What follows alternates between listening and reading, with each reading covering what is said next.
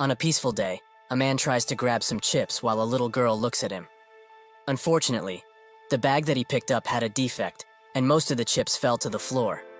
The little girl asks if he's trying to steal the snacks, but he denies this. That's when the TV screen in the store that was usually only for news requests everyone's attention, as there are some urgent news items. An earthquake has occurred in the vicinity, but the scale of it is quite small, so there are no casualties. However, experts say that the earthquake is gradually increasing in size and power, so measures will need to be thought about in advance. Some students look outside and are surprised by something. That's when something extremely tall rises from the ground in an instant, sending dirt everywhere and breaking the store's glass. Dirt is everywhere, but the man managed to defend the little girl from the impact. But she's not worried about that, but rather about what just came out of the ground. In England and even in Japan, a very mysterious and unexplained structure of gigantic size appeared in the cities of every country in the world. People named it the Tower of Nightmares, and some had received an invitation to be a tower walker and be the heroes that would save the world. Those who accepted jumped straight into the tower's battlefield and received the blessing of the interface system, which enabled them to obtain items and powerful skills as if all of this were a game. But they realized soon in their adventure that this was no game. The people who accepted the invitation look at the countless screens that have scenes from the outside, and the tower speaks, saying that a tower impact will occur in their world very soon. Outside, construction workers are hard at work, and that's when they spot a person high up and urge them to come down, while someone also calls the authorities. But this was no person, but instead a demon, with many more behind it. This was the Great Disaster, where monsters would keep coming out of the tower onto the Earth's surface. It was named Tower Impact. Sirens blare, and people flee as the military tries its best to subdue the creatures. But not even tank shells have an effect, and the beasts were left to do as they pleased. Because of this event, a third of the world's population was wiped out. Those who accepted the tower's invitation had no choice but to watch as their fellow humans were slaughtered. One remembers that the invitation said something about saving the world and urged everyone not to lose hope, as they would climb the tower and save what's left of the world. People agreed, and so the walkers with their special abilities and qualifications started to raid the tower in order to stop the full destruction of humanity. They stop at a seemingly impenetrable wall, but when they start bashing it with their weapons, the wall slowly gets destroyed. A guy spots a glowing stone that came out of it, and when they inspect it further, it's a return stone, which is able to send the user back to the time they were invited, and they will keep all of their memories up until now. Everyone thinks that such an item is overpowered, and Huang Inchen, the walker's captain, notes that he will try using it. He does so, and a blue light blinds everyone there. When they open their eyes, Inkan is nowhere to be seen. He really disappeared. The rest of the walkers are puzzled at what just happened, and wonder if he won't just appear back here even if he's gone into the past. Sakamoto, a former science professor, notes that things might actually be quite obvious. Inkan definitely returned to the past. But because part of the timeline was split up, they may never be able to see him again. He continues explaining what happened using well-known science theories like the multiverse theory and the parallel universe theory. So the current situation could be considered one where the universe's timeline got split up. So basically, when Inchan disappeared into the past, their world and his had split apart completely. The walkers are quite surprised and find it hard to process all of this information. But in any case, what's positive is that Inkan definitely returned to the past. But just because he did, it doesn't mean that something in this world will change. As far as they know, the tower has never lied about an item before, so this stone can return all of them to a world where the timeline was split. All of this is mere speculation, of course, but they can't just rule out the possibility that everyone who uses the stone will get transported to the same split timeline. The items in this tower exceed the common sense of humanity. Around that time, the second tower impact happened in the world outside, so before all of humanity was annihilated, the walkers had to make a decision. Will they use the stones and return to the past? Or will they remain in the tower and eventually meet a terrible fate? In a gruesome fight with an equally gruesome beast, most were being wiped out, and seeing that the situation was hopeless, some began using their return stones. One by one they disappear, and only one from that party is left. He falls to his knees and accepts that today, he will die.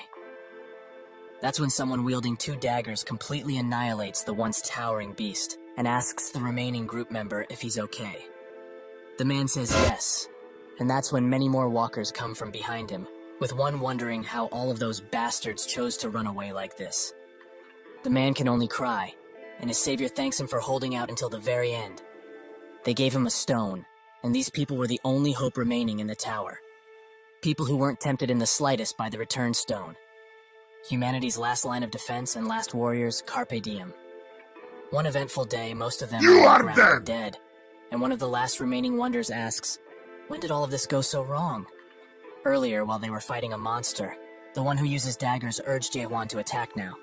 He comes from behind and, in a combination attack, destroys the beast. Jae-hwan asks what the casualties are, and Daggers notes that fortunately, at least today, there were none, and the injured will be okay after some healing and rest. Perhaps at this rate, it will even be possible to reach the final floor. Some wave at them, and while waving back, Jae-hwan spots that the monster dropped something. The suppressing dragon sword, which is imbued with the energy of both sun and moon, is the sword that the Tiger Ghost, master of the 85th floor, forged in 1,000 days in order to kill a dragon. He picks it up and thinks that perhaps Yunhwan's words were right.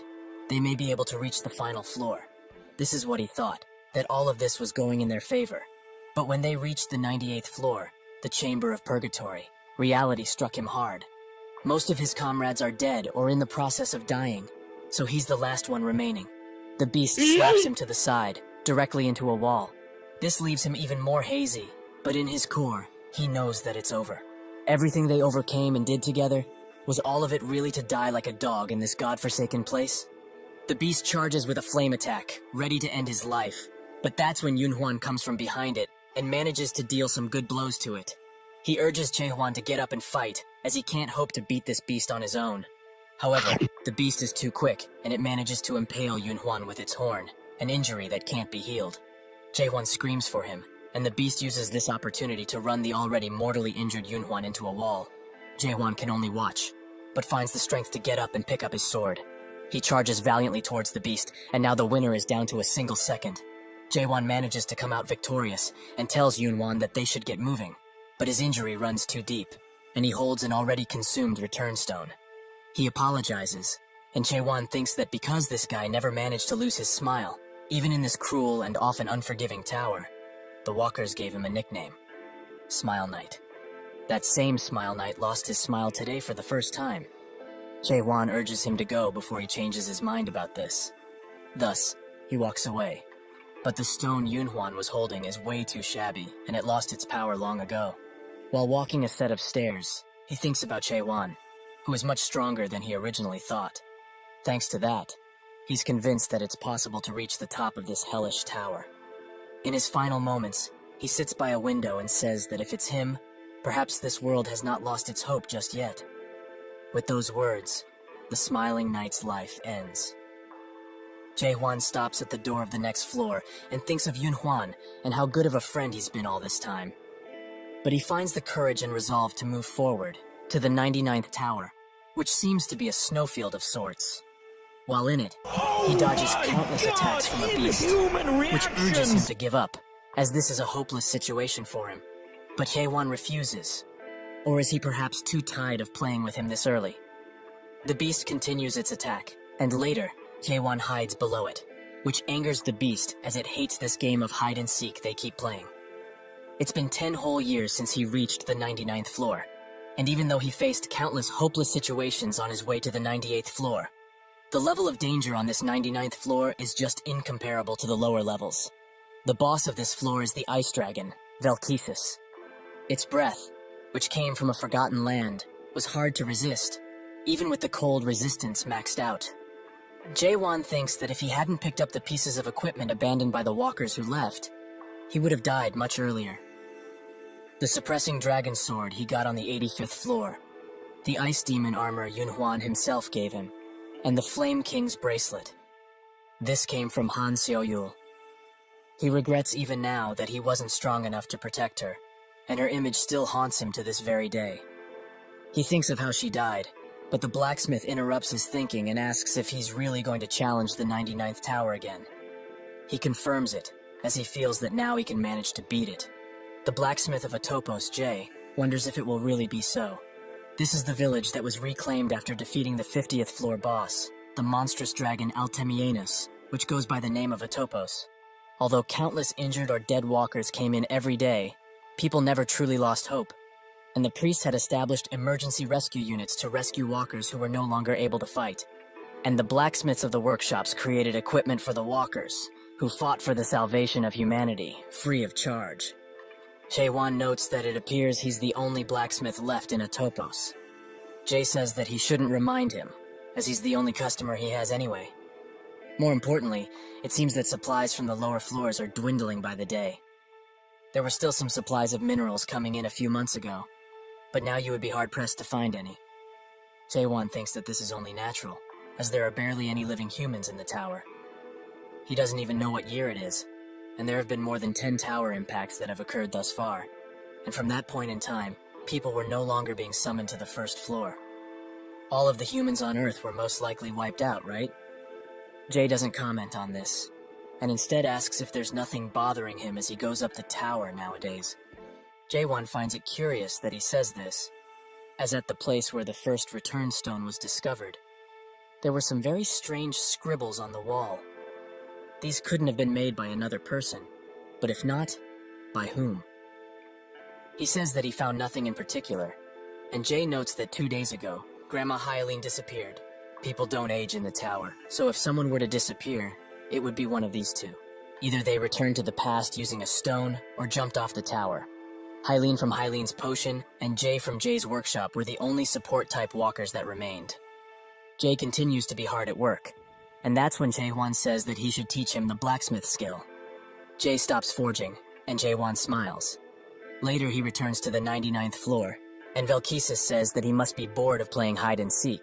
He also congratulates him, as no human has ever made it to the 99th floor alone since the creation of this tower. So, at least, he will acknowledge him as an incredible human and his existence. Jae-won smiles, as he finds it funny that the last thing to acknowledge him would be a monster, not a human. He notes that it will fall empty in here after he kills him, but Velkesis notes that such a thing isn't possible. Jae-won gets ready to attack, and asks how he's so certain in the first place.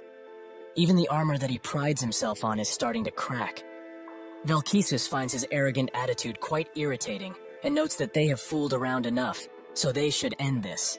They fight until Jae-won is no longer able, as he's hurt badly, with his left arm and leg being restrained.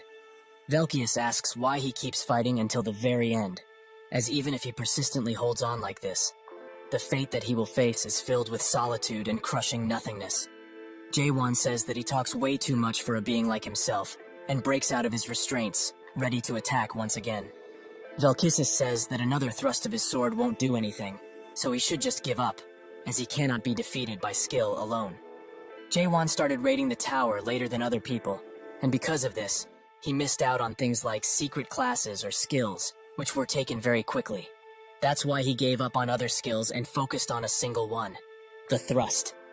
He thrust again and again, and because he killed over 50 million monsters with his thrust, his comrades thought his pronoun was thrust. He felt as his thrust underwent change, and it became faster, even more precise, and much stronger.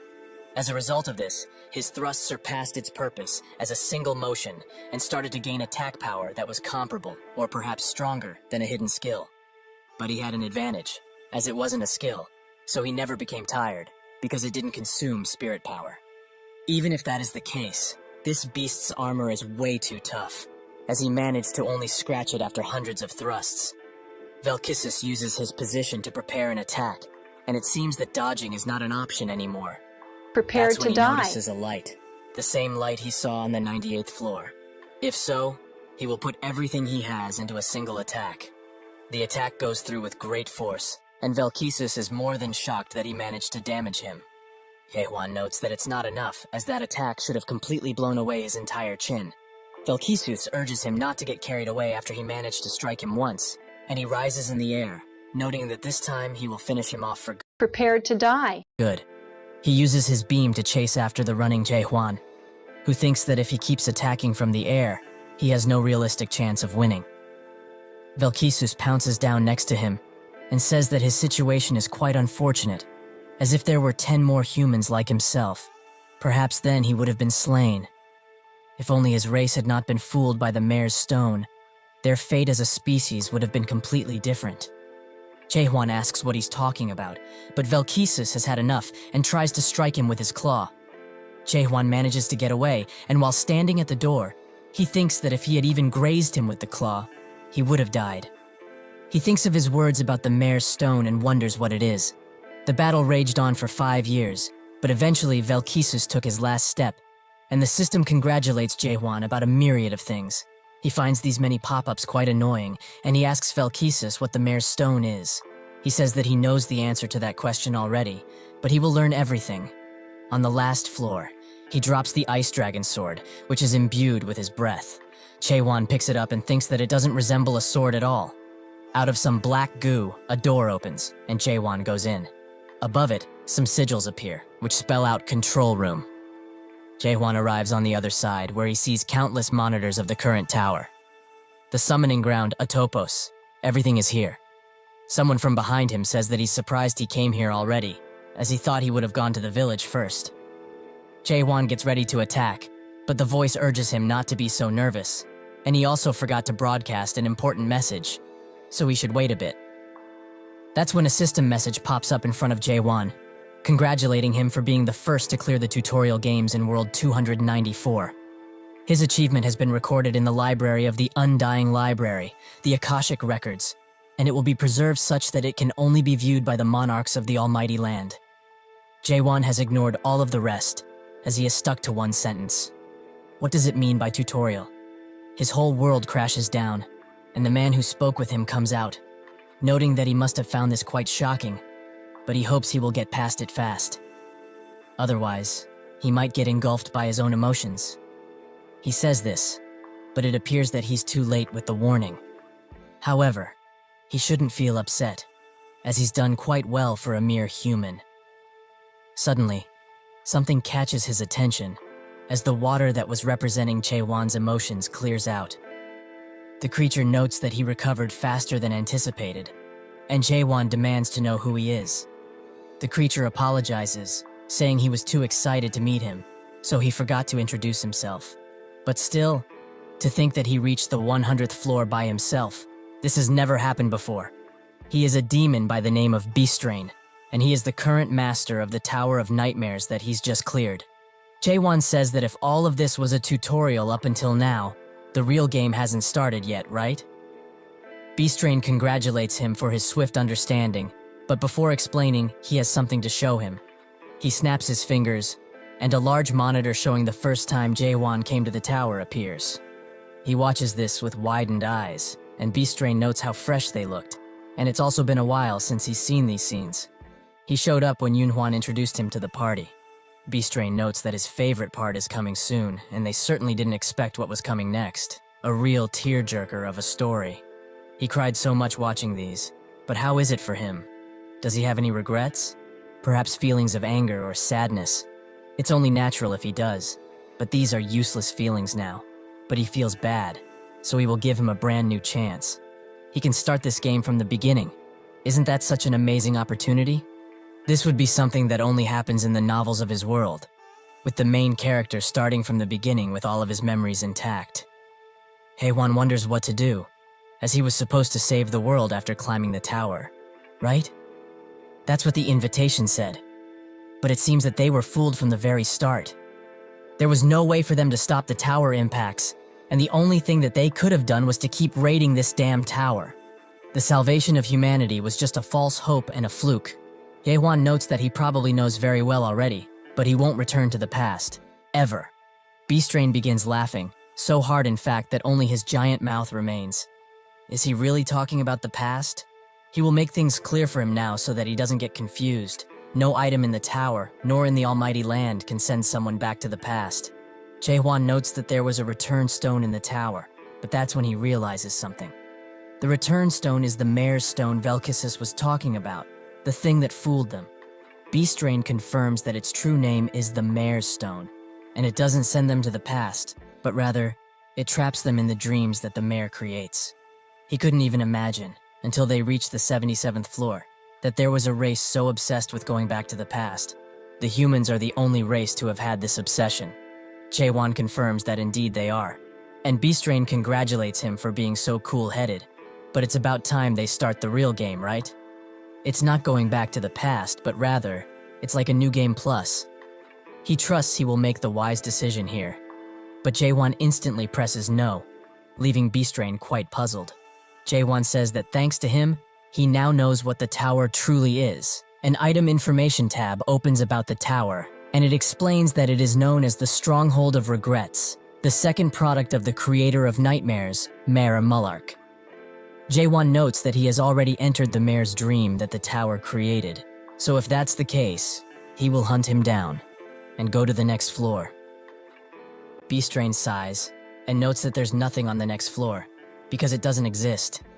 Jaewon, however, doesn't believe them anymore, and Beastrain says that he must be doing this because he thinks the reward of going back into the past with his memories is too low. That's the second Jaewon thrusts his sword into his neck, and Beastrain's head falls right off. He's quite peeved that he did this, so he tries to ask what he wants. Perhaps a hidden item or skill? He will give him whatever he wishes for. He has earned this much at least. Jaewon notes that he needs none of those things, and while reforming his head, Beastrain asks if he really doesn't want to return to his original world. Since he has already realized that he's within a dream of the tower, there was never such a thing as the tower impacts. He snaps his fingers, and in that second, the room changes to the outside world, where everyone is healthy and safe, leaving Jaewon in a daze. Beastrain thinks that he finally understands how it is. Nobody really died, his family and friends are all safe, and for entities such as himself, who feel a sense of worth from living in groups, he must be quite relieved. But it seems he has forgotten to show him the most important thing. He snaps his fingers once again, and they are sent to a hospital room, where every awakened is being held, as they are all in a coma. Jaewon stares at his unconscious body and asks if that really is him. Beastrain notes that he must be surprised at how clean he looks, but in the tower, decades have passed, yet in the real world, it has been a mere month. What's more is that he will never be able to win against him realistically. As compared to him, who just barely managed to survive the tutorial, there is a huge gap between a human like him and a mighty dragon. Jaewon sighs in relief, as if he's a dragon. He has experience, as he has hunted one down before. Beastrain finds his cheeky attitude quite rude, and so begins their long battle. Much later, he waltzes into Jay's store, who is nowhere to be found. While working on a blade, he thinks that yesterday was the 72 attempt, and though he has challenged him every single day, without rest, he can't seem to leave a mark on him. However, he did not die either, as it seems that Beastrain is purposefully keeping him alive. That's why, no matter how many days or years it takes, he will defeat him. Beastrain watches him on a few monitors and thinks that he must be patient, as this guy is a valuable product that he's going to sell, a very special product. As a professional cultivator, he has never seen something such as this before. A cultivator ensures that a product will adapt safely to the almighty land, but putting it through a secondary cultivation process, so that the product ripens and enhances nicely. The first and primary way of doing it is by culling undesirable seeds, so that only the good ones remain, which is done through the tutorial game. With this done, the chosen product can truly begin to be grown in the real game, so the secondary process is done to provide the chosen seeds ample water and soil for them to grow. But to think that a product refuses to move on to the next process, should he just hope for the best and kill him? As the soul isn't destroyed if one dies within the tower. But what if he is somehow harmed because of their difference? The harvesters would certainly not sit still at this. He needs to raise him into a flawless diamond and sell him off, so it's about time he raises a high-ranking demon. He also must pay the loan for purchasing this tower too. This guy is so special. Even gods who never make deals with demons have contacted him. At their next battle, he asks him honestly, what does he truly want? Doesn't he get tired of this little game they are playing? If he would listen and start the real game, he would also be quite happy with the results. So why is he trying so hard now? He rises a giant ice wall and comes behind Haewon. Before he can react, Beastrain slams him into the wall. He has had enough and desperately tries to get him to start the next game. He will give him secret skills and items. So why Why in all that is good does he want to continue something so pointless? Jaewon says that he will hunt him down and go to the next floor, making Beastrain go crazy. What does he have to do for him to make him even consider going to the real game? Jaewon thinks that this is what he was waiting for, as now he can use him. He would like to ask something of him. They sit at a table, and Beastrain hopes he's not surprised too much with this information, but his universe isn't just made up of a single dimension. Jaewon notes that he already knew, as parallel universes and things like the multiverse are common speculation on Earth too. Beastrain would like to explain further, and says that there is one main dimensional level called the Almighty Land, and under it are countless alternations that branch from it. Earth is just one of the small planets in the dimensional realm that were scattered from countless alternations. They call it the 294th world. While in the Tower of Nightmares, where they are right now, walkers can earn themselves skills and items, and while working on their statuses, they will adapt to the system of the Almighty Land and will earn a chance to travel to an entirely new world. As for demons such as himself, they have the role of supporting the game. Jaewon asks a simple question. Why is he doing something like this? Beastrain smiles and says that he doesn't believe that's what he's really curious about. He snaps his fingers once again and thinks that what Jaewon is trying to ask is out of the countless alternate worlds. Why has the Tower of Nightmares come to his? That is right, isn't it? Why he and his race were forced into such a fate? His grin grows and says that his world was simply chosen by chance. Jaewon demands he stop talking about that, as what he really wanted to ask is, why is someone like him operating this tower? Beastrain is quite surprised by this and tries to beat around the bush, saying that it's just something his race volunteers to do. But it seems that he doesn't believe him. However, demons really do enjoy volunteering quite a bit. There are many demons who they themselves watch over other special walkers on different planets. They have made a paradise where humans, monsters, and demons can live together peacefully. The harvesters have had their patience run thin, so they are now demanding he finish this already. He tries to coerce Jaewon one last time, but he doesn't believe him for a second, as it seems he is also able to read the harvester's words. Earlier, he looked at his status window, and it seems that all his stats were maxed out. Even with this, he just can't seem to defeat Beastrain, no matter what he does. Can humans really be reduced to nothing in this world system? That's when he feels something in his chest, and when he looks forwards, he sees a glowing light coming from some ice. He reaches his hand forwards and touches it. They took the form of fine particles, as well as rough sugar cubes. Every time they changed, they took on a different form entirely. These particles were the essence of the world, and no matter the form, he understood what it was almost instinctively. It seems that this is why he can read the monarch's messages. He asks about them, and Beastrain is glad he has some interest in this. The monarch are the ones who rule the Almighty Land, and generally, the ones who clear the game and enter their world are invited to join their respective groups. Jaewon asks more about joining up forces with them, and Beastrain explains that depending on which monarch one chooses, their future will change drastically too. If he follows his advice and does as he says, he, the mighty Beastrain, will swear upon his honor as a demon that he will use all of his power to help him go under a great monarch. Of course, this applies only if he's actually willing to participate in the main game. Jaewon notes that he sounds like someone trying to sell him insurance, but they will do as he says. In exactly 10 days, he will be out of this place. 9 days later, Jaewon continues to train his thrust, while Beastrain can only watch this boring show. But he only needs to be patient for one more day. Then he will be able to pay off those bastards who deceived him with this tower. However, if he wasn't deceived in the first place, he wouldn't have to go through this. The tower he bought was only a first-generation antique, so old that nobody could assess how old it truly is. Those damn mares sold it to him like it was an extremely good deal, though. If only it was a third-generation tower, it would have had the function to forcibly end the tutorial without damaging the product. But now, he can't just end the game without the product's consent because of this fair and square tower.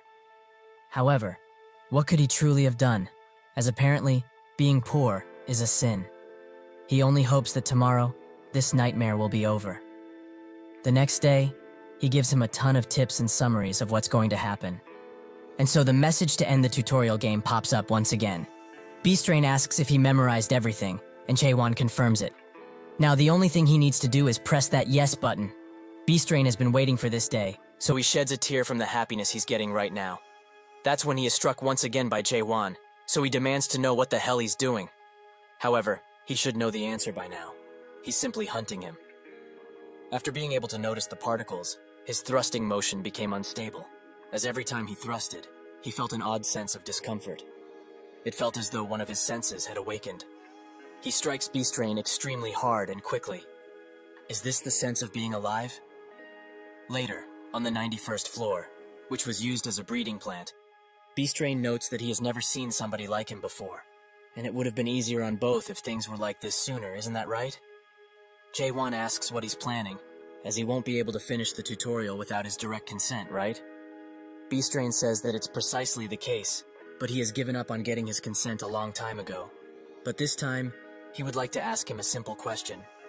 Why does he think that this tutorial will continue indefinitely? In actuality, the Tower of Nightmares is programmed to automatically end 100 days after the tutorial is cleared.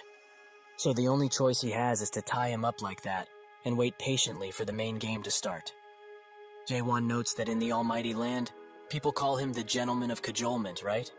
He has lived for 784 years and has gone around a total of 128 worlds to do this ugly cultivation on the race that are living peacefully in them. Beastrain tries to ask how he knows all of this, but Jaewon cuts him off by saying that he was planning to give him to the harvester called the Jet Black Monarch. Beastrain is now in a cold sweat and demands to know what the hell he is, who he truly is.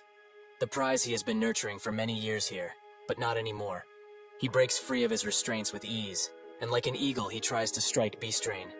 Now he's just plain scared and makes Jaewon back away. Some way he has managed to hurt him, but when he looks at him, can't believe his eyes, as Jaewon is holding the overload adapter. The day after he managed to reach the 100th floor, he had doubts, many doubts. The essence of the world was being torn apart at the seams, and that's when the chatter started. After the end of all his doubts, he reached a state where he would no longer feel doubt of any sort. He has pierced through understanding itself. Beastrain is amazed by his power, and severs the link, allowing the temporal restrictions to be lifted, and his true strength to be shown. He notes that he will not get easy on him anymore, and although he managed to adapt so amazingly after he finished the tutorial, humans have their limitations. He cannot hope to win against him, the mighty Beastrain. Jaewon wonders if this is his end, and the count keeps rising and rising. They continue to exchange blows, and Beastrain says that eventually, one way or the other, he will have to participate in the game. So by doing all of this, he's the only one that's missing out. The count reaches its end, and a yellow light can be seen in Jaewon's eye.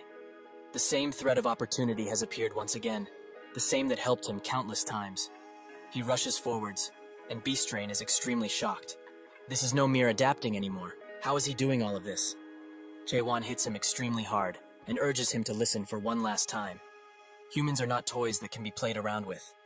They are not insignificant things that can be used and thrown as he pleases, and not products that can be sold. He will no longer be following their plans. He will destroy this place and climb to the next floor and keep going. Further and further, until he destroys their perfect world. Beastrain now pleads with him to stop all of this, as there is no such thing as a next level. Jaewon says otherwise, as they didn't simply call him here. The scribbles on the different floors are made by a certain artist, and his anguish. He read one on the 47th floor and got the information that the Tower of Nightmares is just a plain imitation of the first demon, the very top of the illusion tree. He is almost certain that these scribbles were made by Mullark, the creator of the tower. If this place really is the root of the illusion tree, it also needs to have a trunk. So, if he breaks through the ceiling, he should find something. He tries to do so, and Beastrain screams in agony as his tower is being torn to bits. The system tries to redirect things onto the correct path, but it can't do anything. So it announces that the main game was not cleared, but the tutorial game has ended. Jaewon is transported into a jungle-like world, and says that after so many years, he finally found it. Strange dog-like beasts surround him, and are ready to take a bit of his succulent flesh. One charges in, but with a slight trust, he takes care of it instantly. That's when a giant beast, similar to the small ones, comes into play, and Jae-won thinks that a slight trust won't be enough for this guy. Instead, he uses a normal thrust, killing the beast instantly. He takes the horns out, and notices that the monsters in this place are quite weak. That's when he hears some talking, and when he looks at the commotion, he spots a few green creatures, who seem angry that he dared touch the horns. He thinks that even with question, he's unable to fully understand what they are saying. He points at the horns, and notes that if they want them, they should make a deal, as he needs only some information. But the creatures don't seem to be too friendly, as one tries to swing at him multiple times. He finds them quite annoying, so in just a few minutes, he takes care of them all. He leaves one alive, however, as he has some questions for it. Where they are would be the first, but it doesn't seem to want to answer. Jae-won pulls on his antennas and demands he talk in a way that he can understand. The thing says that he will die and bites his tongue. Jae-won thought they were weak, but their willpower is quite strong. He puts the antennas into the ground and loots the bodies for potentially useful items. He finds a small dimensional pouch, which has 2 cubic meters of storage. He notes that it's similar to an inventory, but it's great to have now, as he's been unable to interact with the system much since he got out of the tower. He thought he would have been able to use the interface system of other dimensional words, but it seems that Beastrain scammed him once again. However, it's a relief he can use question to find information, even on items. He analyzes a stone, which is called a spirit stone, and can be used to increase spurt energy. He thinks that even though they are different colors, all of them have items like these. So were they perhaps crafted by those green dudes? They should be valuable, considering that they are shiny stones. He notes that there's too much stuff in here for him to store, but should he really just leave it here? That's when his sword starts to shake, as it's feeding time.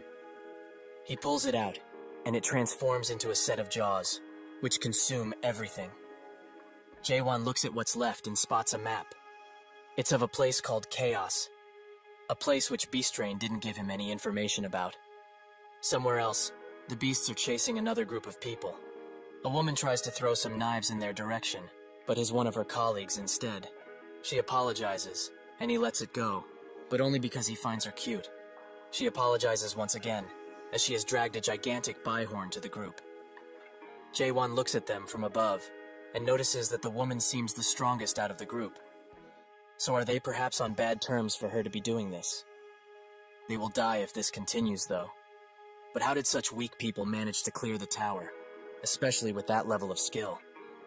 The man with red hair charges an attack, and the woman tries to help out too, but she unfortunately hits the guy straight in the ear. She apologizes while laughing, and the man curses at her for being so inept. She notes that he doesn't have to be so rude, as she was just trying to help. The man tries to say something, but the beast wants to eat him whole. That's when Jae-won jumps down, and directly on the beast, ending its life. The dirt slowly clears away, revealing Jae-won and his sword. They are extremely surprised by his appearance, and after talking a while, Jae-won gives them the byhorn corpse. The woman bites her nails in frustration, and he asks if that horn is important in any way. The group say that it certainly is, as a byhorn is something that can barely be defeated with 10 people. He thinks that since he defeated that monster with more horns recently, it seems that the more horns a beast has, the stronger it is.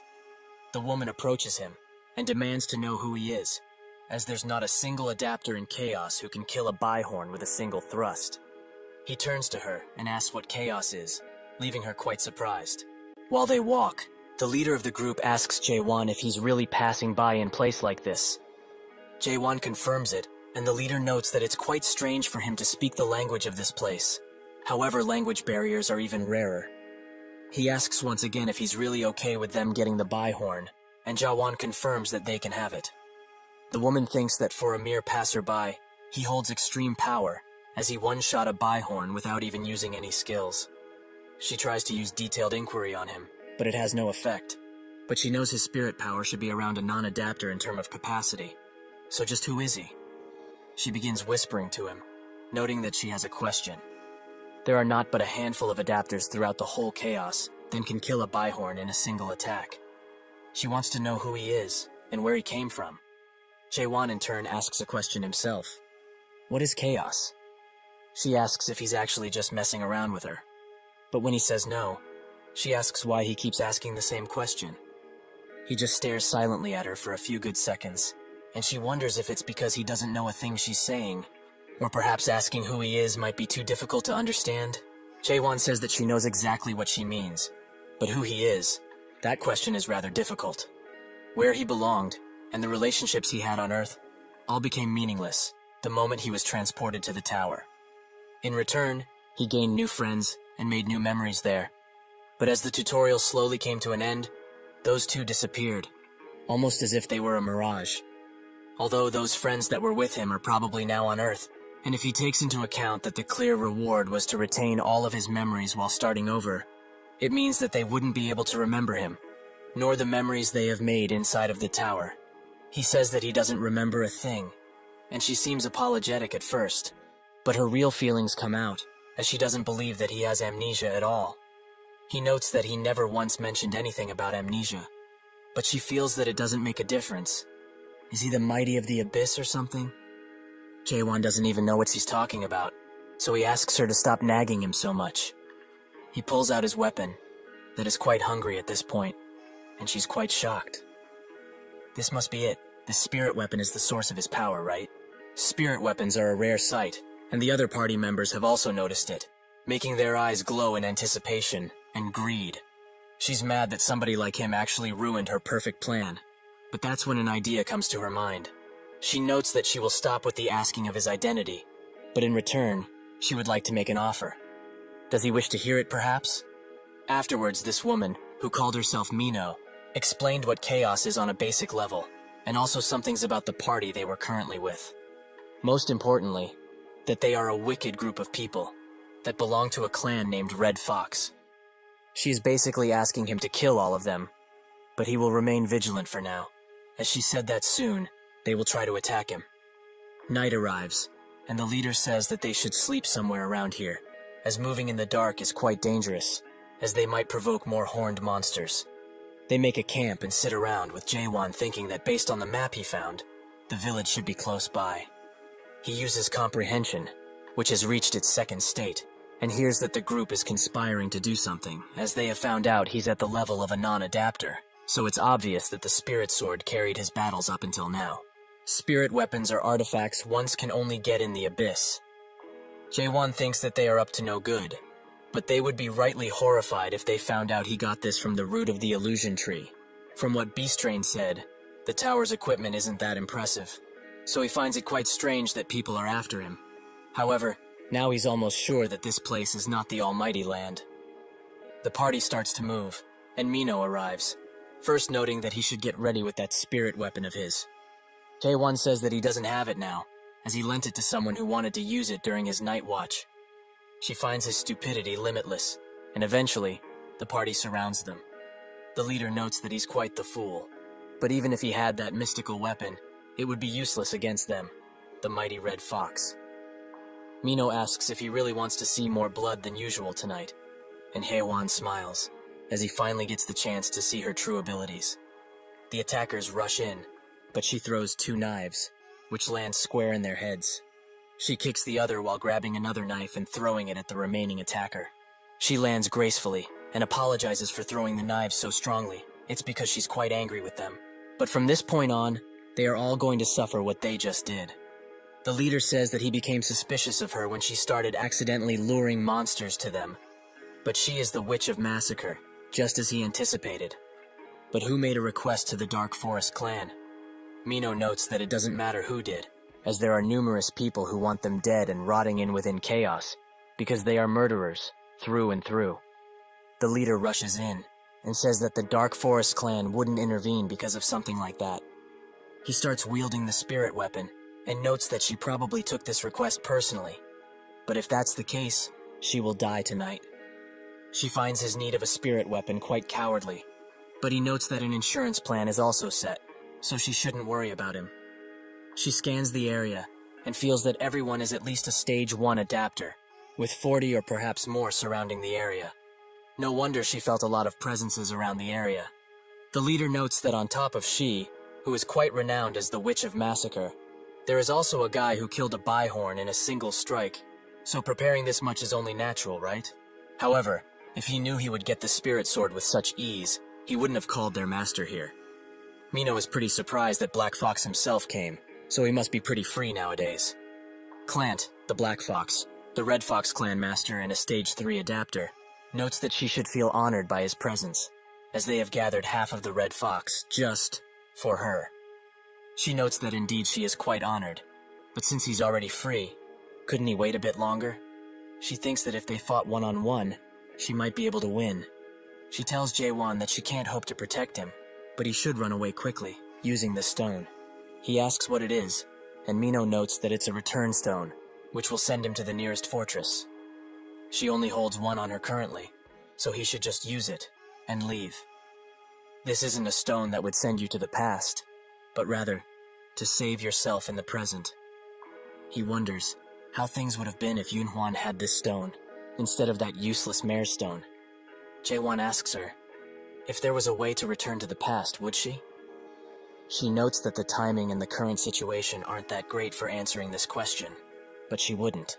She really tried her utmost in living, and if she's fated to die tonight, then so be it, as she won't return to the past, no matter the outcome. Jae-won taps her shoulder and notes that she will not die. In that split second of confusion, he lunges forwards, taking out a few with just that strike. Clant uses the Fire King's 14 strikes to boost his subordinates, but Jae-won uses Void, and he cuts through all of them before reaching Clant. He tries his best to block the attack, but it goes through and creates a gigantic hole in his chest. The leader of the small group presents him the spirit weapon out of fear, and Jae-won uses it to wipe out the remaining subordinates.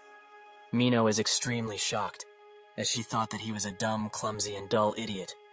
But she was very wrong. Strong, that's what he is.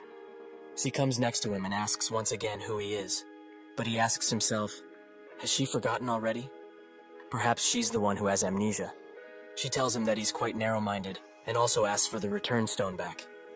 Jae-won says that he lost it, which causes her to be furious, as apparently those things are quite expensive. They sit by the campfire, and he thinks that this situation is quite peaceful. Mino still tries to search for her return stone, and wonders why she gave it to this dumb human in the first place. He notes that she probably knew what he was from the very start. A human. She thinks that he's joking, as she's also a human herself. Jae-won clenches his fist, and says that it's great that she is. She looks at him, and is quite surprised by his expression. Is being human really enough for him? The next day, while walking to their destination, Mino asks if he really has no recollection of being in the Almighty Land before coming here. He confirms that indeed he does not, and she's quite envious of him not having any memories. He asks what part of losing his memories is good, and she explains that not only her, but other people will also be envious of him once they hear this, as it's quite obvious why most people come to Chaos in the first place. He thinks that it's not really that obvious, and asks why she ended up here herself. This question causes her to stop walking, and says that if he actually knew what he was asking, he would regret it quite a lot. Eventually, they arrive at the Gorgon Fortress, and Jae-won notices that there's something similar to the summoning ground that was on the first floor of the tutorial next to it. Suddenly, a lot of people pop up, and they all scream, almost as if they are dying or are dead already. He knows very well why people make those expressions. Mino notices that a lot came by this time as well, but now he should know what he asked. How people end up in chaos. He shouldn't ask that question to anyone in this place, as this is the world of the dead. If one dies in the Almighty Land, they end up here, and if they somehow die here, they end up as nutrients for the illusion tree. A few guards come out of the fortress, and their commander tell the newcomers to form a line, as they will be provided with blankets. He continues to take care of them, and Mino, who calls him James, catches his attention. He asks why she's at the northern checkpoint, and she explains that somehow she just dropped by, but it's not like they don't know each other. So he just let her inside, quickly. James explains that the situation is quite different now, as not long ago, they were instructed to check everyone who wishes to enter the fortress for their identification. She's quite saddened by this news, as that way is just plain outdated. She asks Jae-won if he also doesn't have any identification, and he confirms it by nodding. Mino sees this as an opportunity, and comes closer to James. She's quite sorry she doesn't have her identification. But will this do instead? He immediately shoves the Bihorn horn into his pockets and notes that she's free to go. He also asks Jaewon for his identification, but of course, he doesn't have any. Mino jumps into action and notes that if he just pleads with her to help, perhaps she just may, but only if he begs. James says that without identification, he can't enter the fortress. Jaewon starts pulling out something from his bag, and Mino thinks of the worst. Is this guy really going to kill the security troops? But judging by how strange this man is, it might actually be possible. She gets in front of him as to defuse the situation, and that's when someone from behind them asks if there's a problem. Mino thinks that now, they really are screwed, as the most famous in Gorgon's forest came by. The cleanest checkpoint captain, the stubborn-headed Carlton. He demands James explain what is happening, and he does so instantly. So, this man just wanted to enter the fortress without identification, right? But of course, he can't be allowed entry. Haewon asks why, and Carlton says that in case that one can't be verified because they hold no identification, the captain can restrict entry, as they have the authority to do so. This is based on the entry law of Gorgon, Article 27, Paragraph 4, exactly as stated.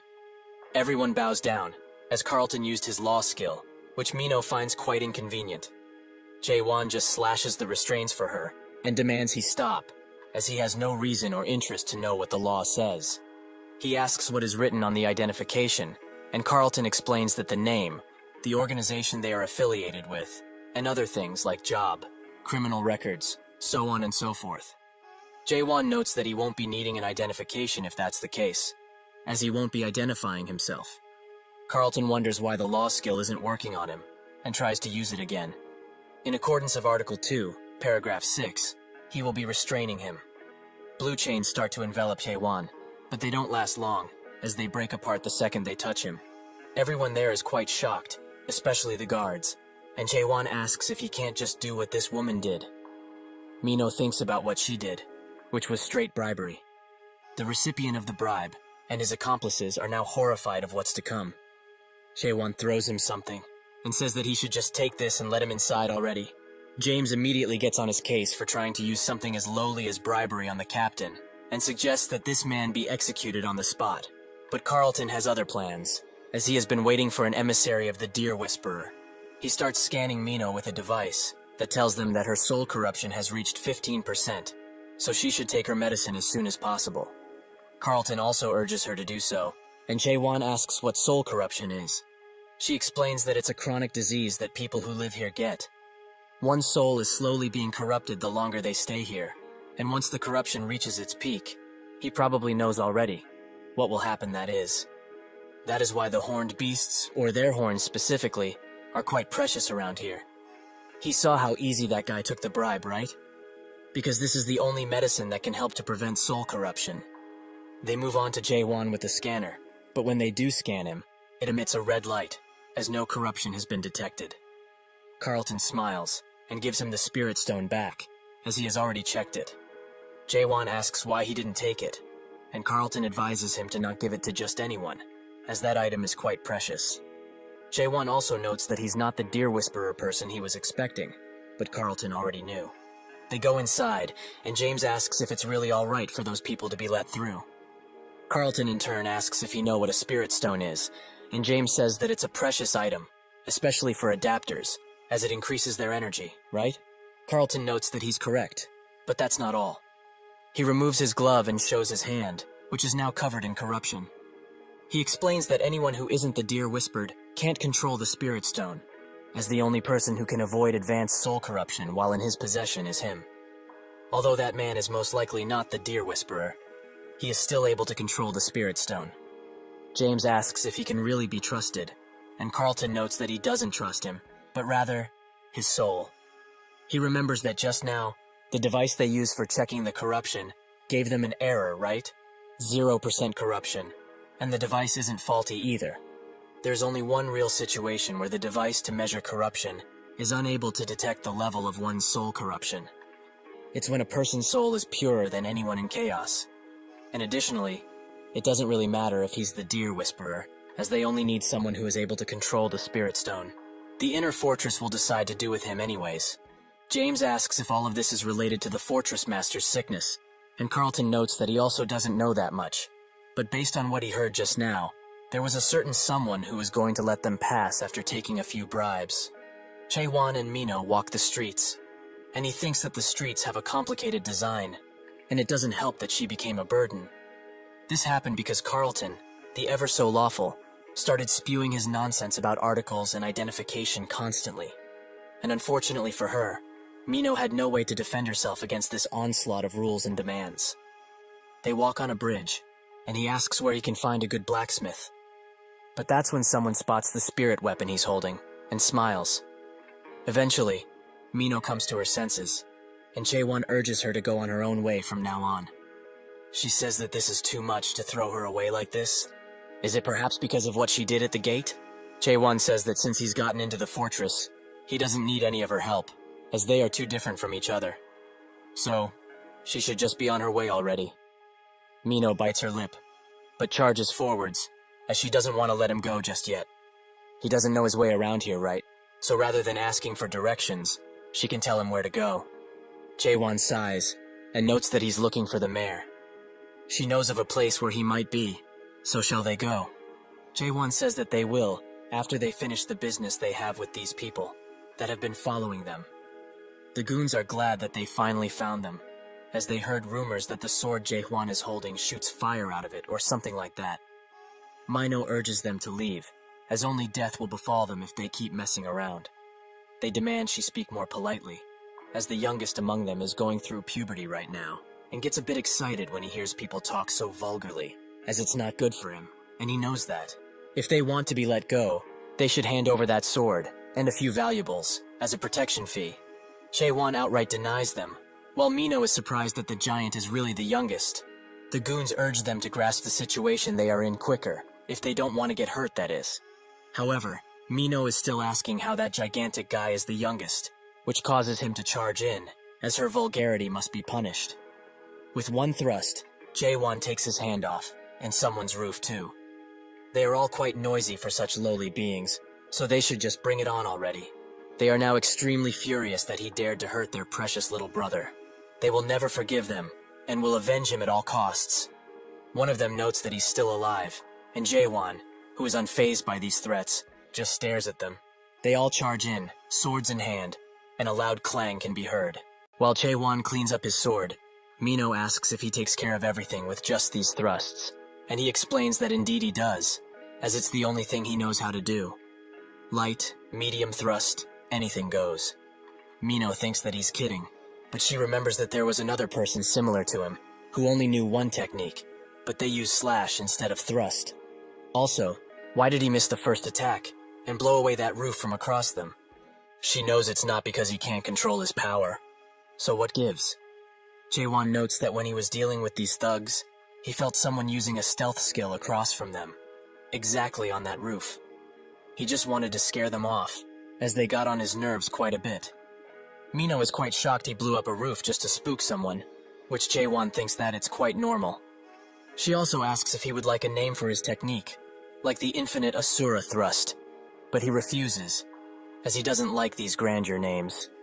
Eventually, they arrive at the Twilight Dusk, the smithy where Mare was made, and also one of the biggest smithies in Gorgon. Someone tells them that if they are going to order something, they will have to wait quite a bit, as it's busy today. This is an artisan from the smithy Navin. Mino asks why it's so packed all of a sudden, and he explains that the owner isn't here, and the only deputy owner is himself, so they are quite busy today. If however there's something they are looking for, then buying an already completed work would be much faster than requesting something custom made. Inside, another deputy owner asks the apprentices if they want to make a hole in this quad-horn sword, as it will be completed once a jewel slot is made. They offer themselves gladly to work on such a thing, much to Michael's gladness, but he warns them that this quad-horn horn is very durable, so they will have difficulties breaking it. However, he does like their spirits and intentions, so whoever manages to put a hole in this sword will become the deputy owner of the smithy for one day. They desperately try to break it, but even with their most fine tools and the most precise hits, they can't even leave a scratch on it. Michael says that if they hit like that, they can't hope of cracking it open. Quite sad, as he gave them such an opportunity, but they are quite weak. Suddenly, Chae-won steps forward, and notes that he would like to give this a try. Michael thinks that he's probably a traveling artisan of sorts, and notes that no matter which smithy he's from, he won't be able to do it, as even his disciples weren't able to. It's not because they are bad, of course. It's because the sword is too well made, and the quad-horn horn is quite difficult to work with. Heiwan thrusts with his finger, which creates a shockwave. If he does this, he can become one of the deputy owners, isn't that so? The sword suddenly breaks into pieces, shocking the entire smithy. Michael, however, is very furious, and the apprentices can barely hold him back. Jaewon notes that he was going easy on it too, but Mino says that isn't going easy at all. He notes that breaking it completely isn't difficult, but rather, it's hard to break it in that precise location, right? So, he's sorry at least. Michael says that an apology won't be the end of it, as that quad-horn horn was extremely expensive. And what is he going to tell the infinite establishment that order it now? Jaewon says that he will compensate him with a better horn, and Michael asks how a beggar like him can even imagine of giving him a better horn in the first place. Jaewon pulls something out of his pouch, a horn that came from a pentahorn. This shocks the smithy once again, and Jaewon asks if this will be enough to compensate, as he doesn't have any quad-horn horns right now. Michael says that this will be plenty, and Jaewon asks if he can use this place for a bit. Michael orders the apprentices to close the door, and starts escorting Jaewon somewhere else. Mino also leaves, as she has somewhere to be. Michael presents him the best smithy in all of Gorgon, the Twilight Dusk. This place has the best facilities an artisan can hope for, and since he's the deputy owner for the day, he will allow him to use it however he likes. Jaewon thanks him for the courtesy, and Michael asks where he got his hands on such a precious horn. Jaewon explains that he got it himself, by hunting a pentahorn, which, given the name, had 5 horns. He also asks for his help, as he needs to make a sword sheath, and this is the first time he's doing something like this. Michael is quite surprised he wants to create a mere sheath from such a horn. Just how great is this sword of his? Jaewon just hands it to him, and he begins analyzing it. A replica of the Ice Dragon sword, right? Since it's made by the mayor himself, it's quite the rare item, and its appearance is stunning as well. However, he feels that using the pentahorn horn is still quite overkill, as it would be better to just make a new sword. The sword suddenly snaps out of his grasp and begins gobbling up the horn. Michael notes that he should have expected it to be a spirit weapon, but it also contains the soul of a high-class race. So how does he have this? He also notes that his sword is evolving right now, as its form is changing so it will go through a grand evolution. Once that's over, he will have to give the sword a new name. Jaewon asks why, and Michael explains that once the spirit weapon passes its evolution, its original name will disappear entirely. The material also disappeared, but it's all right, as Jaewon has others. Michael wonders how, but remembers that a pentahorn indeed has 5 horns, quite obvious. He asks how he can help, and Jaewon notes that he needs to see the way he works with the materials first and foremost. Michael asks if he has any type of shape in mind. Jaewon explains that he will live that to him, since he's the pro in this situation. Michael, who is now sweating profusely because of this challenge, assures Jaewon that he, the Master of Dawn, will show him what he's capable of. Inside of Gorgon's inner fortress, a man bows to a person of high importance and explains that the thugs were slaughtered, and because of this, the target was lost. The Gorgon inner fortress minister, Yurchin Zieber, asks how they were defeated, and the man notes that it's something he also doesn't know, as by the time he woke up, he was lying flat on top of the roof, as the target noticed his presence. Yurchin thinks that this guy is quite amazing, to see through the high-grade master-level stealth skill so easily. However, this means that they should consider someone who is at least a Stage 5 adapter, so after replenishing the manpower, he will search through the fortress thoroughly and bring him here. The man takes the orders and leaves, leaving Yurchin with his thoughts. He is impatient, and begs the fortress master to hang in there, just a bit longer. Inside of a bar, a hologram presenting the top 10 of this week, with the host being Siren plays. She notes that this is the last video of today, and it's something they might be familiar with.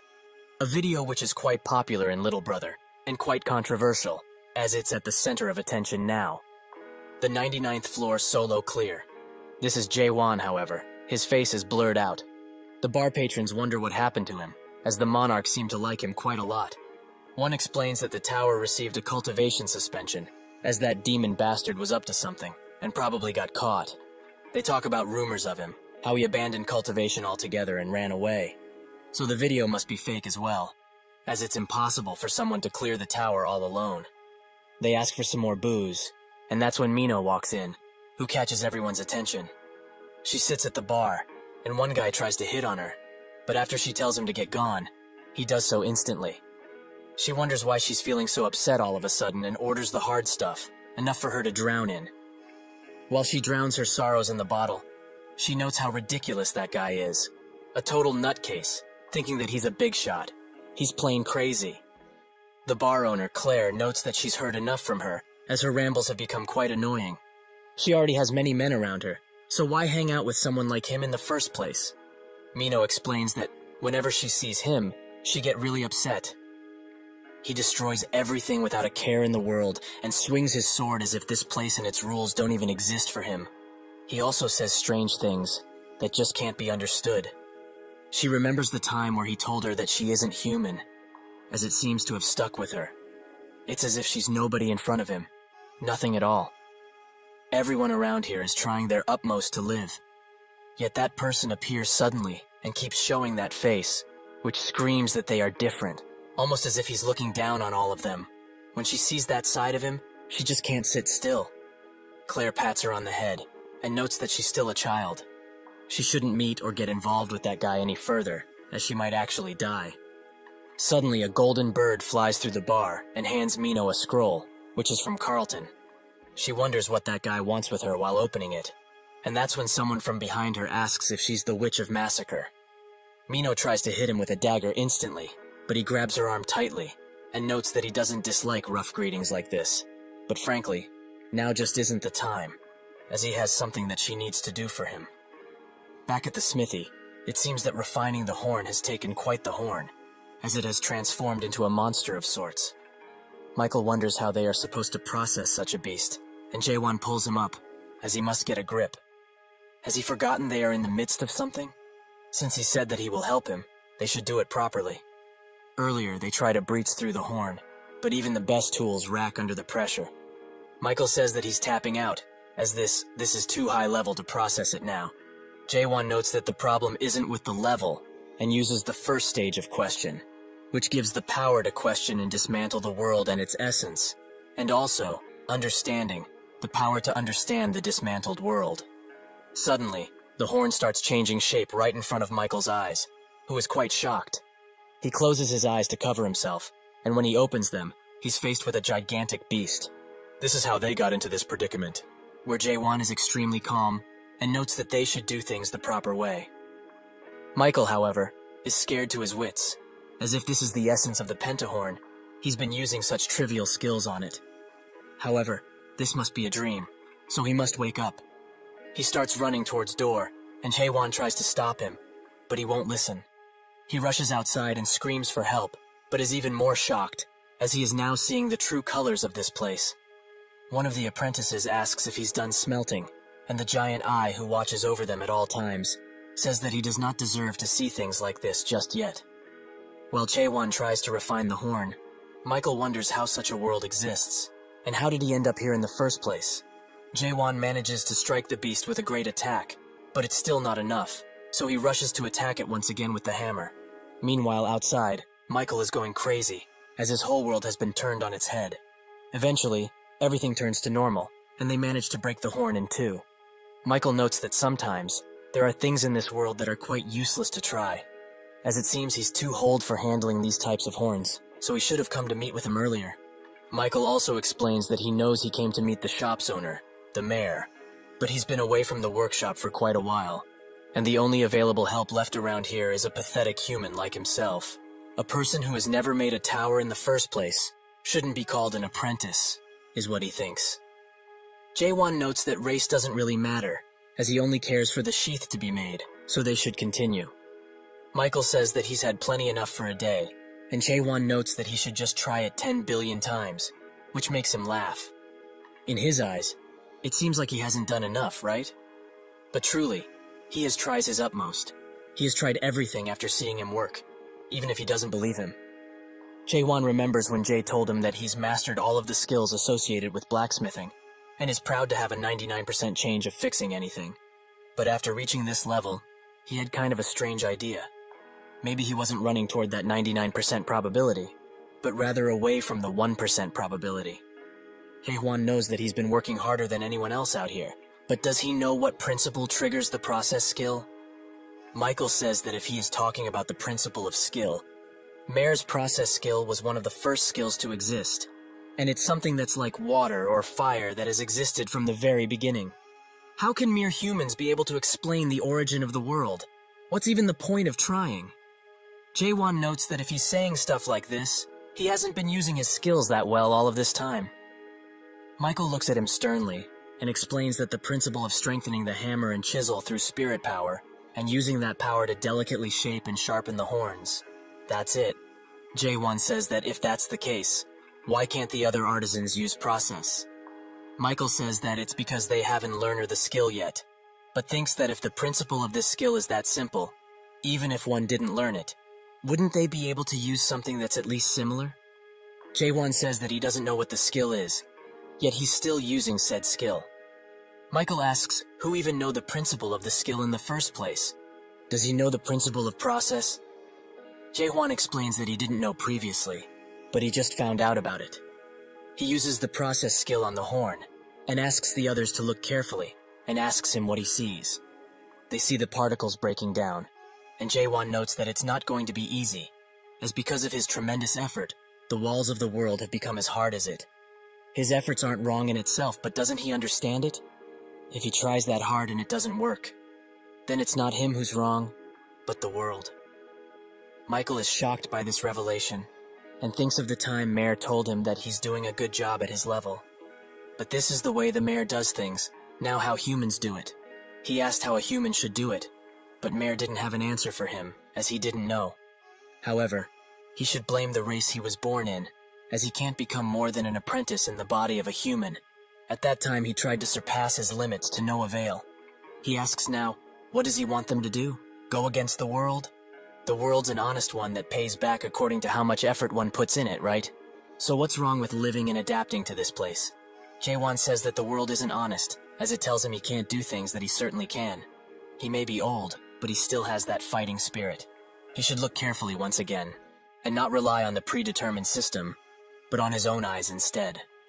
Michael does so, and returns to the real world, how it really is. Has he always been living in this world without seeing its true face? A world without skills or interfaces, an honest world here no deceit exists. Unless he's been insane all of this time, how could he have missed something like this? He rises his hammer and puts his chisel on the horn, and strikes valiantly. Eventually, Jae-won leave, as he has other things to attend to, but they have successfully managed to create a sheath, which the sword seems to be quite satisfied with. Michael asks if he has decided on a name yet, and if not, he would like to name it. Since they are writing on it, they should write something that a martial artist would use. Lone Wolf, perhaps. He thinks that this is the perfect name, as it's the only one that goes well with this sword. With that, Jae-won turns to leave, but before that, Michael asks him one more thing. In the world that he can see, what does he look like? Jae-won tells him that he looks like a human, without turning his back. He never looks back, but who could understand him and his lonely world? Jae-won notices that Mino keeps following him, and asks what her intentions are. She comes next to him, and notes that she intends to kill him. Jae-won asks why she would want to do that, and she notes that it's to have a good life after taking the spirit stone he has on his possession. He laughs, and she gives him some clothes, as it's her way of saying sorry, and doesn't want him to look like a beggar anymore. But what is he going to do now, as he didn't meet the mayor? Jae-won explains that Michael told him of a way to meet him, and when he does, he will ask him about the illusion tree, and how to get to the abyss. She asks why he's doing this, as the people who come back from there aren't the same. He notes that he isn't coming back, as he's going to destroy this world and the people on it. This comment sends Mino over the edge, and she asks who he is do such a thing. What gives him the right? Just who does he think he is, for him to live his life without caring for those around him? Acting as he please, without a single bit of care, and being blunt. And most of all, not thinking that people here are humans. Every single person around here are people, even if they are not as strong and brave as he is. They are still human. Jae-won thinks of the two who have shifted his perspective quite a bit, and with question, reads that someone has her on hold as they want her to bring Jae-won back. That person has someone hostage that she cares about, and he's their target, right? He notices some guys from across them in an alley and thinks that it must be them. She brought him here to get beat up and save her hostage? A meaningless venture. No matter how many times these things are saved, the truth remains the same, because question shows him the true world. A world where data and numbers rule, and where there are people who would sell their own soul in order to raise their numbers. He will just have to get rid of them somehow, and find the mayor. Suddenly, Mino manages to shatter his view of the world, and notes that in every aspect, he's the one who isn't a human, not them. They should also split up here, as she's not going to travel with somebody like him. Jae-won looks at her with wide eyes, and wonders why she looks like a human again. Jae-won finds out that the guys who threatened her are working with Mare through question, and notes that he should get chasing after her after he changes. Mino arrives at the bar and slowly opens the door, where some goons are harassing the people. The Forbidden Heaven clan elder, the eldest of the three Janya brothers. Janya himself asks why she came back alone, as they had a deal. Mino says that he shouldn't have trusted a witch like herself, and that person isn't coming, because he's going to destroy this world. Janya says that she's gone insane, and uses the secret art of shadows to attack her. She dodges the first attack, but Janya uses her position to attack, which hurts her quite a bit. He tells her that they have put soundproof barriers in this place, so there's no way anyone from the outside will know what is going on in here. So she should just give up and bring that guy already. Mino notes that the Dark Forest will be after them, but Janya knows that there's no Dark Forest branch within the Gorgon Fortress. So by the time the Dark Forest clan finds out, she and this woman will both be crushed. Mino uses the 7 daggers of Akarm's secret technique, but even that doesn't do a thing. She falls on her knees, and thinks of the time when Jae-won asks her if she wanted to back in the past, if she ever had the chance to. Now, she would, as if she followed him from the start. None of this would have happened. Suddenly a thrust comes from outside, which pushes Janya back. Mino says that she hates this kind of development, and also asks why he's here instead of destroying the world. Jae-won notes that the clothes she gave him didn't fit, and the goons are glad that he came here on his own. Jae-won says that if they are working with the mayor, they will bring him here now. Jae-won demands that they bring the mayor here right now. The goons wonders if he's actually crazy, and one notes that there are rumors of him going against the fortress, so they seem to be true. Mino urges him to be careful, as their leader is a 4th stage adapter. Jae-won notes that he will not lose, and Janya jumps in the air with his goons, ready to attack. He says that he's quite arrogant, but they will help, and teach him an unforgettable lesson. Jae-won uses a light thrust, which Janya dodges, although barely. The goons are quite surprised that he has that much power, as they thought he was a non-adapter all of this time. Janya wonders if he's one of the mighty from the abyss. Jae-won thinks that, up until now, the only thing that managed to dodge his light thrust was the 5-horned beast. So does it mean that a 4th stage adapter is at the same level as that thing? Well, for him, it doesn't really matter now. Mino screams for Claire, the bartender, and Janya says that if he wants to fight, they can. But if they do so, they will not ensure her safety. Claire tries to tell them to not hesitate with their attacks, but a goon smacks her around and demands she not speak anymore, lest she wants more beatings. Mino is very scared for her safety and pleads with Jae-won to save her. He can do that, can't he? He thinks that she's asking for useless things now, as he's here to look for the mayor and nothing else. He needs to cut down anyone in his way, be it enemy or someone not related. Mino grabs his coat tightly and tells him that she's still human, just like him, just like everyone. Haewon thinks about everything that happened, and that strange feeling hits him once again. The skeleton who is screaming at him to attack is slowly turning into a human. He laments this happening once again, and uses a large thrust to make a beacon of sorts through the roof, which the guards see. Carlton, who was also with them, says that they should get moving. One of the goons notes that the soundproof barrier has broken, and that's when Carlton arrives, with a bunch of armored guards. He is quite surprised to find Haewon here, and asks just what happened in here. Jae-won says that he came at the right time, as that big guy is breaking the laws he cherishes so much. He might not know the exact laws, but it's probably the Gorgon criminal law Chapter 276, verse 4, or something similar. If he were to guess, this man intends to use this bar as a foothold and try to destroy their world by scheming with the mayor himself. Mino notes that he is the one who wants to do that, and Carlton says that based on the Gorgon criminal law, chapter 194, verse 4, and chapter 124, verse 6, they will all be arrested without a warrant for destruction and kidnapping. They try to retreat, but Carlton uses his silver restraints to keep two in place and summons his weapon. Genya rushes in with his sword and they clash, creating a shockwave around them. Genya notices that slowly, he is getting pushed back with great force, and his sword also starts to crack open. He charges in one last time, as this is all he can do, and Carlton uses the restraints to tie his arms and throw him to the ground. With that, he has successfully captured Genya, who surrenders. However, he heard that he is as naive as he is righteous, which seems to be quite true. Out of nowhere, he throws a ball behind him, which creates smoke all around the bar. From the outside, he laments having to use the black cloud in this place, and one of the goons notes that their youngest member inhaled some of the black cloud. Genya notes that he already told him to wear his mask properly, and he might survive if he only inhaled only a little of it, so they will see. Someone from behind them notes that they are quite brave to use the black cloud without the clan leader's direct permission. This is the Forbidden Heaven clan elder, the lustful demon, Hyuk Seolrang. He asks if the Witch of Massacre really was that powerful, and what happened with capturing her and handing her over to him. Genya explains that it's not because of her, but because of Carlton. Seolrang is pleasantly surprised that such an annoying bastard is in there, as he must have surely inhaled some of the black cloud by now, so they will have something good to watch today. Suddenly he spots Jaewon carrying Mino out, and asks who he is. He also noticed them, and immediately charges a thrust that evaporates the entire tree they were on. Genya is extremely shocked that this guy seems to be just fine after inhaling the black cloud. He has never heard of a deer whisperer without antennas, so even if he is one, there's just no way he would walk out so unscathed. Jaewon looks at them and wonders if they are the cleanup party. He finds them quite annoying to say the least.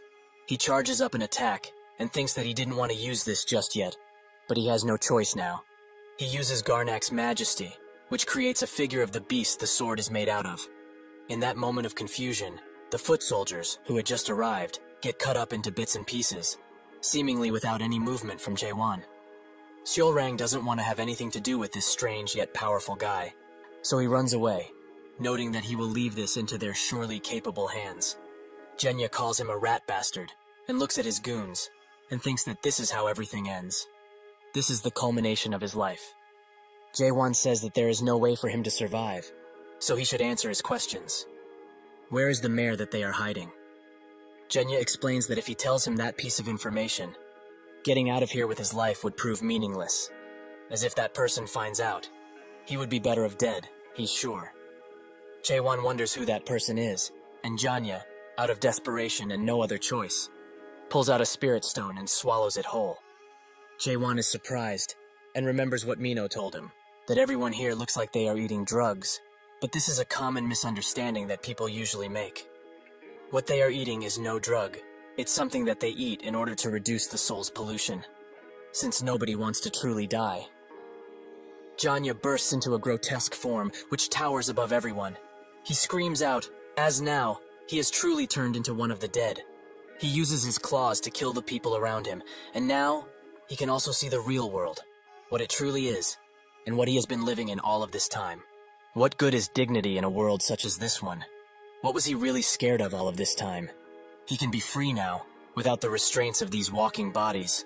Suddenly, he feels Jaewon's threatening glare behind him. He tries to attack instantly, as to take him by surprise, but he stops last second. What is a human doing in this world of the dead? Jaewon in turn asks what this guy became, as he can't see what, even with question. However, it doesn't matter, as he can be killed. Jaewon uses one of his bigger thrusts, putting all of the force he can behind it, which takes Genya's head clean off. In his last moments, he thinks of his past life, and a tear forms up in his eye. Is it really raining again? With that, he disappears for good. Jaewon wonders what that guy is, and says that he needs to find somebody among the remnants from the bar who knows where he could find the mayor now. He walks away from the battlefield, alone once again. He goes to where the injured from the bar are held, and sees that Mino isn't doing so well. Carlton is also on his last legs and says that they need to alert the inner fortress. Mino pulls Jaewon's cloak and demands he kill her, while she is still who she is. Jaewon looks at her and thinks that she really is a human.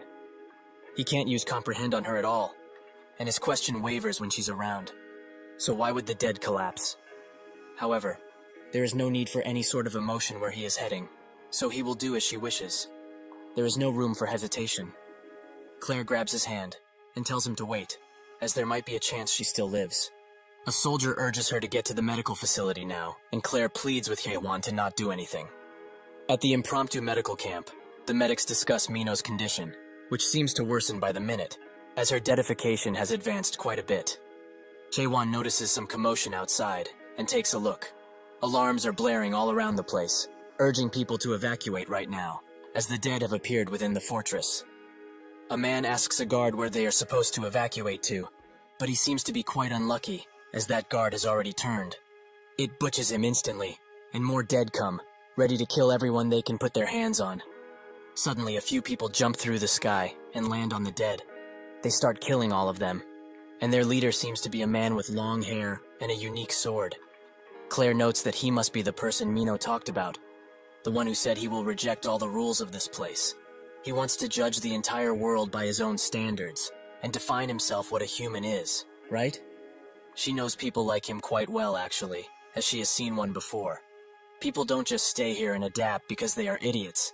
They are doing it because there is no other choice. Jaewon says that they don't have the courage, and she asks, courage for the sake of what? Jaewon explains that they need courage to go beyond, to a definition that is certainly more correct. Claire notes that he's probably someone who goes after something like that, and he is most likely right in this case, but she doesn't have that courage, so she doesn't know what he's really thinking. However, she knows at least one thing, that he is extremely dangerous and needs to leave.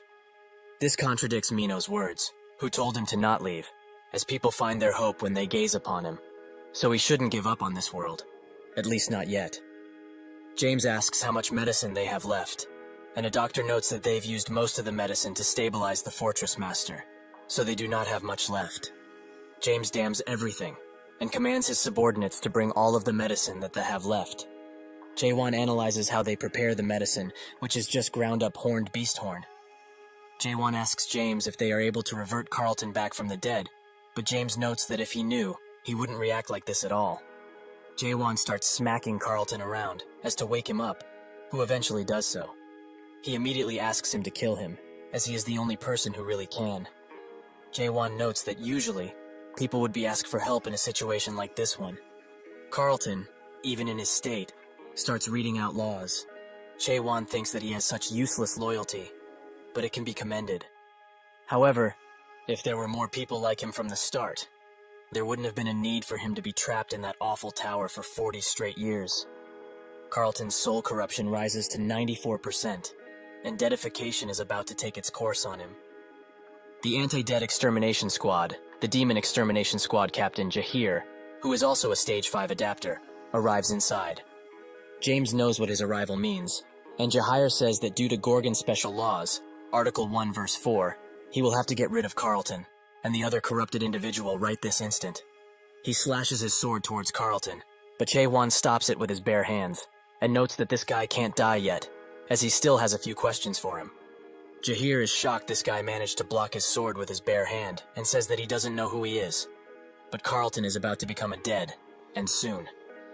It would be a disaster if a stage 5 adapter like himself would really turn, so they are here to prevent that from ever happening. Jaewon says that if he's going to become a dead, he might have something that might help him. The medic is shocked he has that horn, and notes that if it's with that, they might be able to bring him back. Jaewon instantly crushes it into powder, which the medic almost faints for. They feed both of them the powder, and fortunately, Carlton's deadification seems to have stopped. James is extremely glad, and tears run down his face. However, Mino's condition isn't so great, as her deadification is still progressing, most likely due to her stamina that was drained from the fight. Jahir draws his sword once again, but Claire demands he call Chung Hyo, as that old geezer can use Dead Slash. Jaewon is interested by this Dead Slash she's talking about, and Claire explains that if he uses that, the corruption will be gone. Jahir notes that the divine physician has an important matter to attend to in the inner fortress, so he can't simply call him over for something so trivial. Others from the squad hold her back, and Jahir tells Jaewon to step aside, as he won't compromise on this situation at all. Jaewon looks at him and says that he will be the one to kill that woman, as he promised her he would. He starts using question on him and says that he will be the one to kill that woman, as he promised her he would. He starts using question on her, and Claire demands he stop this instant, as he has no right to do that. The world starts cracking around her, and he is transported into a white world, where he seems to be alone. That's when he spots a small elderly man who looks over Mino and wonders how she got into such a mess. However, he will help her, so she needn't worry. That's when he spots Jaewon and is quite shocked, asking what he's doing here and how he managed to enter his world. He analyzes Jaewon further and asks how such a noble soul could ever possess such a narrow mind. Jaewon tries to use question on him, but it doesn't seem to work. Is this man perhaps the origin of her soul corruption then? If that's the case, she might survive when this old man dies. They both strike, however their attacks block each other, which shocks both of them. Suddenly, the old man's sword breaks into pieces, and this world seems to cracking at the seams. They both come out in the same spot, and the old man curses at Jaewon for breaking his mighty sword, as it was made out of precious tri-horn. Jaewon is extremely confused at this point, and just stares. This man is Chung Heo, the despair divine physician. Jahir asks what he is doing here as he was with the fortress master, and Chung Heo notes that a beautiful woman is dying here. Who cares if he's with the fortress master or not? He also asks Jaewon what he's going to do now, as his dead slash was completely interrupted because of him, and the dead slash can only be used with a sword made of a tri-horn, or something better. That's when he spots his sword, which he starts fangirling over quite hard, but Jaewon stops him. He can lend him the sword if he wants to, but will he be able to save this woman with it? Chung Heo says that he can, so Jaewon lends it to him. He is quite surprised he gave it so easily. He must be quite confident in his battle skills. However, it doesn't matter now. He uses the sword to go back into his world, and notes that it's about time he sees what this sword is capable of. Jaewon looks at his technique, and wonders if it's an illusionary technique, but it's more like when he uses question. The old man charges forwards with the sword, and Jaewon thinks that this is the world he sees, through his eyes. Before he can finish the drawing, he falls down, as his spirit power is lacking quite a bit because he used all of it with that bastard of a fortress master. The world slowly collapses around them, and Chung Heo apologizes, as he wasn't able to do anything in the end. Jaewon picks up the sword, and Chung Heo notes that he's quite foolish, as he has never interacted with this world before, but he really thinks he can copy dead slash so easily. Jaewon notes that he can't do slashes at all, however he can do something better. Chung Heo urges him to stop, as the dead slash isn't just something that anyone can do. What he is doing now isn't brave, but rather reckless, so he should stop while he still can. Jaewon tells him to just shut up already, as this is the first time in his life he's using his power to save another person. He starts thrusting his sword, and thinks of how Mino really looks like. She's someone playful yet stubborn, and a weak-hearted person despite being an assassin. Someone who doesn't betray others easily. But there seems to be one thing left that is missing. He remembers, and puts the finishing touches. Someone who trusts others. They get out of that world, and Mino thanks him for remembering so many things about her. The corruption rate is slowing down, and the deadification seems to have stopped. Chung Heo notes that he's less narrow-minded than he anticipated, but who on earth is he? The dead thrust he learned just now. Why did he do it?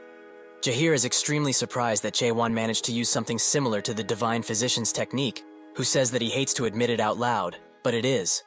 His dead slash isn't a skill, hence why no adapters can learn it.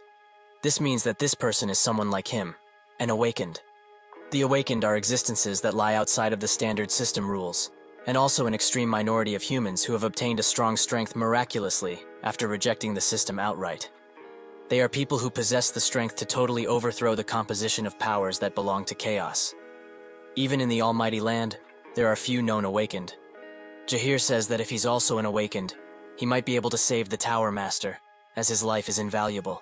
Suddenly, the Dark Shadow Squad captain arrives, noting that he got permission from the inner fortress, who is also Stage 5 adapter. Jahir wonders what he's doing here, as the Dark Shadow Squad has nothing to do with the elimination of the dead. They instantly bow down to Jae-won, as to pay respects to the Deer Whisperer. The others are quite surprised, as it seems Jae-won has more to him than originally thought. They all arrive at the inner tower, where Jurin greets Jae-won and asks if he really is the Deer Whisperer, as everyone keeps saying. Jae-won just says no, which Jurin expected. The Divine Physician notes that the Spirit Stone is known for increasing spirit power, and is used to confirm whether one is from the Emerald Bug clan. He's clearly not, so how did he get those stones in the first place? Jae-won notes that he picked them up from their owners, who are now dead. Jahir asks who would dare kill people from the 5 great clans, and Jae-won notes that he did. Jae-won notes that they attacked first, so it's not really his fault they are dead. Jurin thinks that they are indeed greedy for materials and such, but could he possibly tell them what happened after he entered Chaos? Jurin now understands, and will summarize what he just said shortly. He got caught up in something, by pure chance, and entered Chaos. Then he got hold of the Spirit Stones from the Emerald Bug clan, again, by chance, and entered this fortress. After that, he got caught up in another incident once again by chance, met the Divine Physician himself, and managed to learn his dead slash, even though he has only seen it performed once. Now he really gets it. Chung-hyo asks if he really believes all of this. They shouldn't take these things at face value after all. Jurin notes that he believes him, as in order to gain someone else's trust, he first needs to trust that person. That's just the way it goes. He asks Jae-won if he can inquire on a few other things, who says that he can. Jurin takes a second before answering, and says that the body has right now is alive and well, isn't that right? Jae-won is quite surprised that he found out, and looks at him with widened eyes. He rejected the main game and came out of that Tower of Nightmare by simply destroying it, which is why he is in his soul form. There is a pretty high chance that the illusion tree mistook him for someone who is dead, and sent him into chaos. But his physical body is back on Earth and safe, most likely. He asks Jurin how he found out he's not dead, who notes that he said that he got caught up in something by chance and entered chaos that way. There's nobody in the whole chaos who would describe their very own death as he just did.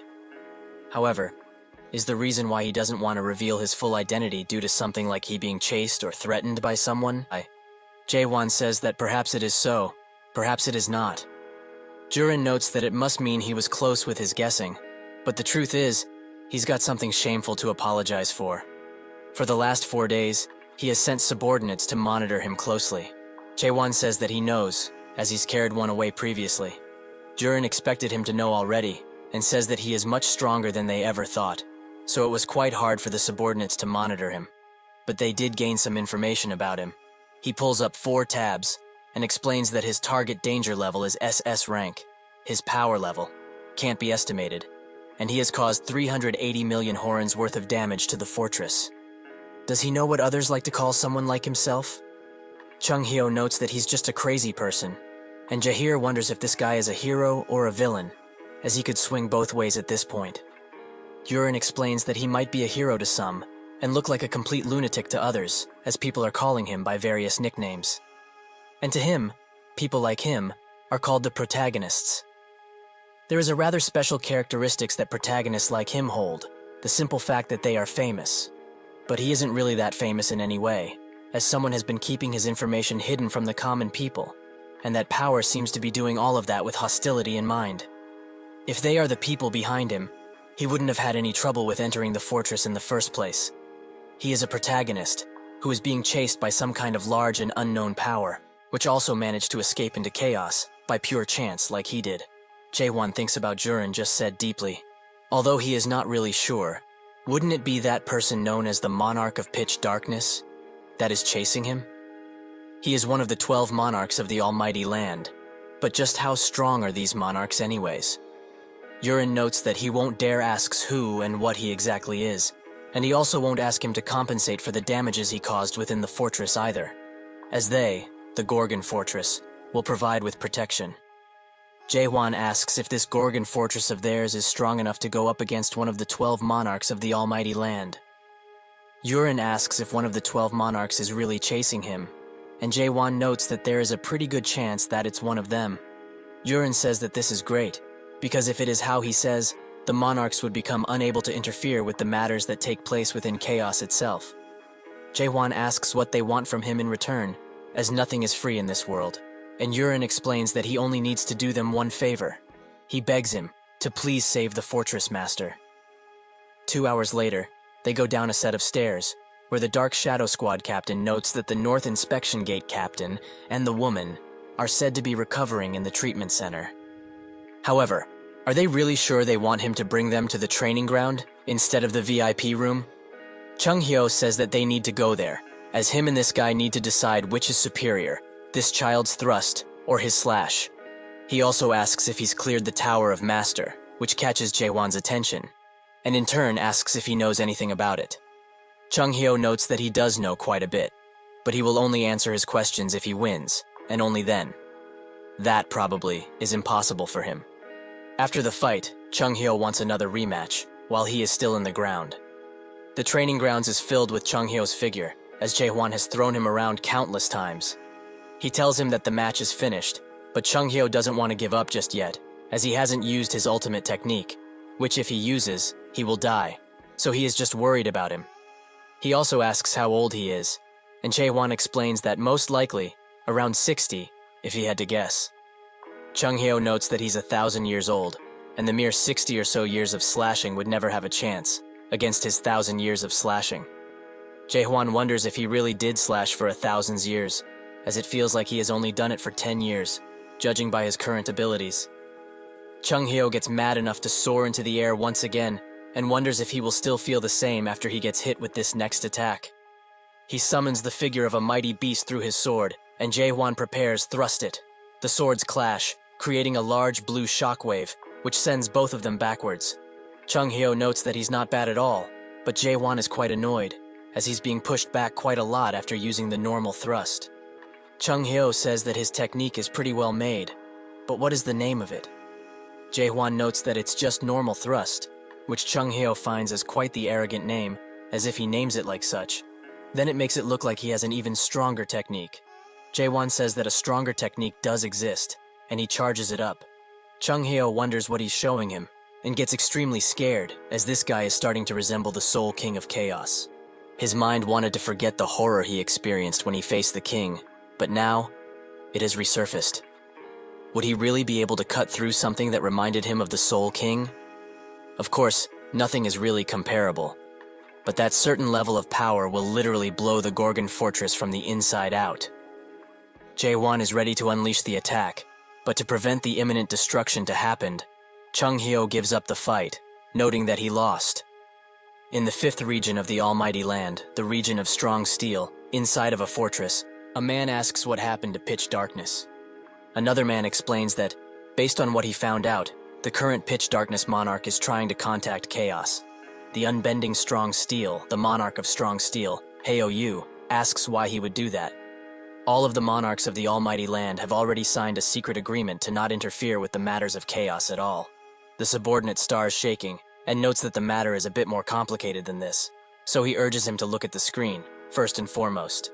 Heo looks at it for a second, and notes that it's the video of the guy who went solo on the 99th floor. But what about it? Wasn't it edited in the first place? The subordinate explains that the product in the video is said to be in a contract with the 9th region's monarch of Pitch Darkness. This intrigues Heo, and he asks where the product is in the first place. The subordinate starts shaking again, and notes that he most likely refused to clear the tutorial fully, literally broke through the ceiling of the tower, and escaped into chaos by his lonesome. Heo notes that the cultivator that stayed on the 100th floor should have been watching him. So what happened with him for all of this to happen? The subordinate says that the product slayed the cultivator, and Heo asks if he's just joking around.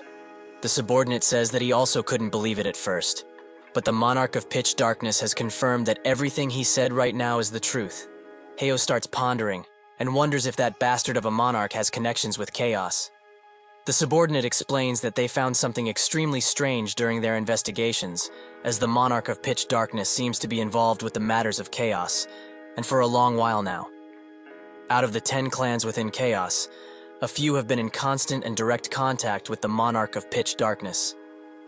Heo looks at the tree, and wonders just what is Pitch Darkness up to. He tells the subordinate to send the letter to help him get access to Chaos, and in turn he asks if he really is intending to get involved in the matters of Chaos. Hyo explains that he will just be observing the situation as a whole, as he needs to know what exactly is happening in there after all. He also commands for 10 elite warriors of the Gold 1 grade and Hae-young to be sent. Hyo looks in the distance and wonders if Chung-hyo is doing well in there. He would have had a long and fruitful personality were it not for that trashy personality of his.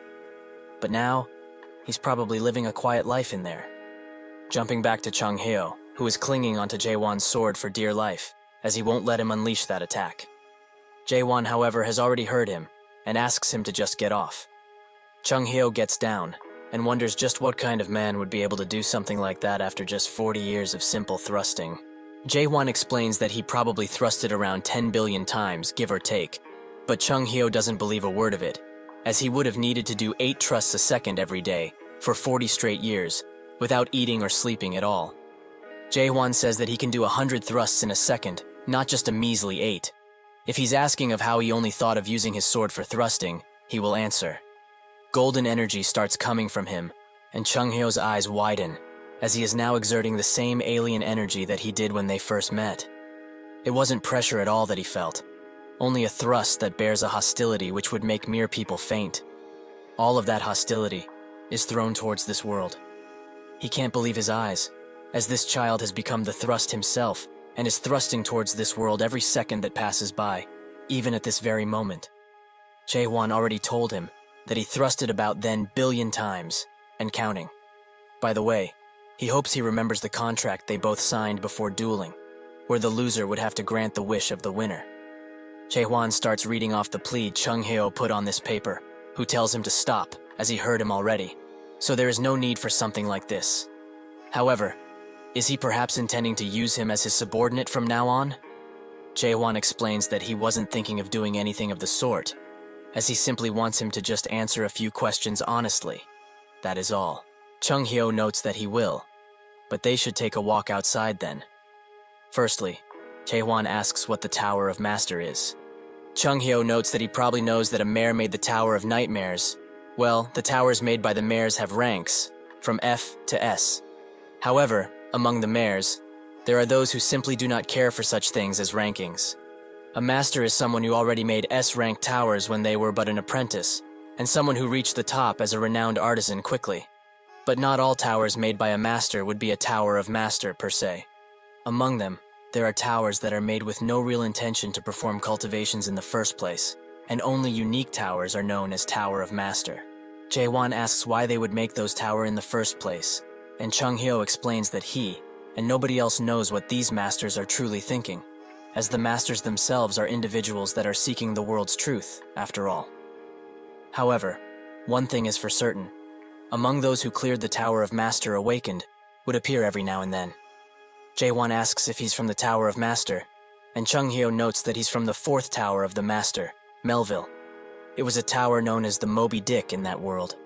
A gigantic white whale would appear on the 1st floor of the tower and target humans every minute it stood above water. It's not that difficult for the current him, but back then, it was a tower that was very similar to a world disaster.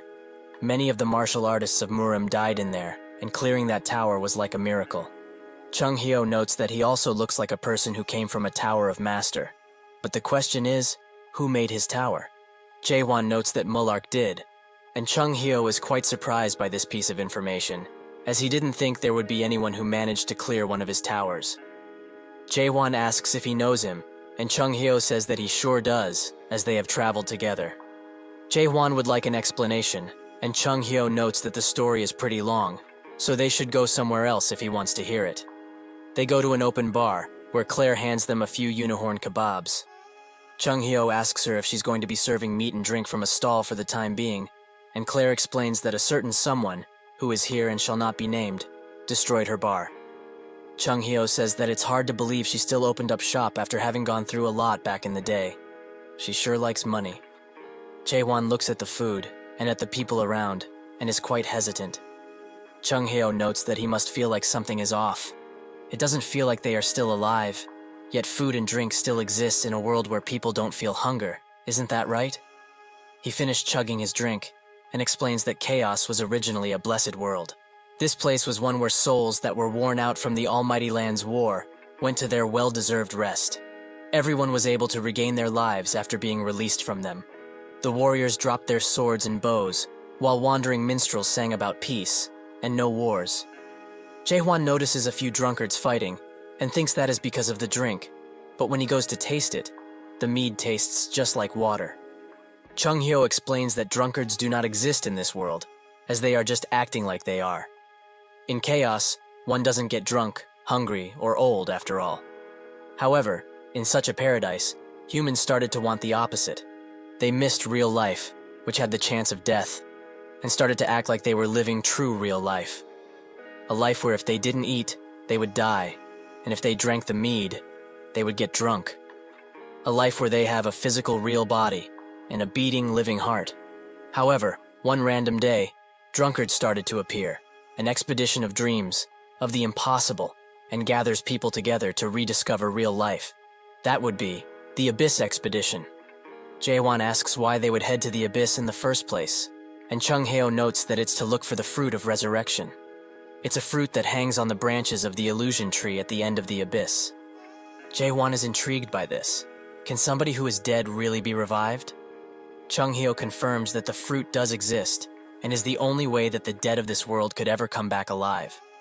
The Abyss Expedition is an alliance formed for the sake of seeking that fruit, and at the time, he had awakened already, and was at the age where he was basically fearless. Jaehwan asks if Mullark was also part of that expedition, and Chung Hyo confirms that he was, the leader of the expedition actually. He was a really unique existence. He remembers the first time he met him, where Mullark applauded him for becoming an incomplete awakener without abandoning his emotions. He is truly walking a unique path among others. Chung Hyo asks him to save those words for someone else, and Mullark wonders if he's upset because of cultivation. Chung Hyo throws his sword at him and asks why a mayor like him would want to go to the Abyss, as they usually coop themselves in a room and create towers. Mullark notes that he has no words for that, as apologizing would be useless right now, because that is something that he has to carry with him for the rest of his life. Chung Hyo was surprised that he actually regretted making the towers, and Mullark says that it's okay if he doesn't believe him, but the reason he went to the illusion tree and going to the Abyss is because of that tower. The one that would end all cultivation, that his reason for joining this expedition. Jaehwan asks if the expedition was successful. Chung Hyo explains that he was only able to reach the entrance of the Abyss because he fell behind on the way.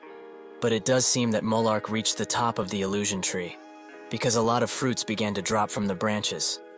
Thanks to that, each of the expedition members were able to go back to chaos with lots and lots of fruits.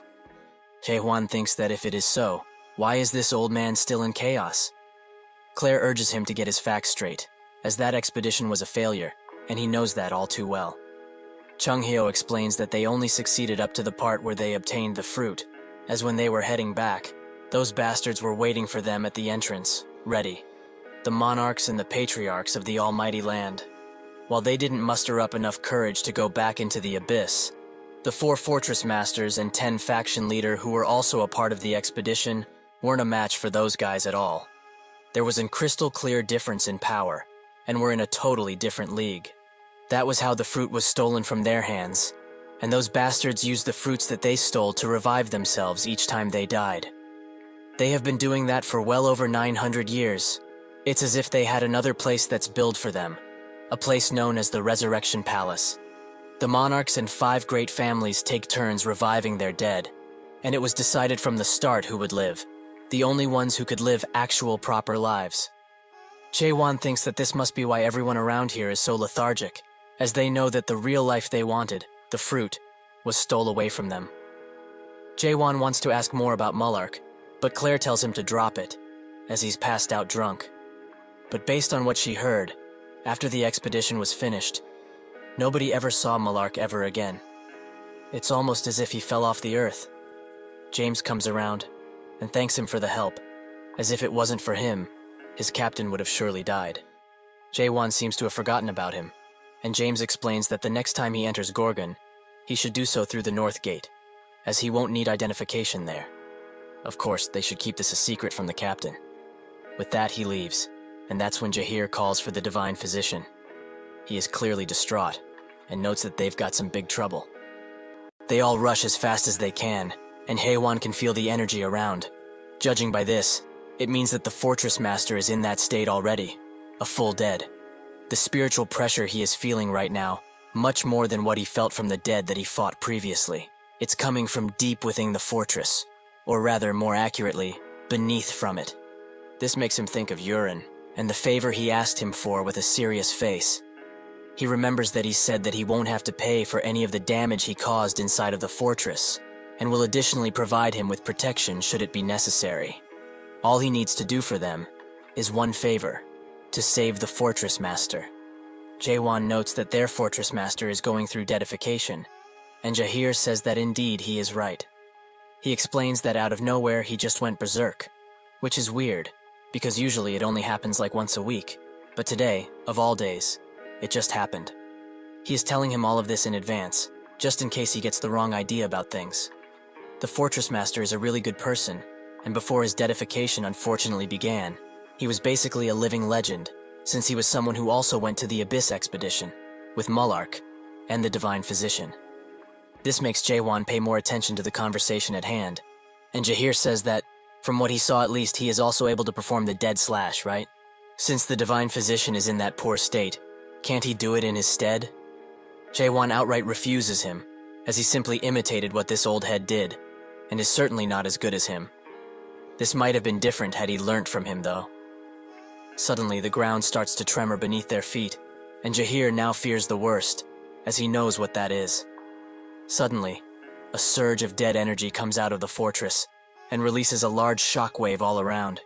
Jahir covers himself, but that's when he notices two peculiar people standing at the top of the fortress: the Disruption Tower Captain and the Despair Tower Captain. They say that it's been a while since they met, and Jaewon hears their whispers, which say that the guy carrying the Divine Physician is the one who can also use Dead Slash.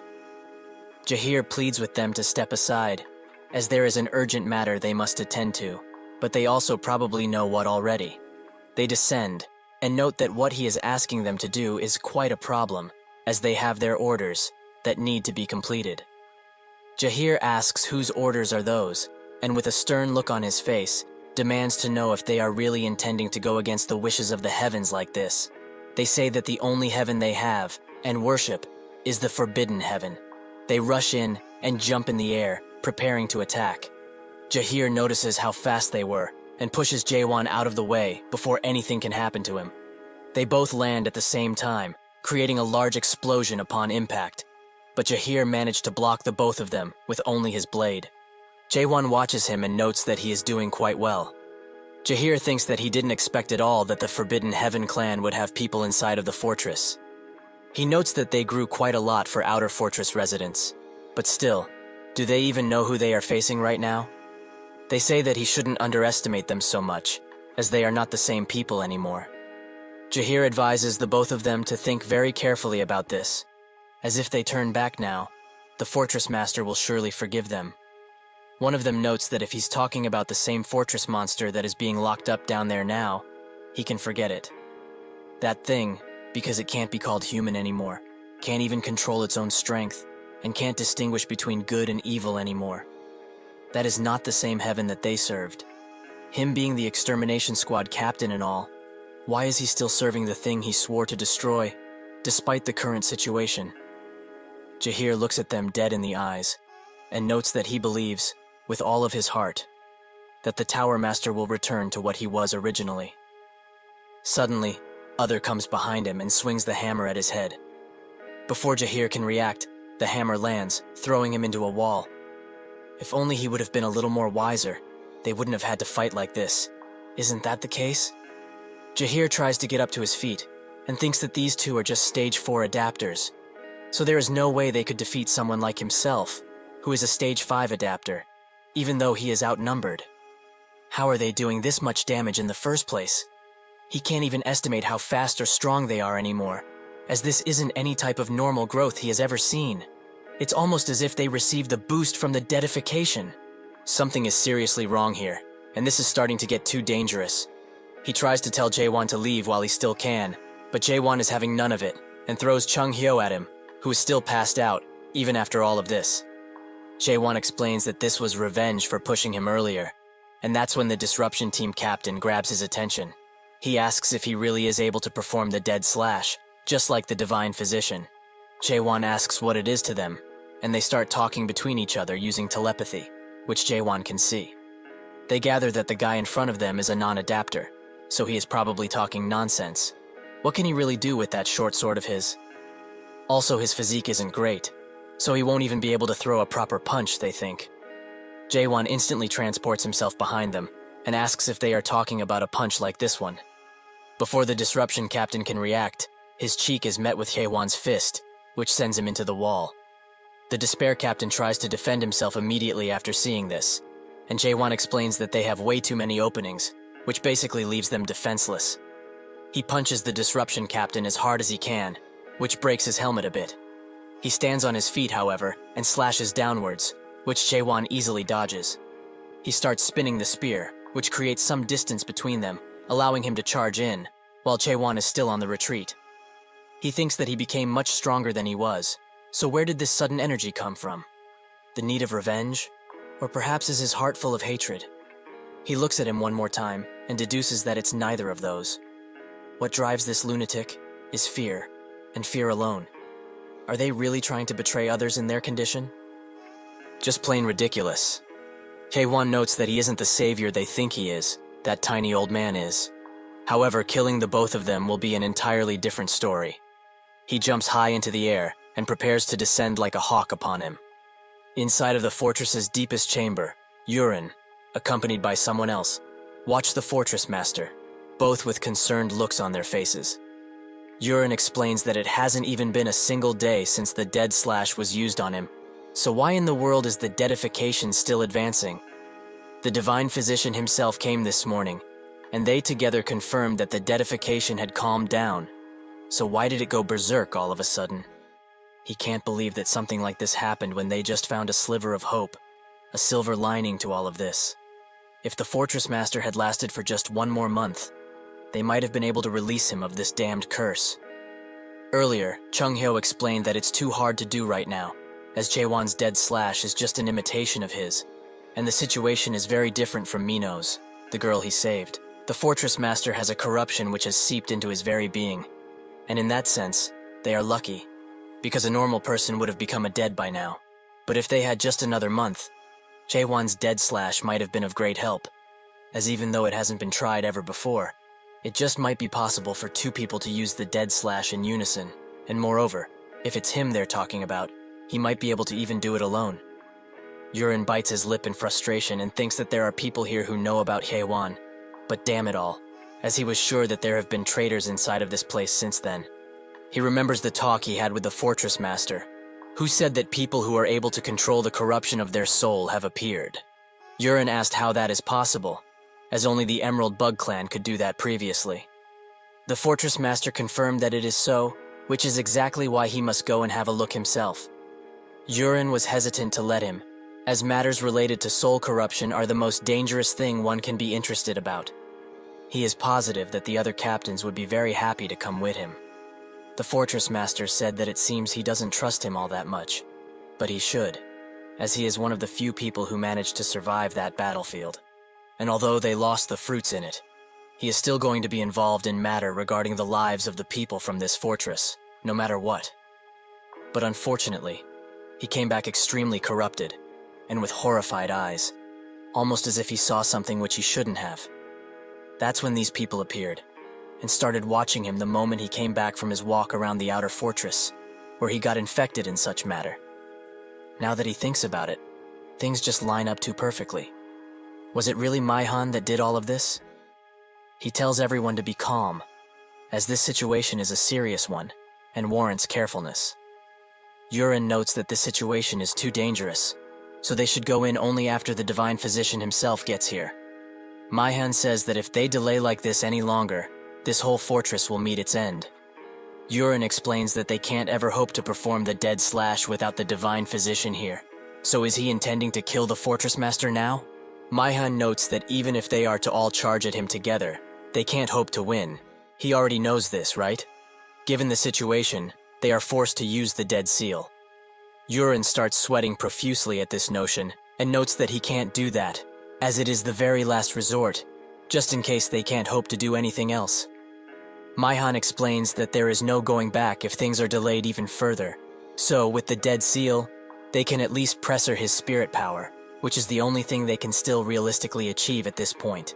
Yurin notes that they don't have the spirit stone that the dead seal uses anyway, so what we ate all they do now?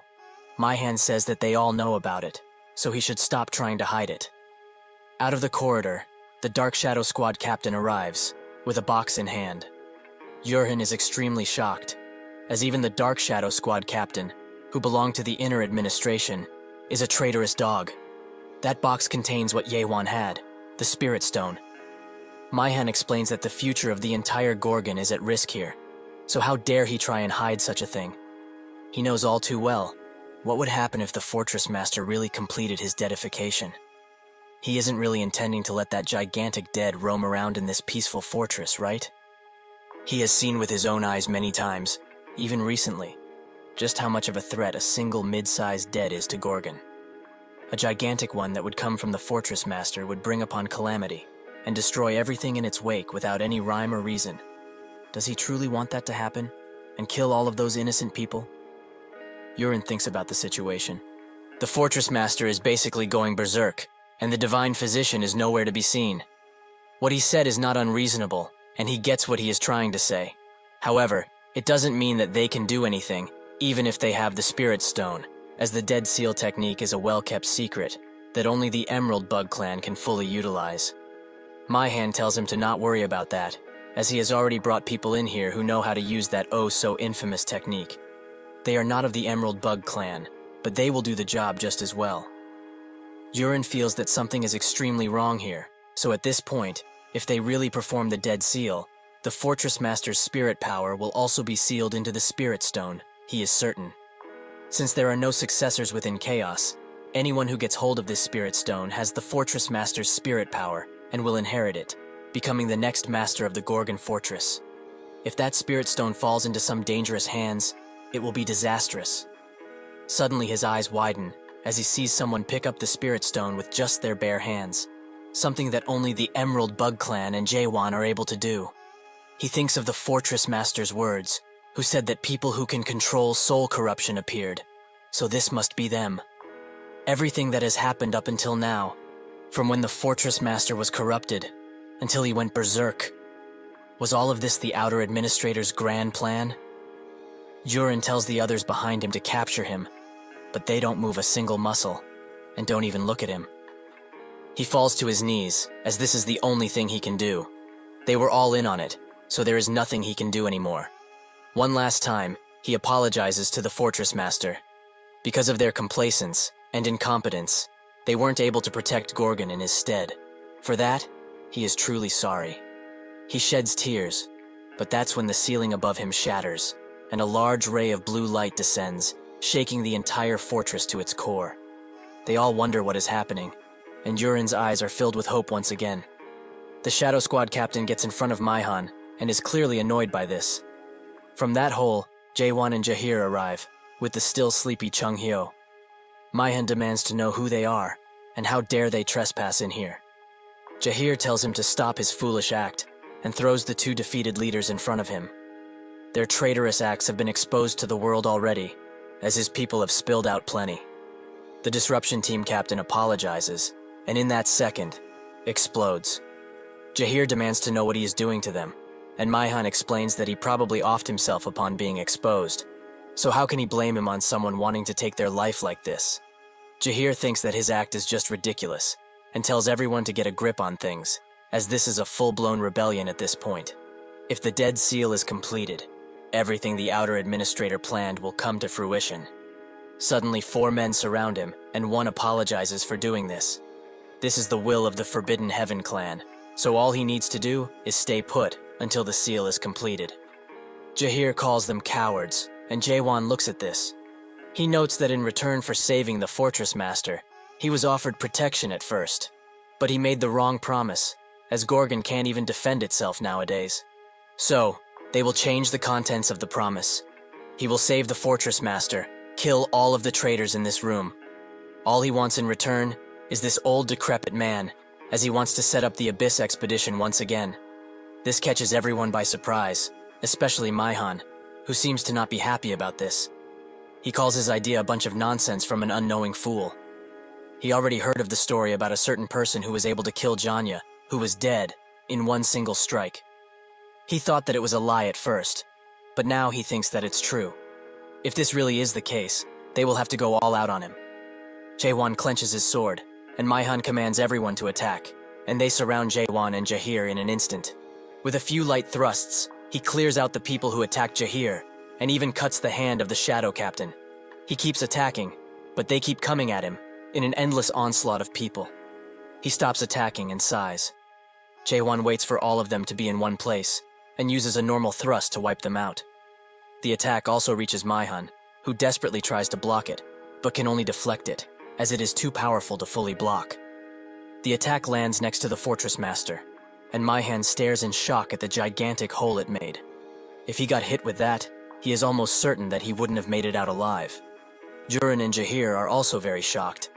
Outside, whispers on what this rebellion is planning to do can be heard, and Jaewon finds out that they will use the black cloud on the entire Gorgon, which makes him quite mad.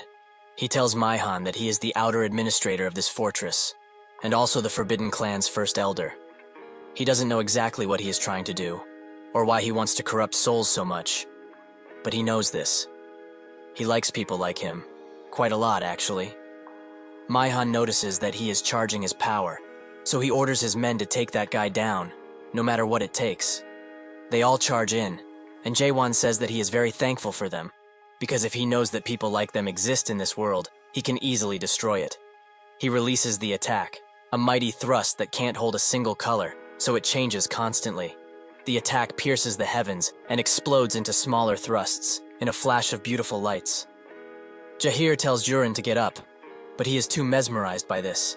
This is overwhelming hope, something which the Fortress Master thought that everyone in this place needs. An overwhelming hope that doesn't falter in the face of anything, no matter what. He simply cannot believe that now he is experiencing the hope he spoke of from this man who is speaking about the annihilation of this world. Everything is turned to rubble, and most if not all of the rebellion is put out. Maihan is still alive, but his hands and legs have been cut off, leaving him utterly defenseless. He calls Jaewon a truly monstrous beast.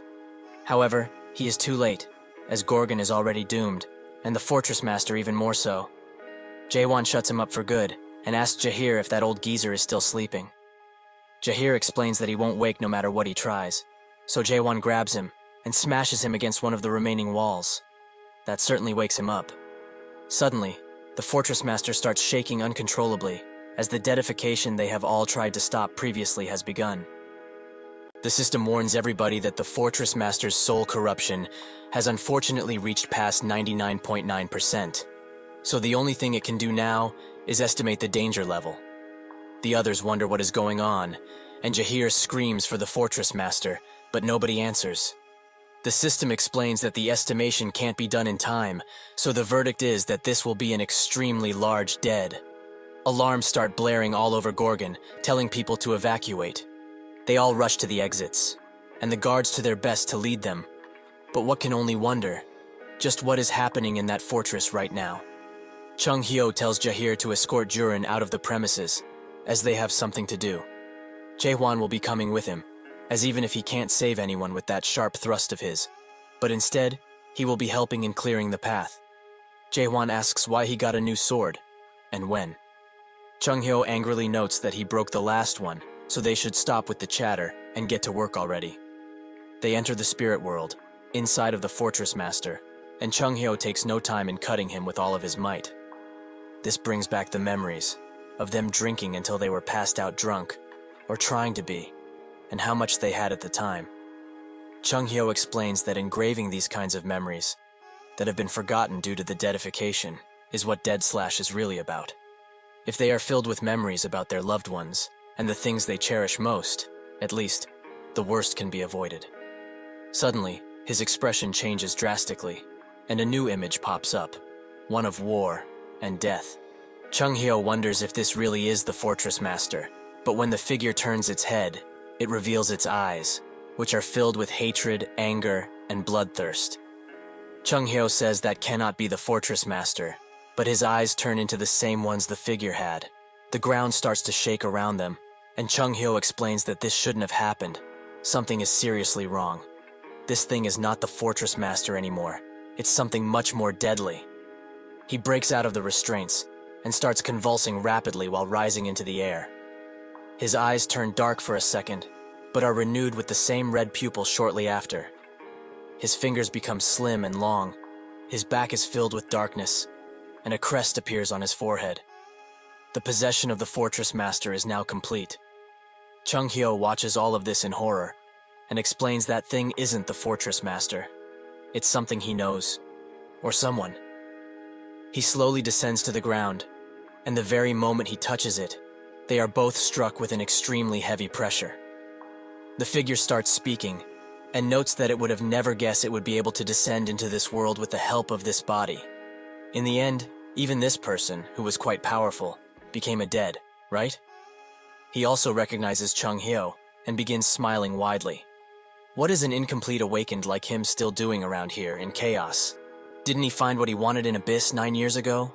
Chung-hyo starts shaking uncontrollably, as this is the master of the Dead Palace that is situated in the middle of chaos, and also the only being that is able to open the door leading into the Abyss.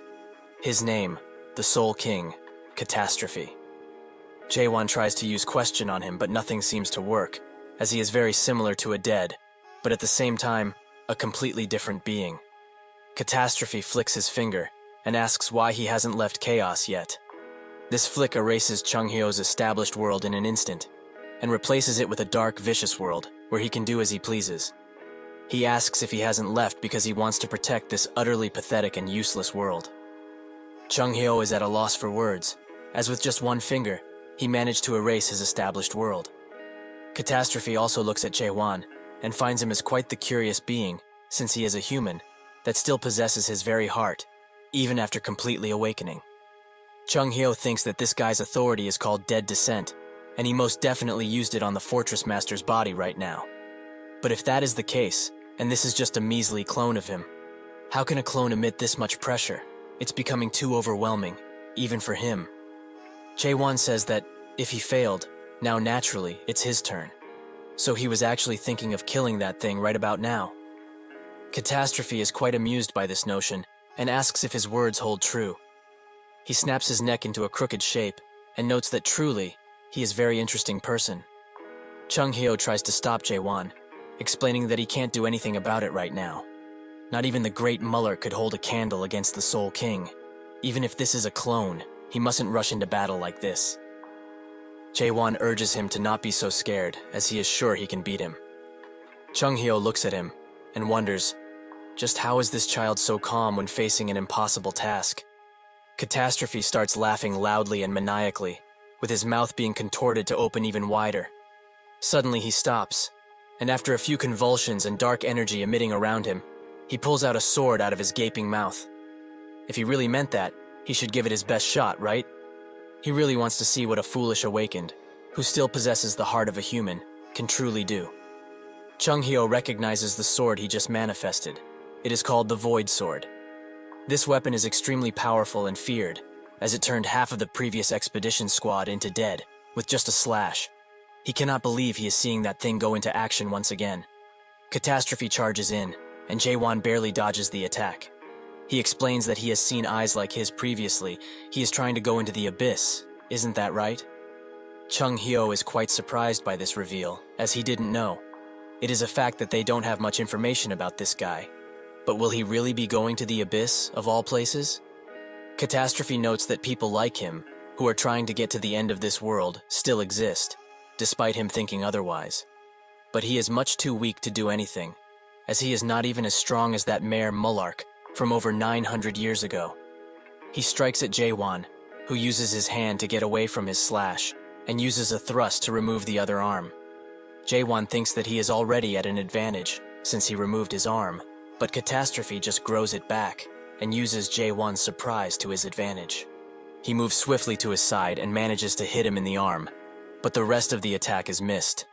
Jaewon uses a thrust to hit him in the torso, but Catastrophe is not phased in all, so he uses all of this, and tries to kill Jaewon right now with a large strike. After the rubble and dust settles, only Jaewon's cape remains, as he has used it to back away. Catastrophe explains that this corruption is basically a disease that advances time. So with just a hit of the Void Sword, several centuries or perhaps even millenniums would pass by on that particular wound. Souls that can't withstand this grow extremely old and corrupted. With all of this combined, they turn into dead. Jaewon notes that something like this won't move him, so he strikes his own old flesh and soul, noting that he will just rip it all away if he really has to. Catastrophe is quite surprised that he would cut away a part of his soul, which has only grown old like this. He must commend him for this impressive mental fortitude. However, that is all he has right now, and can't hope to ever defeat him. Suddenly shards come out of his chest and mouth. Jaewon is shocked at this, and those shards turn into void swords, which are ready to strike at a moment's notice. The swords fly into Jaewon's direction, who tries to protect Chung-hyo. Catastrophe notes that, now that he has managed to take a closer look, isn't the sword he has within that crafted sheath a replica from the Mayor Tower? That is pretty impressive, considering it is just a toy, made by the mayor. A few swords get past Jaewon's defenses, and strike him in the leg and arm. Chung-hyo screams at him to do that, and Jaewon takes no time in piercing himself in order to stop the aging. Catastrophe doesn't stop attacking, however, and their swords clash, creating a large shockwave which sends Chung-hyo away. Catastrophe explains that if he keeps fighting in this manner, his soul won't last for long. Jaewon sneers at him, but thinks that he is right, as he won't be able to do anything if he keeps striking himself like this. No matter how many times he tries to use question on him, he just can't see his weakness, and he also can't focus, as there are strange particles around, messing with his sight. He thinks of Chung-hyo's explanation of the world, which is named the White World. It is a world where he remembers those who have long disappeared and recreated them, using his imagination. Each awakened holds their own unique world, and their world is made by a keyword that they get when they awaken. It is something that is made from their desires and emotions, so a strong awakened can pull in even more beings into their own unique world. Jaewon thinks that if this really is the case, he can at least try. He strikes weapons with Catastrophe and uses the momentum to make some distance. With that, he activates his eyes glow as he activates his very own world, the Moon Eye. Chung-hyo looks at this real depiction of the world and notes that this is hell, this world that he has been living in all of this time and enjoying himself is hell. A hellish world, made from only loathing and seething anger. Catastrophe is ecstatic, as this is his opponent's ideal world, extremely beautiful. Jaewon takes no time in striking him with all of his might and uses his sword to pin him to the ground. Jaewon thinks that those particles that originally blocked his sight are gone, so now he can focus on the fight and on defeating this guy right now. Suddenly, large tentacles rise out of Catastrophe and he grabs Jaewon with them. He is constantly charging at him like a fool, without even knowing how to really end all of this. He pins Jaewon to the ground with extreme force, which breaks the ground beneath them and smashes him even further and further until nothing of the ground remains, only rubble. He stands above Jaewon and says that he is one who doesn't give up on his hatred. It has truly been a while since he has met such an interesting existence like him. He slowly pulls out the sword from his chest and aims it straight at Jaewon. All of this was quite the fun adventure, but it is a pity, as all things must eventually come to an end. The sword lunges towards Jaewon's head, but just when it seems like nothing can be done anymore, he wakes up and his eyes are golden. In that second, he rises his sword through Catastrophe and cuts him straight in half, while also decapitating him perfectly. This is not really over, as he is only just getting started. He is now ready to fight. Catastrophe notes that his pointless struggle is just plain ridiculous, as he can't hope to ever lay a hand on him in any meaningful way. He starts regenerating from only his head, but this time he contorts into something more macabre and large, so he towers over Jaewon. The crest on his forehead also grows, which makes Jaewon think that this is not good at all. Catastrophe has transformed into a dubious shape, with elongated limbs and neck. He takes no time in striking Jaewon, who dodges the first attack, but he doesn't stop in the relentless attack, so he uses his other hand to send Jaewon flying, who couldn't have ever hoped to dodge this one. He smashes into a wall, which makes him vomit blood, and Catastrophe cuts the rock he was stuck in with all of his might. Chaewon, however, had plenty of time to dodge, and makes his way behind him, where he prepares an extremely large thrust. Catastrophe noticed him, and they clash into a flurry of blue and red. Catastrophe explains that he has watched countless beings try to build the world for millennia, and they all climb to the top of this tree to try and appease and sate their own curiosity. Is he also the same as them, trying to find some kind of answers from this world? What exactly is he asking then? What does he want to know? He presses his sword hardened on Chaewon, who seems to have been caught by surprise with this. However, Catastrophe's sword stops, and a blue hue emits from its blade. Now he truly understands his question. The world itself is his question, isn't that right? Chaewon managed to block the attack, but the impact has taken a toll on him, as he is bleeding once again. Catastrophe continues interrogating him. What is his question? What does he want to make of this world of his in the first place? Destruction, annihilation, or perhaps even extermination? But judging by this world, and the things in it, he wants the end, and that is the most fitting name of this place. What arrogance to make a world such as this one. A mere human dares to question the worth of the illusion tree, and its very existence? Such arrogance must be punished, as not even the wisest men can ever hope to start questioning the illusion tree, and why it is here in the first place. He starts slashing around, and seems to have Chaewon in bad position, but then Chaewon notes that he doesn't know what he is talking about. Catastrophe notes that if this is not the case, what he is doing isn't questioning, right? Chaewon stands below him, and thinks that this situation is all too similar to what he has experienced before, with Beast Rain. This makes him think of something, however, as what he is fighting now is a clone that possessed the Fortress Master. So, that would mean that he can do something. He buries his feet into the ground, and uses all of his might into one mighty thrust. This surprises Catastrophe, but he doesn't have time to dodge at all, so he takes the attack full on, which makes a gigantic hole in the wall. Catastrophe slowly regenerates, and notes that his impudence seems to know no limits. Does he actually think he could ever kill him, in any way possible? How foolish, even for a mortal, he is too prideful and weak. He is bored now, so he will put an end to this little game. He charges in, wanting to swallow him whole. Chaewon, however, stands proud and tall, looking at him with his golden eyes. Before he can take a bite of Chaewon's succulent flesh, he jumps high into the air, and a few golden orbs appear once again, and a gigantic line, showing him the path to victory. With newfound confidence, he charges in with all of his might, and lands directly on his back, and on the line that is formed. Catastrophe is now shocked, as what this man just did is a technique that holds the name of crack. Chaewon keeps pushing his sword in, and a gigantic blue explosion occurs. Catastrophe admits defeat, and notes that he will be waiting for him at the entrance that leads to the abyss. He, the one who lives for the end. With that, the water clears, and Chaewon, accompanied by the Tower Master, sit in the water, tired and relieved. While resting from the most grueling battle of his life, Chaewon thinks that he needs to become stronger, no matter what.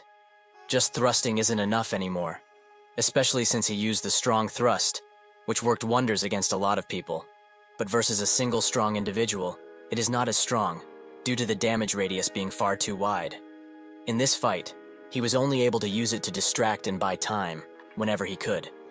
It seems that after all, thrusting isn't the solution to everything like he expected, and so he needs to create a new technique to deal with more powerful enemies. The day begins anew, and the others are checking on Chung Hyo, who seems passed out once again, but this time, not from drinking too much. Suddenly, the Fortress Master speaks to Chaewon and urges him to come near him for a little while. Chaewon does just that, and the Fortress Master explains that, even though he became a dead, he could still see, and observed him with great interest. He thanks him for fighting the Soul King on his own, and grabs his arm very tightly. Perhaps, after all of this, and his continuous rule, it is time for Gorgon to experience some well-deserved changes. So, if he may, he would like for him to take all of this. The Fortress Master gives him some energy through his arm, in the shape of a snake, or dragon. He notes that there is a familiar energy all around him. He can feel all of the warm memories he has made, and cherishes, even though he doesn't know it. Before disappearing, the Fortress Master tells him one last thing. to never forget how a human is and feels, no matter what. The other guards arrive at the scene, and they all stare in the direction of Jaewon, who has made his way out of the rubble, but also holds a new paters on his arm, the very same that the fortress master gave him. They all bow down, and Yurhin, with a tear in his eye, thinks that if this was the fortress's master final wish, then he will uphold it. He bows down as well, and greets the new fortress master. Jaewon is taken back by this, and just stares at them. 2 days later, things return to normal, and the people start rebuilding with what they have. Jaewon sits at the office of the fortress master, but doesn't believe himself to be one, as he told them countless times that he is not going to be that and take on the title. Yurin says that perhaps he may have forgotten the contents of their promise, so he would like to inform him about them once again.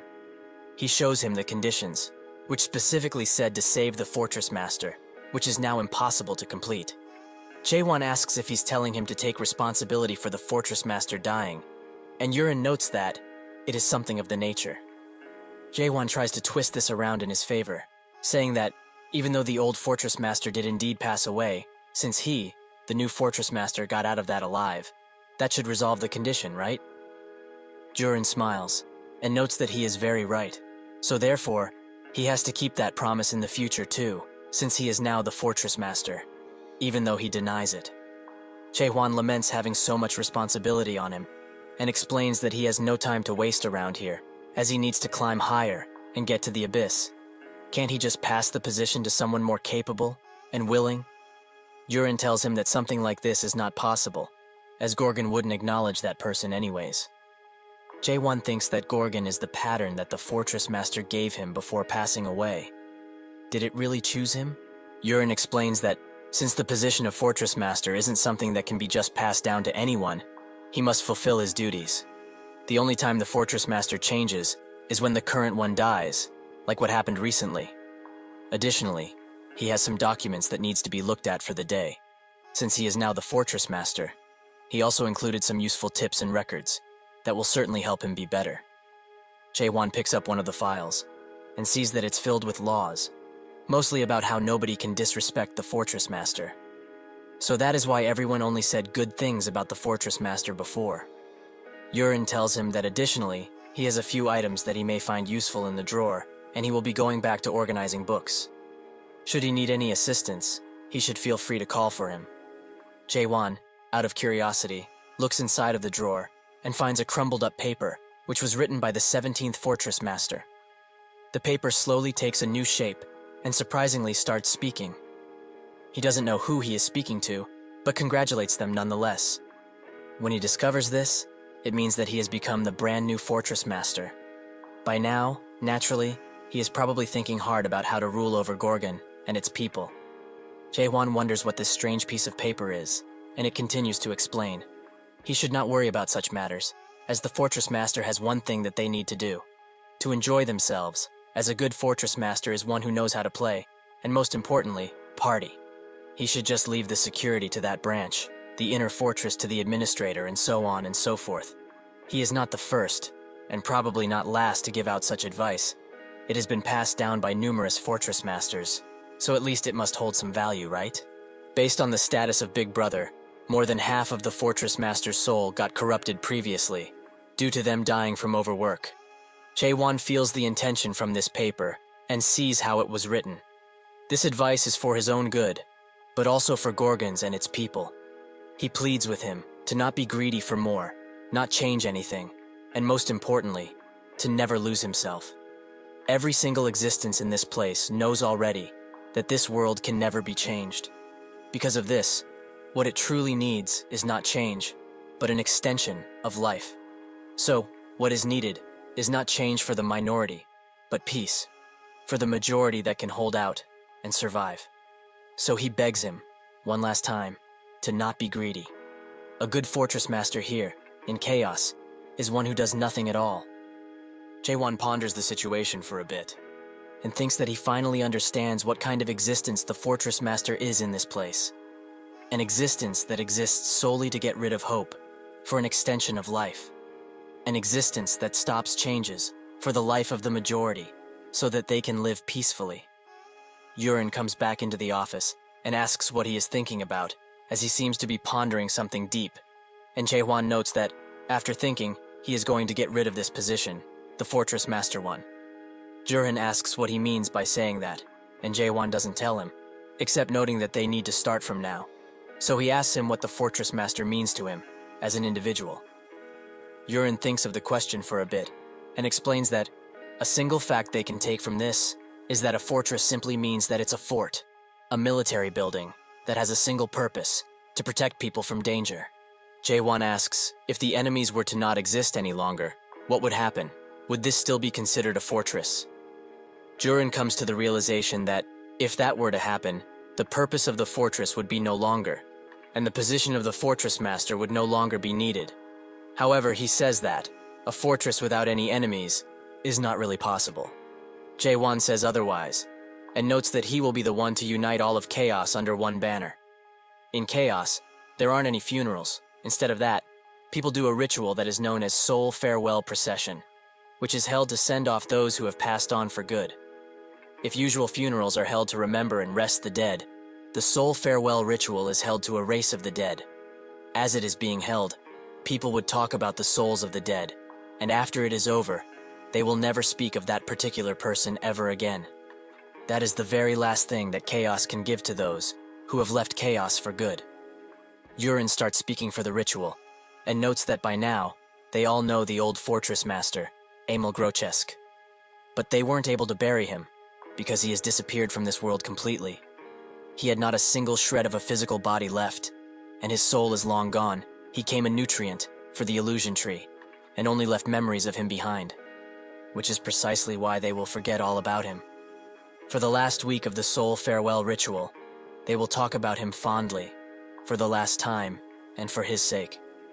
They will keep talking and talking about him and his exploits, until nothing remains. Jae-hwan, who was sitting in a corner all of this time, thinks that finally, he knows the name of the old man who passed down this position to him. He also hears others' people's thoughts about him, and they are quite skeptical as he hasn't lived even for 100 years, so he is inexperienced. A woman that stood next to him all of this time notes that he looks like he wants to beat them down, and smiles. Another person comes to him and asks if he's the new Fortress Master. Chung Hyo stands next to the woman and notes that she is too late, calling her the Priestess Clan's vice leader. It seems like that old weasel from the Savant clan has beaten her to it, in terms of greeting the new Fortress Master. The woman finds this quite interesting and asks him what side he will be on. Chung Hyo explains that he bets that there will be a time when he can establish that for good. The weasel asks Jae-hwan for his age, which he replies with 60. He finds this quite strange.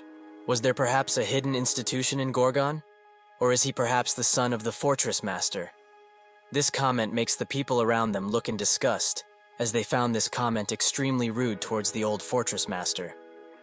The weasel notes that it doesn't matter anyways, and hopes to work with him in the future.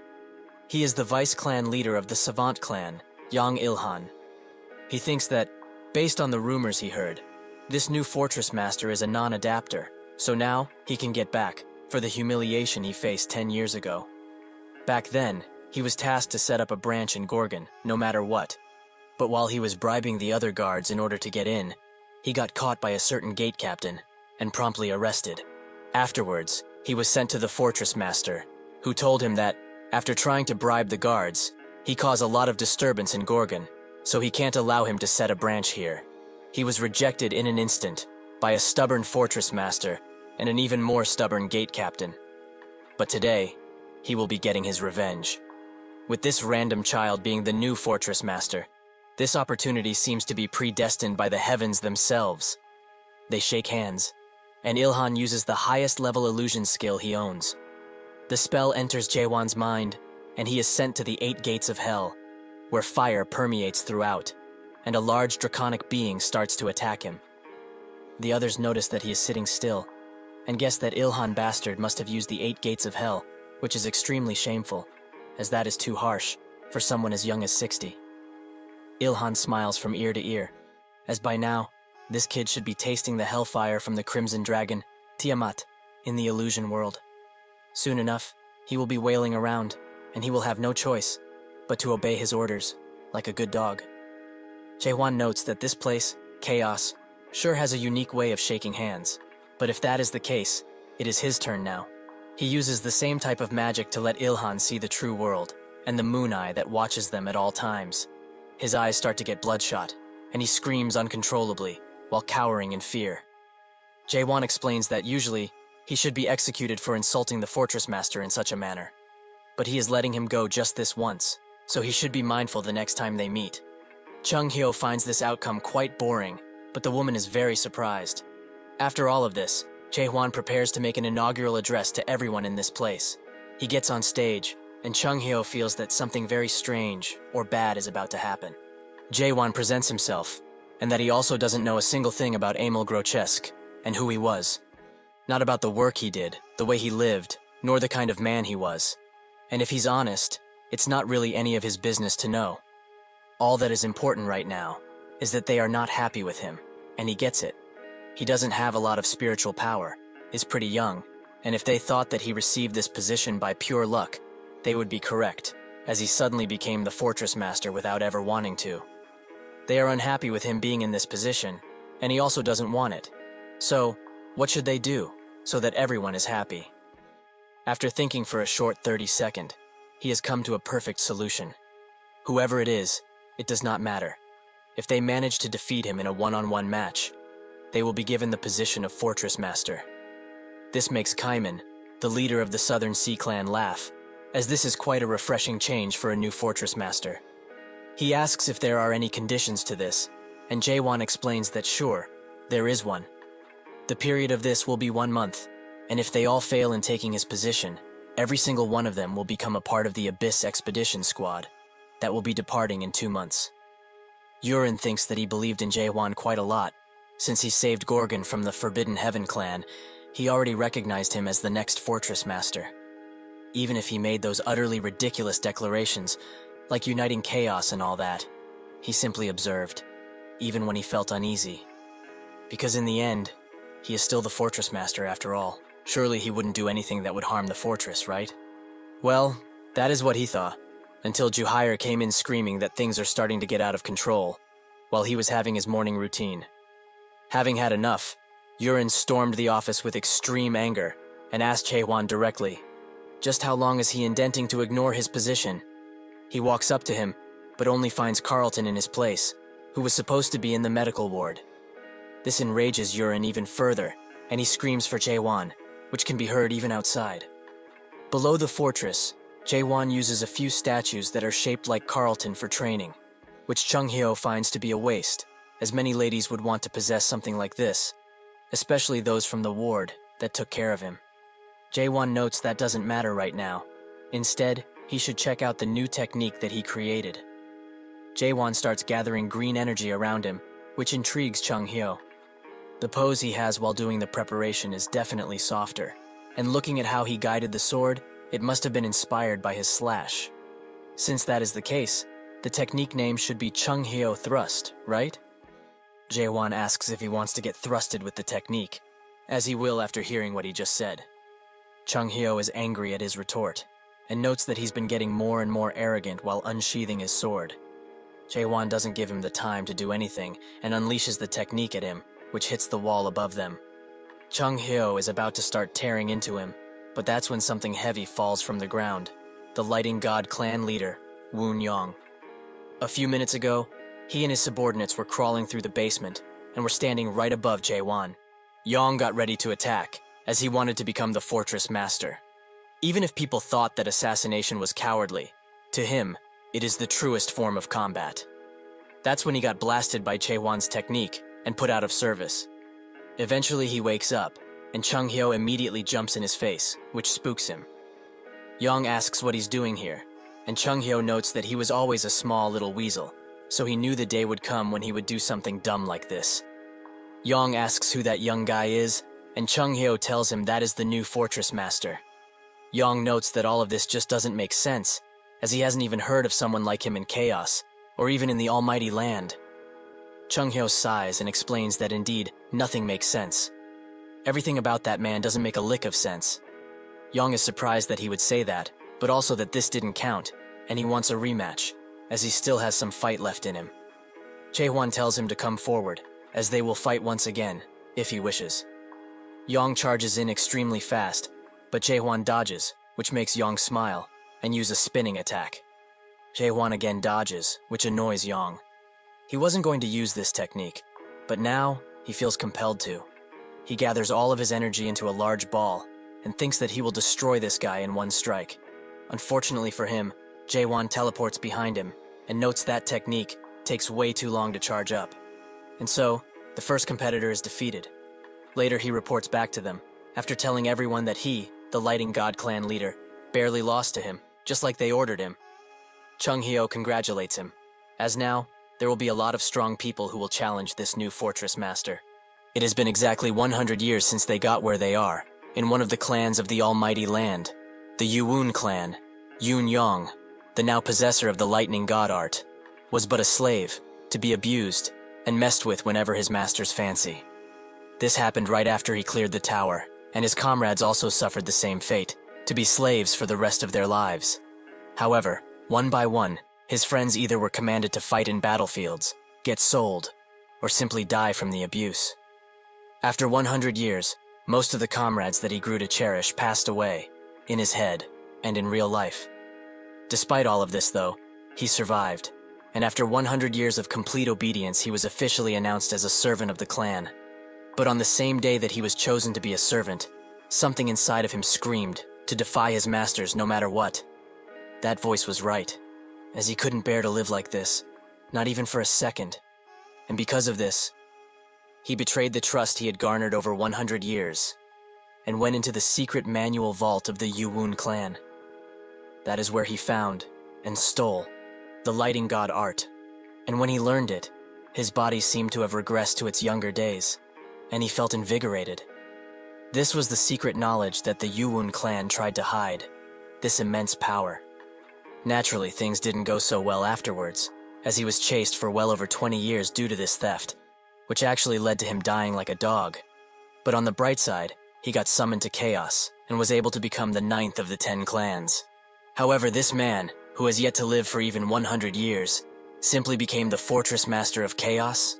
Additionally, he also made Chung Hyo smile, something which you do not see from him, as he saw true despair when he went on the Abyss expedition.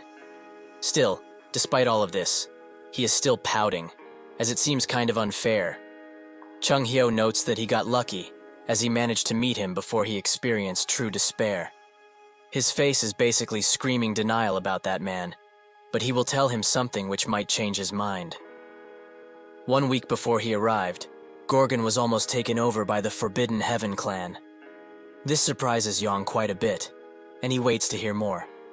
Chung Hyo explains that he doesn't know how all of the personal insight of Gorgon was on their side, but it seemed like they were preparing to occupy Gorgon for a long, long while.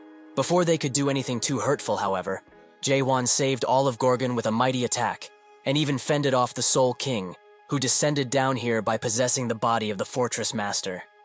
That is all that the current Fortress Master has done. Yong is shocked by all of these mighty achievements, and notes that he should have told him earlier, instead of letting him get beaten like that. That's when somebody busts through the door, and demands to fight the Gorgon Fortress Master. This is the Fire King clan leader Kang Hwang, and apologizes for coming here accompanied by the Sea clan leader. But he can go first, right? Jae-hwan notes that there is not need for that.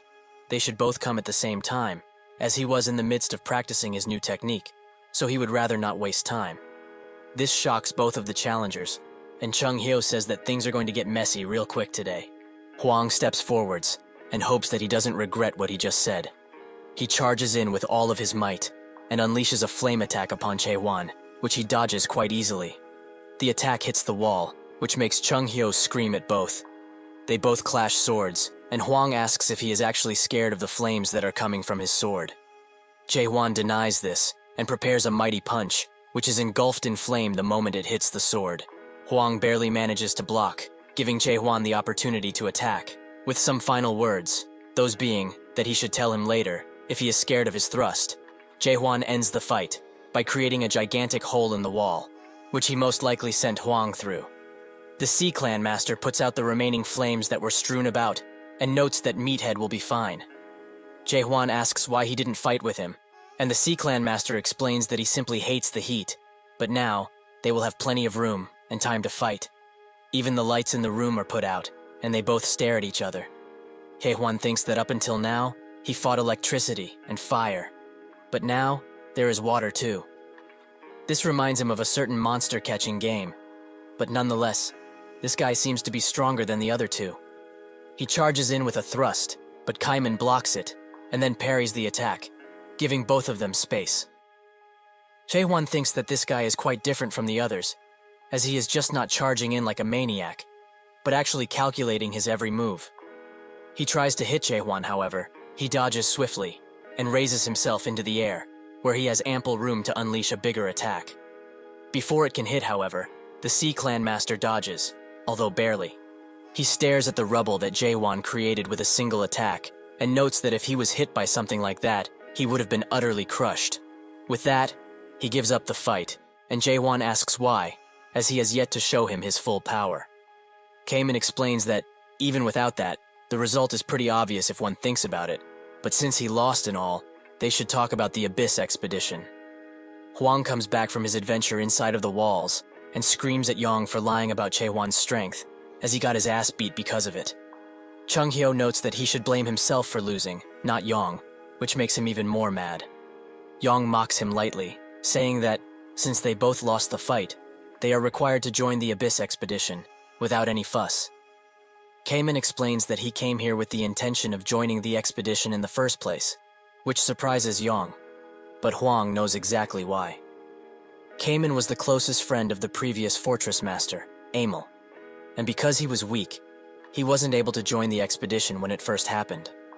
When the expedition returned home, without any fruits, and beaten to a pulp, with most of them being just gone, he was the first to witness the fall of the greats. That happened 900 years ago, and it seems that, ever since he saw that, Kaiman has been waiting for an opportunity like this, while patiently sharpening his sword. He notes that he was intending to go into the Abyss in the near future anyways, so this seems like the perfect opportunity to do it, for him at least. Chung-hyo tries to say something, but knows that this man is filled with ambition, and instead asks Hwang what he intends to do. He knows full well that he lost, and he is a man, and has already come to terms with having to go. Chung-hyo also asks Yong about his choice, and he says that he just decided. That's when he suddenly bolts towards Jae-hwan, taking everyone by surprise. Chung-hyo tries to warn him to not fight that man again. Has he really lost his senses? Jae-hwan gets ready to attack, but instead of doing that, Yong bows down with all of his might, which confuses the other people even more. Yong explains that, from this moment forth, he, the Lighting God clan leader, Woon Yong, swears utter loyalty to him, the Gorgon Fortress Master. Jae-hwan stares at him for a second, and notes that there is no need for him to do all of this. Yong doesn't stop, however, and explains that he would still like to do it, and will even swear his loyalty, even if he has to die. Jae-hwan tells him that he is already dead though, which makes him want to cry, but continues. Even if that is true, he asks him to accept him as one of his family members. He would be fine with just being a mere captain, if he has to. Chung-hyo wonders what family he is talking about, while Yong promises to not steal secret martial manuals, something which he doesn't have a good record with. Chung-hyo tells him that, first and foremost, he is the Lighting God clan leader. So how can he say all of this, when he has a clan to take care of? With a defeated voice, Yong explains that his clan doesn't exist anymore in chaos. With him included, there are only 7 people who managed to barely survive. The Lighting God clan was utterly annihilated 1 week ago. Chung-hyo ponders the situation deeply, and asks Yong if it really is true that the clan is gone, which he confirms. Chung-hyo starts summarizing his situation as of now. His clan was basically done for, and so it happened that an opportunity arose, in the form of an one-on-one challenge to choose the new fortress master. With a mindset that told him to risk everything, he decided to come here, and try to become the fortress master in any way possible. However, when he actually fought Jae-hwan, he lost so pathetically that it isn't worth describing. His clan is gone, he can't become fortress master, and now when he doesn't have anywhere else to go, he wants them to accept him. Isn't that right? Yong confirms that is precisely it, without a shred of shame. Chung-hyo finds all of this weird though, as news about his clan's fall should have spread around by now. Kaiman concurs, as even if Manticore and Gorgon are far from each other, it doesn't take a week for some news to spread. Yong notes that Jae-won saved the fortress earlier, isn't that right? Chung-hyo explains that he already told him, that he defeated those from the Forbidden Heaven clan. That's when it all clicks, and he figures out what happened.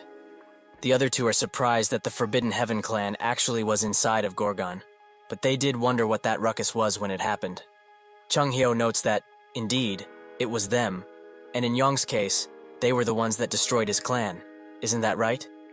Yong confirms that is as he says, but it wasn't only his clan that was destroyed.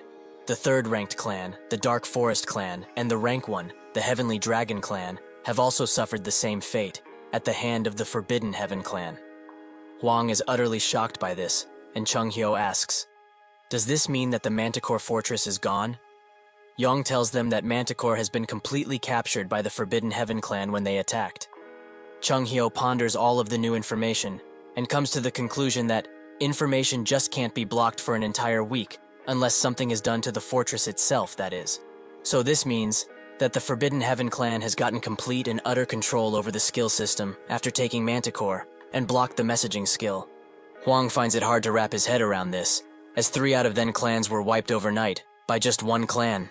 Kaiman notes that he heard rumors about the Forbidden Heaven clan growing in forces, but he didn't think that it would be to this extent. This is quite the surprise. Jae-won asks if this means that the smaller the rank, the stronger the respective clan is. Yong stares at him and asks if he only realized it now, despite being the fortress master. This angers Jae-won, and they all shiver while he emanates a terrifying aura. Yong tries to make up excuses but chooses to apologize and explain how it works to him, which calms Jae-won down. Yong explains that in the whole of Chaos, there are 4 fortresses that are all ruled by 10 clans, although this should be common information. The 10 clans in Chaos aren't all the same, and thus, they are ranked from 1 to 10. The strongest clan is on the top, rank 1, so there should be a stark difference between the first and the last clans. However, rank 9, Lighting God, rank 3, Dark Forest, and rank 1, Heavenly Dragon, have all been utterly destroyed by the Forbidden Heaven clan, that is at the bottom, rank 10. They even took Manticore with ease, and he doesn't have any real evidence of this, but he is certain that somebody is supporting them from the shadows. Jae-won thinks about the Forbidden Heaven clan, as at first, he thought that they were just people who had the mare, but they tried to take over Gorgon, and actually managed to take Manticore. If they are willing to take fortresses, they might have the same goal as him. However, this makes him wonder if the mare that is at Manticore is accompanied by that person that guy mentioned in the past. Well, there is only one way to find out, so he will have to do something. Somewhere else entirely, someone's head gets cut off by a person who is standing on a throne, lamenting that they couldn't get the guardian horned beast. This person is the Forbidden Clan leader, Lim Jin-hong. Inside of the same hall, 2 men report to Jin-hong that the Heavenly Dragon Clan leader has been successfully imprisoned, and all of his limbs have been severed. The Dark Forest Clan leader is still fighting back with the few men he has left, but they are positive that he will fall soon enough. While he listens, Jin-hong plays around with the head of the decapitated subordinate, and notes that he is pleased. But what about the capture of the Lightning God Clan leader? One of them tries to say that they haven't gotten to him yet, and immediately gets a knife to the shoulder and falls down. The other apologizes for their insolence, and Jin-hong notes that it's all right, but do they at least know where they ran to? The other says that it's most likely Gorgon, making Jin-hong think that it's strange the clan leaders joined hands as soon as Manticore fell. But speaking about Gorgon, he has heard about a crazy bastard that wants to gather people for another Abyss expedition, which he finds to be insane. He can't believe that somebody else thinks like that. While they had much less forces than in Manticore when trying to conquer Gorgon, the first elder, Maihan, had put a lot of effort in the gathering of the foundation stones, so it's quite surprising that he actually failed. A big screen appears in his face, and looks closer at Jae-won, noting that he looks a bit similar, but he can't quite put his finger on it. That's when he gets a message from the Monarch of Pitch Darkness, who demands of him to look for the runaway product that escaped from a tower. Jin-hong is a little mad that he is getting ordered around like this, but there is nothing he can do, so he orders his subordinates to tell everyone that they received the message first. This situation makes little sense to him, however. How some random product was actually able to kill a cultivator while in the tutorial, and came in to destroy the whole of Chaos. He puts another knife in the head of the guy he hit earlier, and notes that truly, it doesn't make sense at all. The remaining subordinate asks what they should do against the Lighting God clan, but Jin Hong says that they should just leave him alone. Let all of the different clan leaders gather at Gorgon. It's actually better for them, as that place will soon be razed to the ground by an army of dead. He thinks about the extremely vile energy that seeped out of Gorgon a few weeks ago, and thinks that surely it came from the Soul King, Catastrophe. His energy disappeared quite quick, but what is scary isn't the descent, it's the fact that the dead can summon other dead. Those Gorgon bastards are about to find out just why Catastrophe is considered a disaster. While they sit in the training room, the group discuss about someone secretly backing the Forbidden Heaven clan. Yong notes that it might be one of the 12 monarch of the Almighty Land, but the others find this impossible, as the monarch usually don't meddle in chaos affairs. Huang says that he heard somewhere that the Almighty Land is currently having a war, so just maybe someone is trying to take advantage of this fact and get chaos involved. So how about they just try to contact the Resurrection Palace? Cayman is surprised by this suggestion, as the Resurrection Palace is a place that the monarch and 5 great clans revive. It is also the group who manages the fruits of chaos. In any case, however, if one of the 12 great monarchs are truly involved in this, it means that they broke their solemn treaty. Chung Hyo tells them that, in return for the fruits, the monarchs and the 5 great clans made a treaty of sorts, and promised to never get involved in chaos affairs. Huang says that they must contact them now, but Kaiman notes that this is all a guess, and truly, he does not like to ask for help at all. Additionally, what would they do if they were all in it together? Chung Hyo asks Jaewon what they need to do now, as Manticore has fallen, and 3 of the clans are down. If they proceed with his original plan, it will mean war, surely. Jaewon notes that they are enemies that they need to fight in the first place, so if they have to do so eventually, why not do them now? It seems that Jurhan told him Chung Hyo about Jaewon's plans, and he pondered on the topic greatly. He says that if he's trying to unite chaos, it will be an insurmountable task, as getting all of the clans to submit to him seems like a pipe dream. Additionally, the Resurrection Palace is far stronger than any of the 10 clans, combined. No matter how strong he is, or how strong he will become, he can't just do things alone. A glisten of light shines through the hole in the ceiling, and Jaewon notes that this is precisely why he is here, with him. Jaewon looks confidently at Chung Hyo, who is extremely shocked by his answer. Jaewon notes that, it is as he said earlier, he is inexperienced in many things, and has not lived a long enough life, but that doesn't really matter, since he is around. Chung Hyo blushes, and asks when he told him he would actually join the expedition too. Jaewon stares at him once again, and asks if he really doesn't want to, something which moves Chung Hyo. He laments feeling what he's feeling right now, especially from a 60-year-old child, no less. Haewon turns his attention to the group, and tells them that, as they have heard previously, he's not simply trying to gather people for the Abyss expedition. First things first, he will be uniting the whole chaos. After that, he will be destroying the Resurrection Palace that stole the fruits they fought for over 900 years ago. Only then will they depart for the Abyss expedition, and what he needs most of all is true comrades who will go through this with him, all of it. If they do not feel that they can be up to the task, they should leave now, as he has no further need for them. Kaiman asks if he intends to do it, even if he has nobody to help, and Jaewon says that yes, he will do all of it by himself if he must. Kaiman then asks, why? Didn't he say himself that he couldn't be able to do it alone if he had to? Jaewon looks at him sternly, and notes that he made it all the way here only by himself, so being alone is something natural for him at this point. This shocked the 3 from the group, and they don't know how to answer to that. But suddenly, Kaiman bursts out laughing, as he finds this extremely fun. He swears allegiance to his cause. He will follow him anywhere, be it the Abyss Expedition or the Resurrection Palace. He will be there. Yong also does the same, and swears the same to him. After this is done with, they ask Huang about what he will do, and he notes that he hasn't decided fully just yet. This surprises Kaiman, and disappoints Yong, who doesn't seem that impressed. Huang screams at them, saying that his reaction is the normal one in this situation. How could they just join up with this guy without even knowing much about him? If he's honest, he just doesn't believe that he is actually capable of leading an expedition to the abyss, as the enemies that he wants to presumably defeat are extremely strong, which is exactly why he hopes that he can prove himself capable of it. 6 out of the clan leader are now gone, so if he is acknowledged by the 3 other clan leader, he will acknowledge him too, and will also follow him anywhere.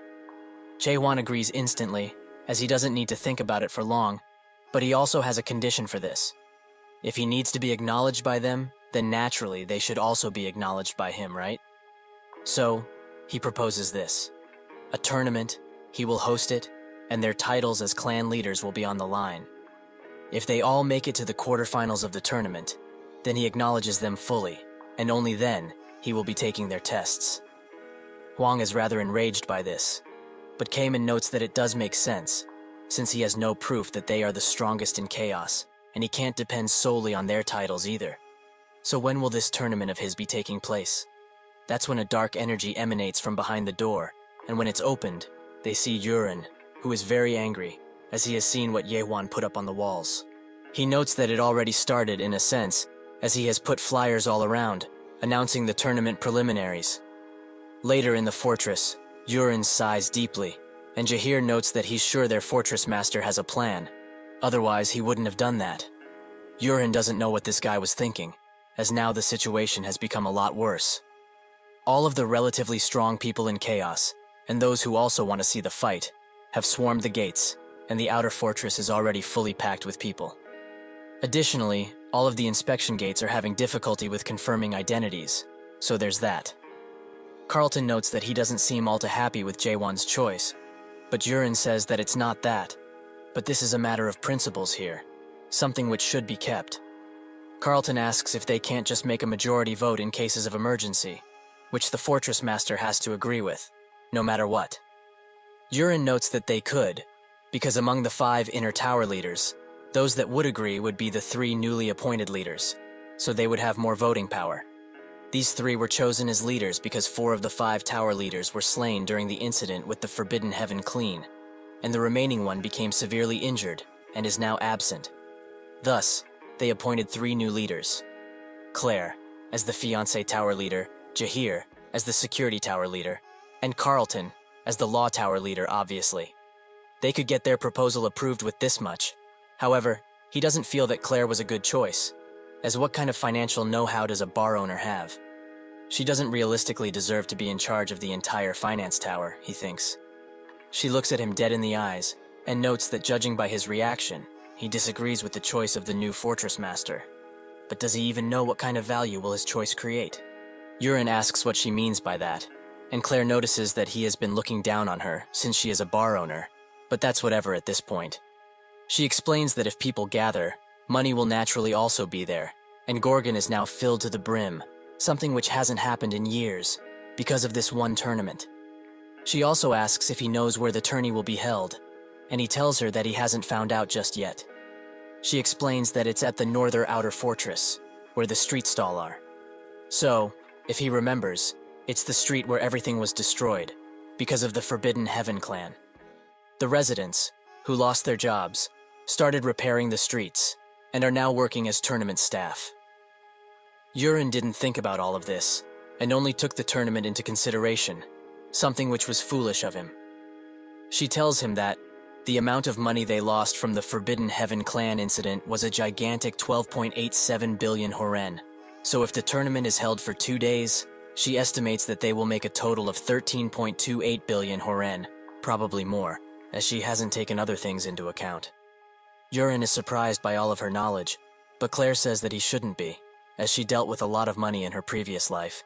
It was her job, basically. She doesn't truly know what this fortress master wants to do, whether he wants to free them or just fight the entirety of Chaos. But she knows this, that he is going to change Chaos, no matter what. At the south of Chaos, in the Green Ocean, the Dryad Fortress stands, which was made by nature, purely out of the roots, and secretions from the plant-type guardian horned beast, also named Dryad, who would consume moisture from the Great Sea. The fortress master of this place, Aisha Lincroft, connects to the nature around her and feels that something is wrong. So she uses a top-level skill, Scout. With it, she sees far, far away and spots that there are countless dead going towards Gorgon. And one especially dangerous thing is the one in the front, which is one of the three great dead, the backwards walking Magritte. It's so powerful enough to detect that Aisha is looking at him, and it stares back with its deep eyes, which damages her to the point where she bleeds from the mouth. Without much to do, she notes that at least she should inform the Gorgon fortress master and sends a bird to do it. In the northern streets of Gorgon, the tournament is happening, and Shin Muguk, the Limitless clan leader, notes that this is progressing very fast, as they are down to the pre-quarterfinals, only in 3 days, at that. Chung Hyo comes next to him, and explains that this is so fast because everyone here is strong. They all raised hell, and killed tons of people during the preliminary rounds. They both greet each other after this, but that's when Chung Hyo notes that this guy grew in power, by quite a lot, so he compliments him for it. Muguk says that he also grew in power, but he was actually surprised to see him not in the competition, since he likes to fight so much. As for himself, he doesn't like dogfights like these, and prefers actual matches. The fight beneath them continues, and Huang unleashes a mighty attack on his opponent. Afterwards, he thinks that he got him finally, but his opponent is actually high into the air, and descends upon him with extreme force. When the dust clears, the stranger is the victor, and Huang loses the tournament right here. Muguk seems to know that technique the stranger is using, and Chung Hyo also thinks the same. It is the technique of the Steel Monarch, Heo Yu's own Azure Cloud Mystic footwork. They wonder why his subordinate would be in this place, but it's natural for the monarchs to be up to something regarding this competition. Jahir announces that with this match, the pre-quarterfinals have ended, and they will now be moving on to the quarterfinals, the thing that everyone has been waiting for. The next competitor comes out of the waiting room, the Savant clan leader, Jaegal Myung. He looks at Chung Hyo and blinks as a greeting, something which annoys him greatly, but Muguk tells him to let it go, as he is only a 400 years old kid after all. Jae-won is this man's opponent, and when they get face to face, Myung says that he has heard about his grand plans, but thinks that what he is trying to achieve is impossible. Muguk analyzes this new fortress master deeply, and wonders if he can win against Myung, since he is quite young. That's when he notices that his energy isn't that much different from Chung Hyo's, and asks if he's by chance his disciple. Chung Hyo smiles, and in that second, the fight ends with Myung being thrown into the wall. Chung Hyo notes that a monster like that one can't have a master, he is his own. Myung, who is surprisingly still conscious, thinks that, in the quarterfinals, he didn't have an opponent in the list, but later when he found out that his opponent was the fortress master, he thought that he struck gold, since he joined this awfully barbaric competition for the sake of warning the fortress master about what is going to come. This happened once in the past too. There were others who got people hopeful, and had expectations about getting their lives back, even though they were lost. However, a hope that can't come true brings about something much worse, utter despair. This is why he needs to crush that hope in advance, so that people are accept from this despair, just like he has done for the last 400 years. So he can't, or rather mustn't, admit defeat. If he does so, the last 300 years of his existence would have been for nothing. He notes that he said that this tournament will be held within one-on-one fight, but he didn't say what kind of one-on-one fight. Taewon remembers that indeed he didn't specify, but what does that have to do with anything? Myung says that he would like to have another type of fight with him, a battle of wits. Wouldn't it be fair if he were to fight on his own terms? The public doesn't like this, and they all call him a coward, someone who can't admit defeat. Chung Hyo notes that he already knew this guy would be doing something like this, and Muguk says that if it's a battle of wits they will be fighting, it will be hard to know who will win. Chung Hyo tells him that he will probably suggest that they play that awful game that the military advisors like to play all the time. Jae-hwan asks what kind of battle of wits is he talking about, and Myung takes this as him accepting the challenge. The area slowly shifts around them, and now, the ground is an entire field. The system welcomes him to the military strategy formation world, and asks him if he would like to read the manual, as he seems to be a beginner. Myung explains that the formation world is just a fancy title for this type of game. It is said that it was made by one of the 13 masters, a mayor by the name of Maris. He used a certain game which had the title of Frontier as inspiration for this game, and the strategists of the Almighty Land enjoy playing it quite a bit. Also, he is the best at it in Chaos, which he doesn't tell Jae-won, naturally. He also adds that he will give him some time, since he has never played this type of thing before. But Jae-won refuses, as it's simpler than he thought, and he thinks he got it. In actuality, he knows the game that the mayor used as inspiration. A strategy game, where its main scenario would be a war between 3 races, and they would have to gather resources and train troops all in real time so that they can destroy the enemy buildings, which is the victory condition. He already knows of a game that is exactly like this. That Frontier game that was the inspiration is most definitely that game he knows from Earth. The one that everyone played. He probably has more than 10,000 matches in it, but just who are these mayors to know about something like this? Myung asks if it's okay to use the Lost Garden terrain, and Jae-won accepts. With that, they both choose their races, with Jae-won picking humans, and Myung picking undead. He thinks that the humans are quite literally the weakest out of all the races, so even though this child is arrogant, he is still just a novice at this game. The undead race he chose will get stronger as the game progresses, and it also has better units in the early to mid-game too. After he trains a few workers, he will build, establish a foundation, and win by amassing tons of troops. Before he can even think of doing that, however, Haewon goes on the attack with his villagers and easily takes out some undeads.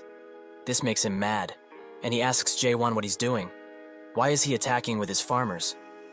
That's when notices he also made 3 watchtowers near his base, which provides his units with a clear advantage, and also with protection, since the watchtower is a defense building.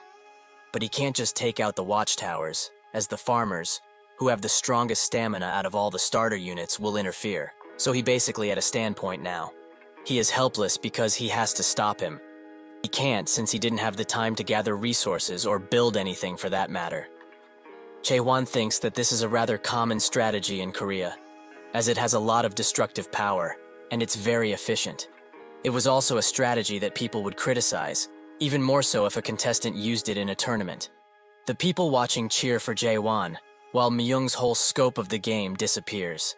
Now enraged, he asks how he could do something like this. Is it not common etiquette to not attack each other for the first 10 minutes of the game? Jae-won wonders what he's talking about, and Myung explains that normally, people would use the first 10 minutes to build buildings, gather resources, and things of the nature. Jae-won notes that if it's not a direct rule for the game, then it doesn't matter what he does, right? Myung falls to his knees in front of him and bites his lower lip roughly. He thinks, just who the hell is this man? He defies common sense and logic in every way, and also plays outside of the predetermined rules set in place. Because of this combined, there is nothing that he can do to reduce the amount of difference between their abilities. This man is just somebody that he cannot hope to beat, ever. But maybe it's for the better, as for the past 400 years, he has been waiting for this, for someone who could fulfill their hopes. With that, he admits defeat, and the first round of the quarterfinals comes to an end. While Jae-won rests from his battle, Moo-guk and Chung-hyo descend from the public seats, and Chung-hyo asks him where he learned to play that strategic formation world, as he thought the only thing he truly cared about was practicing his thrusting abilities. However, since the spiral slash technique he used in the fight is partly inspired by his own slash, it is kind of inaccurate to say that he is really only interested in thrusting. Jae-won plays back what happened, and wonders what spiral slash he is talking about, as when they discovered the technique, Chung-hyo desperately wanted it to be called spiral slash, as to him, that sounded the best, but Jae-won told him that he only uses thrusts. Chung-hyo kept insisting and insisting, and that's when Kaiman came up with a grand idea for the name. Both thrusts and slashes kill their enemies, of course, so they should name it Fatal Spiral. Jae-won notes that this is what they decided to call it in the end, and Chung-hyo is very surprised that he actually got to keep that name instead of his more cooler, better one. Jae-won takes a look at Moo-guk and says that he looks very strong, so they should spar for a bit. Moo-guk notes that his introductions are a little rough for someone so young, and Chung-hyo told him already that this guy doesn't respect his elders, but rather attacks them. Jae-won sighs and explains that all of the old men in here are not weak in the slightest. They are all very strong, comes with the age. There is no real need to be nice to all of these geezers. While Chung Hyo chews Jae-won up for his words, Muguk looks at him and thinks that for the first time, in over 900 years, after the Abyss expedition was destroyed, this is his first time seeing Chung Hyo enjoy a conversation this much. While Mullark was the captain of the expedition 900 years ago and gave the whole chaos hope and dreams, in the end, even though they all tried desperately, all that remains of that once great leader is a symbol of despair and dust. He wonders how Jae-won would do against Mullark. Will he even be capable of replacing him? Based on the last fight in this tourney, he is extremely strong and might actually be or become better than Mullark, considering his very large potential. However, another key part to leading is personality.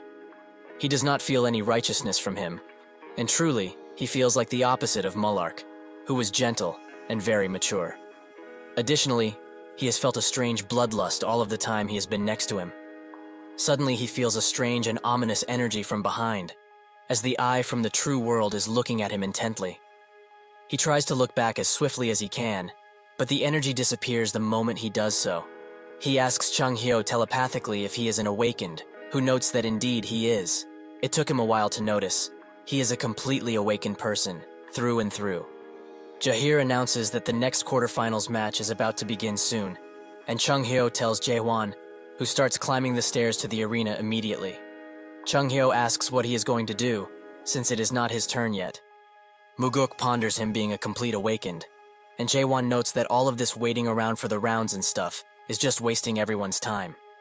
Muguk wonders if he has surpassed the third stage of awakening, and Jae-won stands proudly in the arena. Chung Hyo looks at him with a puzzled look, and wonders what this bastard intends to do this time. The contestants arrive, and Jae-won begins analyzing them. Among these people, excluding Kaiman and Yong, these three new faces look pretty strong from here, especially this one, the woman with the chain sickle. There is just something about her that even Question can't even hope to figure out. Just who is she? Jahir comes next to him and notes that it is not his turn yet, so what is he doing here? The reporters and other news outlets rush to see what the Fortress Master will say as he grabs Jahir's microphone. He tells everyone to listen very carefully, as he has seen enough of the participants' strength, and he knows where they all stand. Since it's getting very boring to constantly watch others fight from the sidelines, he was thinking of changing how this competition will go from now on. One of the contestants steps up and asks what he is doing. This is the Priestess clan leader, Ja Gukryong. She asks who allowed him to do so, as he pleases, and why is he only changing the format of this competition now? Jae-won tells her that he is canceling the one-on-one fight rule, and Guker asks if he's basically asking them to fight in groups. Jae-won says that it's basically like that, and she tells him that something like this will not do, as if they split the participants into teams. How will they decide who wins?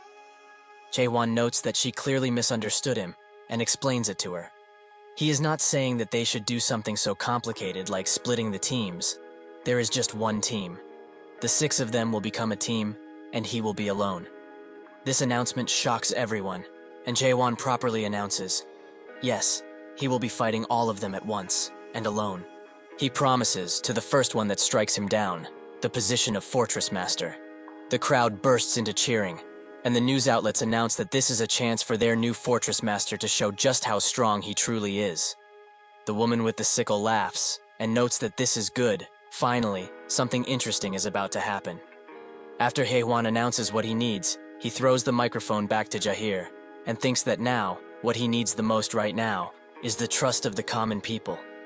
The deeper the connection he has with them, the more trust he gains, and over time, they will all develop a depth in this.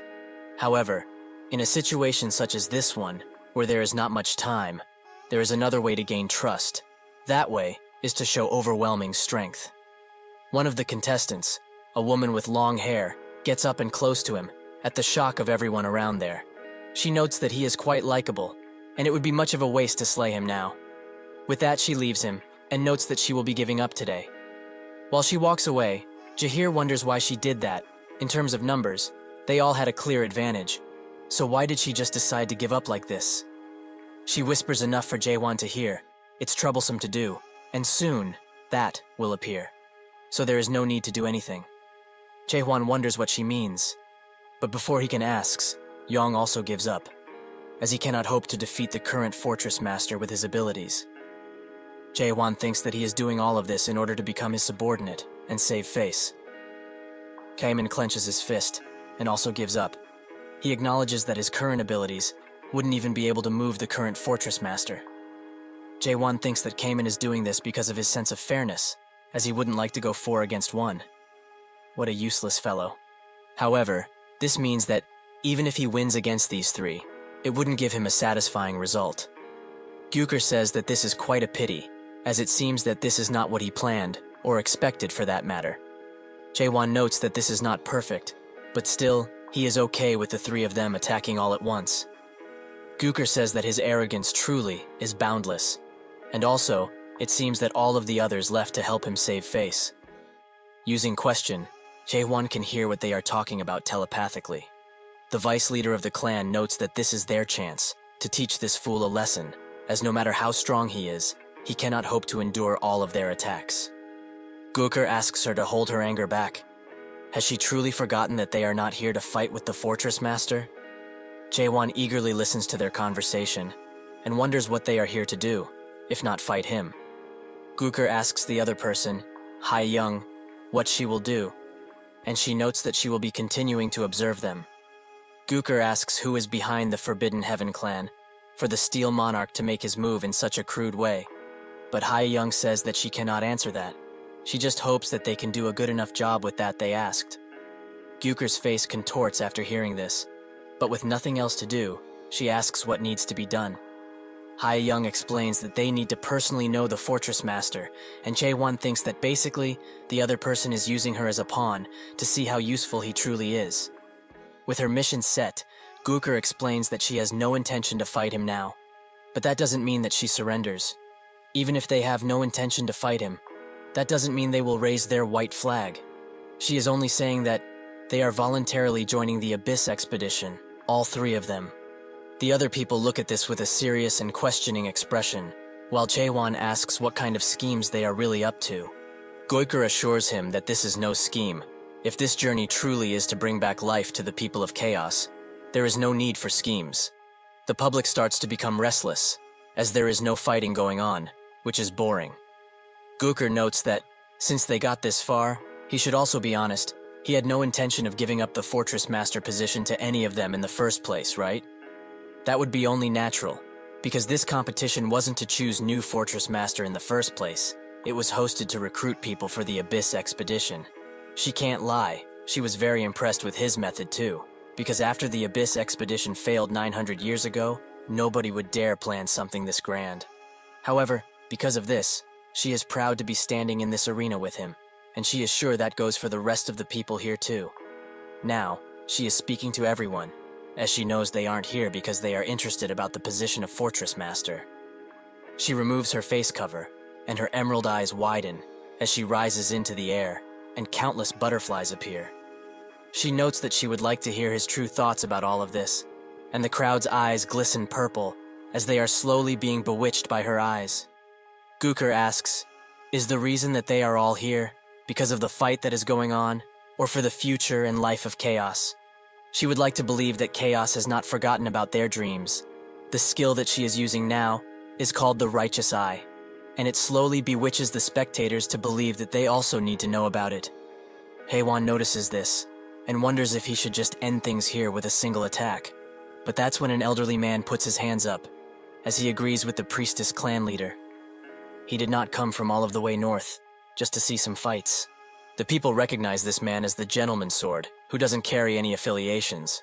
However, judging by their smiles, it seems that now, he has at least one allegiance. Jae-won's face turns sour, as this has become extremely annoying. Carlton walks around the fortress, checking to see if everything is alright. But that's when he notices some strange sounds from the office. When he opens the doors, he sees a messenger eagle, and walks towards it, wondering when it came, as the office has been empty for quite a while. The messenger eagle notices him, and relays the message it was given, something which shocks him to his very core.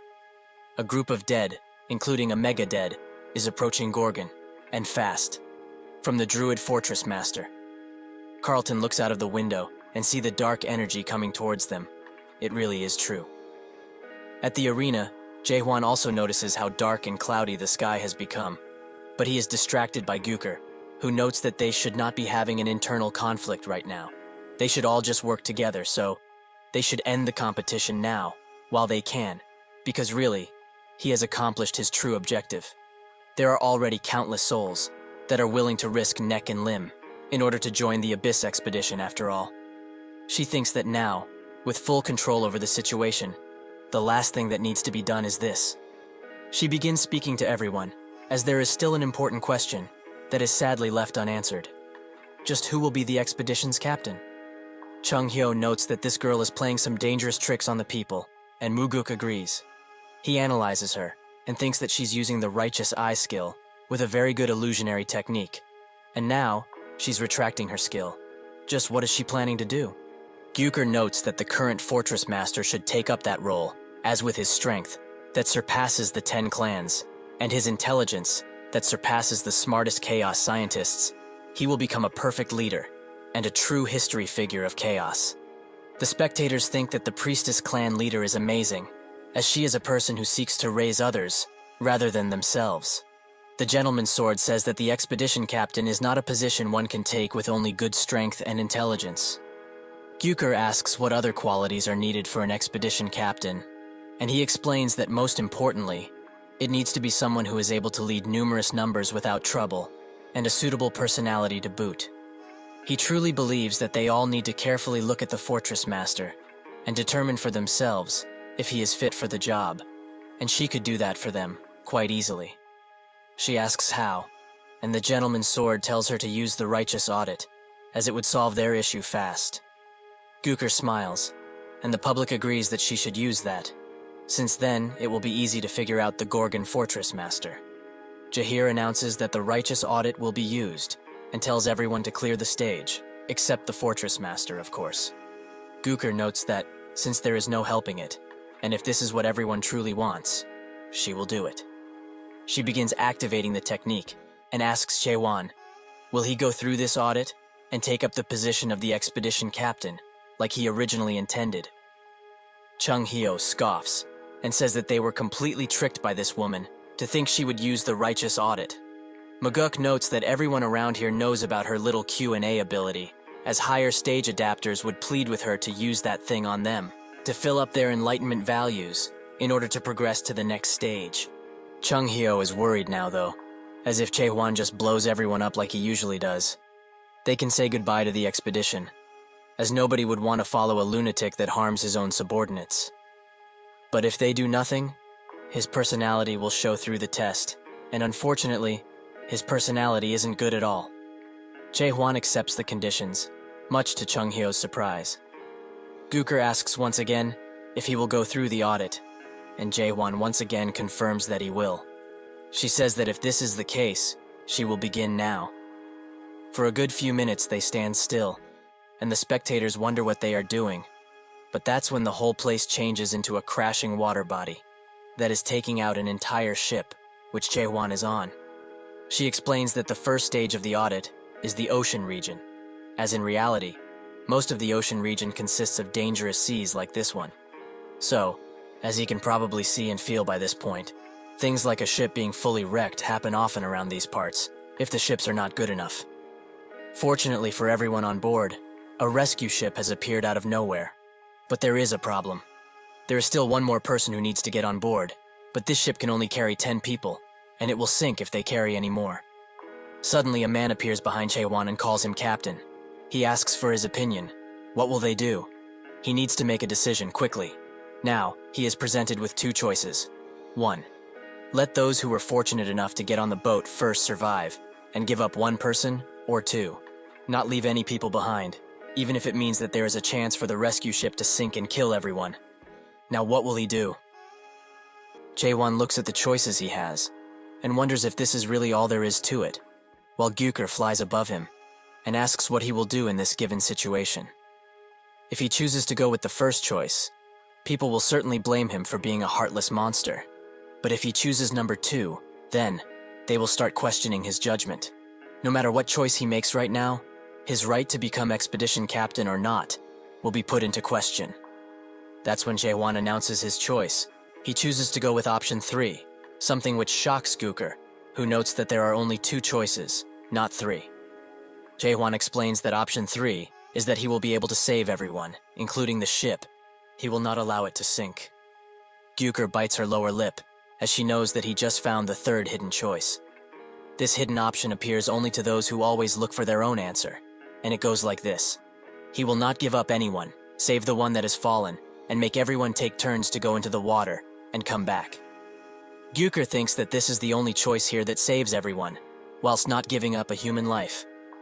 However, this is bad for her, as she intended for him to look incompetent by just showing 2 equally hard choices, but her plan is backfiring right now. She says that he should tell everyone loudly what his 3rd choice is, as everyone is dying because of this turbulent and violent sea, right? Jae-hwan notes that if this is the case, he will just have to split the sea open. This statement takes Gooker back even more, and wonders if this guy just lost it because he was flustered or something. That's when Jae-hwan takes a step forward and breathes in heavily while holding his mighty sword. Gooker tells him to stop, as she doesn't know what he's trying to do, and Chung-hyo recognizes the pose he just did instantly. He screams at everyone to get away, and as fast as possible. With a sudden bright flash, Jae-hwan unleashes a mighty thrust, something which shocks everyone, including the system, who can only see this as an error. And so, before Jae-hwan, the water disappears entirely. His crew comes around and they start celebrating them being alive, but Jae-hwan tells them to get off, as he doesn't like being touched. However, with the last of their existence, they offer their most warm thanks, and Jae-hwan sees something in them, a speck of humanity. With that, the righteous audit comes to an end, and rightfully so. Gooker is very mad, as she also got hit by the attack somewhat. Jae-hwan looks at her a single time and notes that they should stop messing around now and get real. Gooker's eyes widen, but that's when the entire Gorgon territory is locked up and alarms start to blare. Seeing this, Jae-hwan immediately runs toward the problem, and a voice tells everyone inside of the fortress that all of the events have been cancelled and the fortress gates will be locked indefinitely. Most citizens wonder what is going on, but those who saw the dark cloud know and tell the others that the dead are coming, so they should hide as fast as they can. From where the dead are coming, everyone has gathered, and Yong notices the pitch-black group that is advancing towards them. He feels quite unfortunate, as the Lighting God clan got destroyed in Manticore, and now he's facing an entire swarm of dead in Gorgon. Just what is this luck? Hwang tells him that if he's scared, then he shouldn't join the expedition, as he won't be able to do anything. Yong says that if this is the case, he should also give up, as his legs are shaking like those of a scared chicken. Chung-hyo ponders the situation, and thinks that he never expected for a child that is not even 900 years old to be taking up the leading role in chaos. There are 6 of the 10 clans here: Limitless, Southern Sea, Savant, Priestess, Fire King, and the last remains of the Lightning God. He never expected to see something like this in his lifetime, but he can't lie. It does feel nice. He asks Muguk if this doesn't remind him of something they did a long time ago, and Muguk asks if he's talking about the Dead Palace situation. Chung-hyo nods, and Muguk notes that indeed, they saw something very similar to this back then. However, he does not know why that thing is here now. Chung-hyo thinks that the dead always call the dead. When a medium dead appears, small dead would arrive. When a large dead appears, medium dead gather. And since in Gorgon, the dead king has appeared, it will bring in something which has made every single fortress build high walls in the first place. The disaster that everyone fears, even in chaos, the mega-dead, backwards walking Magritte. The undead assault begins in earnest, and the people who didn't manage to evacuate in time are butchered one by one, and in gruesome ways too. Gooker watches in extreme horror as an entire horde of dead descend upon the fortress, and with the dead all around her, she thinks that this is the end. They are all done for. An elderly woman also tries to get away, but due to the fear in her body, accompanied by her old age, she trips, allowing herself to become feed for these ruthless beasts. Gooker notices and wants to do something, but in that moment, the gentleman's sword appears. She thinks that it's a relief, and screams at him to go help that frail person. But instead of that, he lets her be killed in cold blood, while he continues to run away. He apologizes deeply as it's too hard for anybody to deal with that many dead. Gooker has now lost all hope, as they are powerless in this situation. They can't do anything. For his crimes against the lowly, the gentleman's sword is rightfully punished and immediately killed by the dead in a surprise attack. Gyukur can only watch, and a single tear flows down her face. Every single choice they made was useless. What use is there in getting the right answer if the world is like this, where only dead is dominant and suffering is the only promised thing? In this world without choice, something like hope does not and should not exist. The countless dead attack her, but suddenly one is slashed in two right in front of her face, by none other than Yong, who screams at her to get a damn grip, as they need all of the help they can get. That's when she notices that everyone around her are fighting for their lives. But why? They are just buying time for others to escape, even if they fight. There is no possible way they can win against all of this. Are they all fearless because of how reckless they are? But that's not it. As he sees Yong trembling, they are all afraid, very afraid in fact. But if that's the case, just what gives them the hope to keep moving like this? Yong tells her that even if this looks to be a little rough, she should not be afraid, as there is somebody who is fighting a much bigger threat up there, and alone too. A single undead tries to interrupt Jaehwan's fight, but he immediately grabs it by the neck and splits it in two with just his grip. The Mega-Dead raises a few stone slabs from the fortress and aims them at Jaehwan, who notes that it's quite rude for it to just bite someone else's fortress. The Mega-Dead unleashes the stone onto Jaehwan and then also continues attacking, not giving up the attack for even a second. It wants him dead. Jaehwan thinks that this is quite the troublesome opponent, as he goes near it, it will use its ability to rip off objects. However, if he keeps his distance, it unleashes a large breath attack, something that is quite difficult to dodge given the space. It can also unleash it again almost instantly, something which ticks Jaehwan off, so he chooses to stand in front of it this time and face it. Back on the ground, Chung Hyo continues to fight, but grips his sword tightly, as all of this reminds him of back then, when they failed the expedition, and he felt like humans could do nothing against the undead tide. In the face of such despair, realistically, there is nothing they can do. That's when a bright light shines in front of him, and he remembers what the old Tower Master said. The people of this place need hope, something that will overwhelm them, a hope that keeps pushing and stops at nothing. Jaehwan manages to get close enough to the Mega-Dead and pierced it deeply. They both fall down as they exchange blows in the air, in a spectacle of good and evil. Everyone protects themselves from the blast as the sun shines through the broken fortress wall.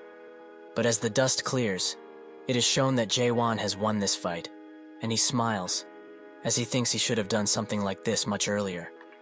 Chung Hyo is extremely surprised, and asks who the hell he is. But they don't have time to talk, as the undead are trying to attack him from every which way. Quite literally, he is surrounded. Jaehwan just sits silently while they gather, and tells them to not get in his way. He unleashes a mighty attack, which clears some of them, and then unleashes another, a much larger one, which makes Chung Hyo think about what happened at the Righteous Audit, that Jaehwan split the sea, and that's what he's doing right now too. Everyone around looks at the gigantic hole he made, and Muguk notes that he's quite reckless, and Chung Hyo agrees, but he has decided to protect that reckless person, no matter what.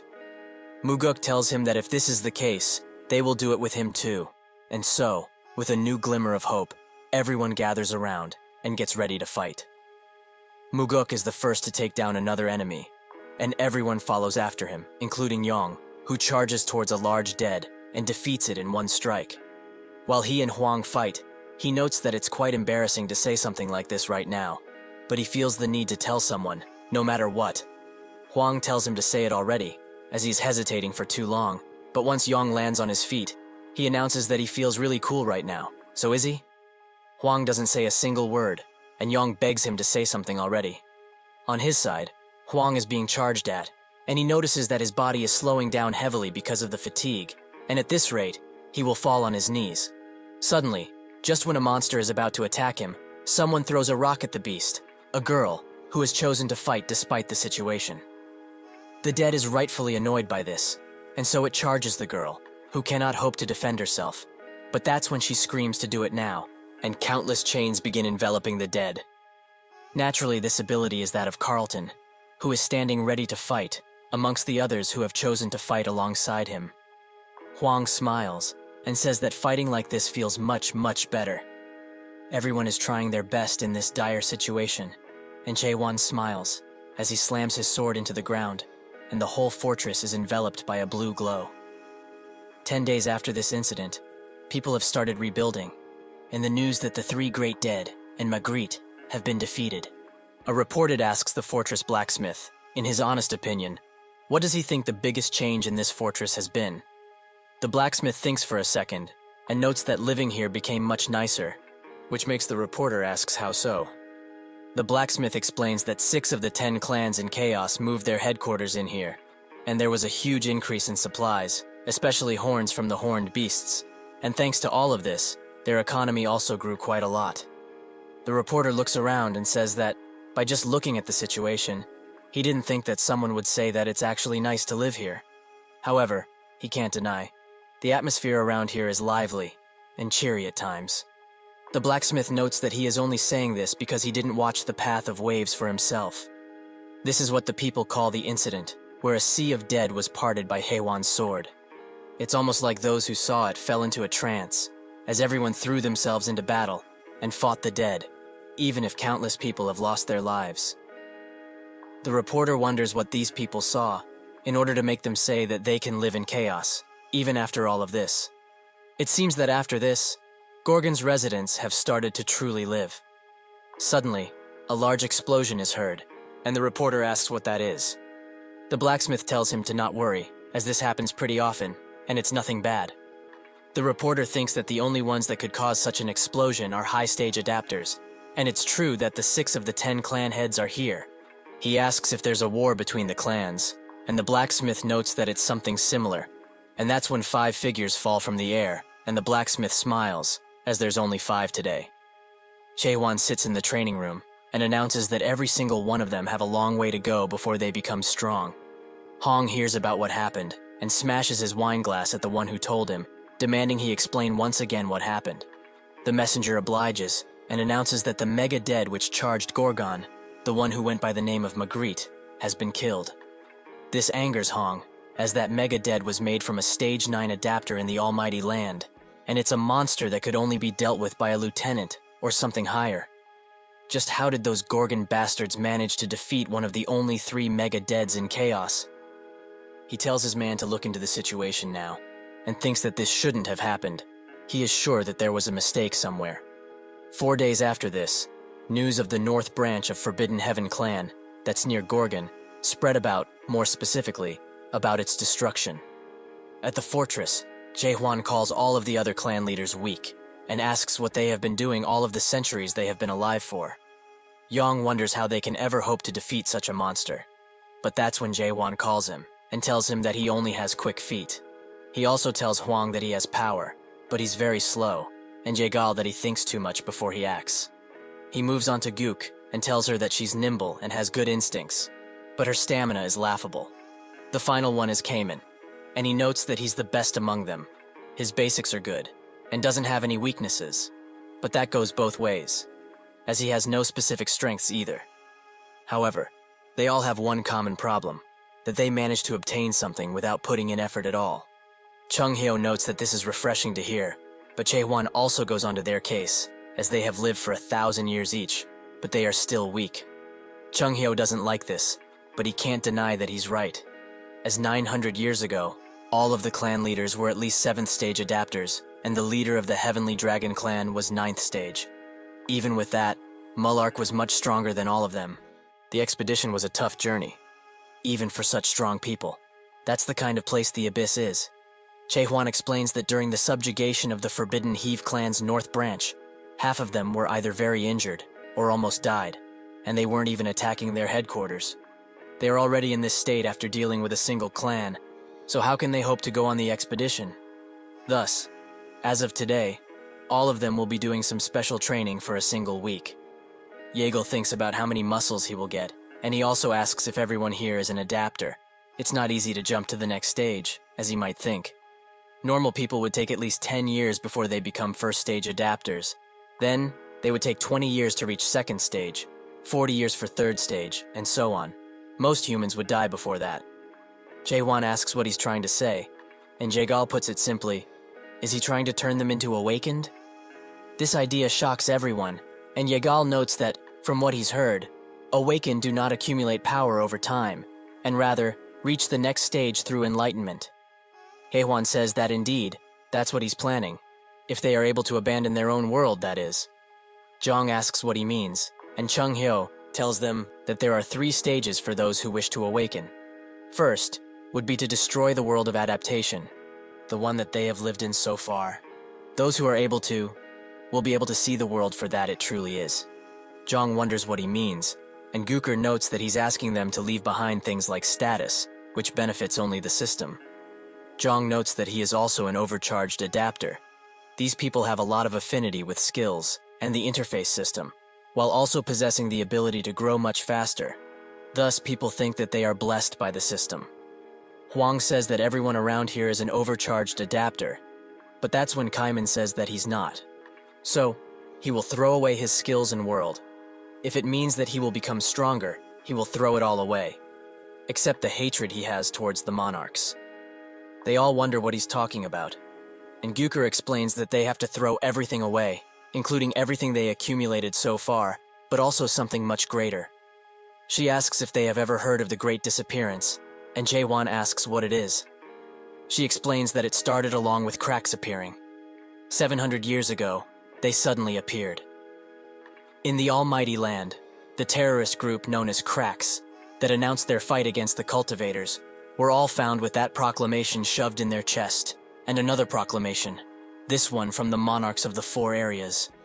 If one wants to become awakened, they need to come to the Forgotten Land and deny this world completely. There were thousands of adapters who gathered there that day, however. Nobody knows what happened. As per what everyone thinks, they have simply ceased to exist. Yong asks if there were any survivors, and Gooker notes that there were some, and her comrades were among them, and they had become awakeners, even though they were only stage 1. Jaewon asks what happened to them, and with a sorrowful tone, she tells him that every single one of them took their own lives. The experience broke them down mentally, and they either went mad or lost their memories completely. They all had various things wrong with them, but one thing they shared, they did not know who they were before this. Jaewon looks at her and tells her to listen carefully, as he will make 2 things clear for her. First, he is not a part of the Cracks organization, but he understands her suspicion, given his awakened status. Secondly, like she talked about, awakening is dangerous, so he will accept volunteers for those who want to awaken. She asks what he will do with those that refuse, and Jaewon tells her that he will still help them become stronger. He just needs to help them achieve higher stages of adaptation. She asks if he didn't listen to Jaegal, as he explained it takes years and years to just get 1 stage. Jaewon says that it's not a problem, and they should all follow him. They do so, and they arrive in the center of the fortress, where the blacksmith is building something.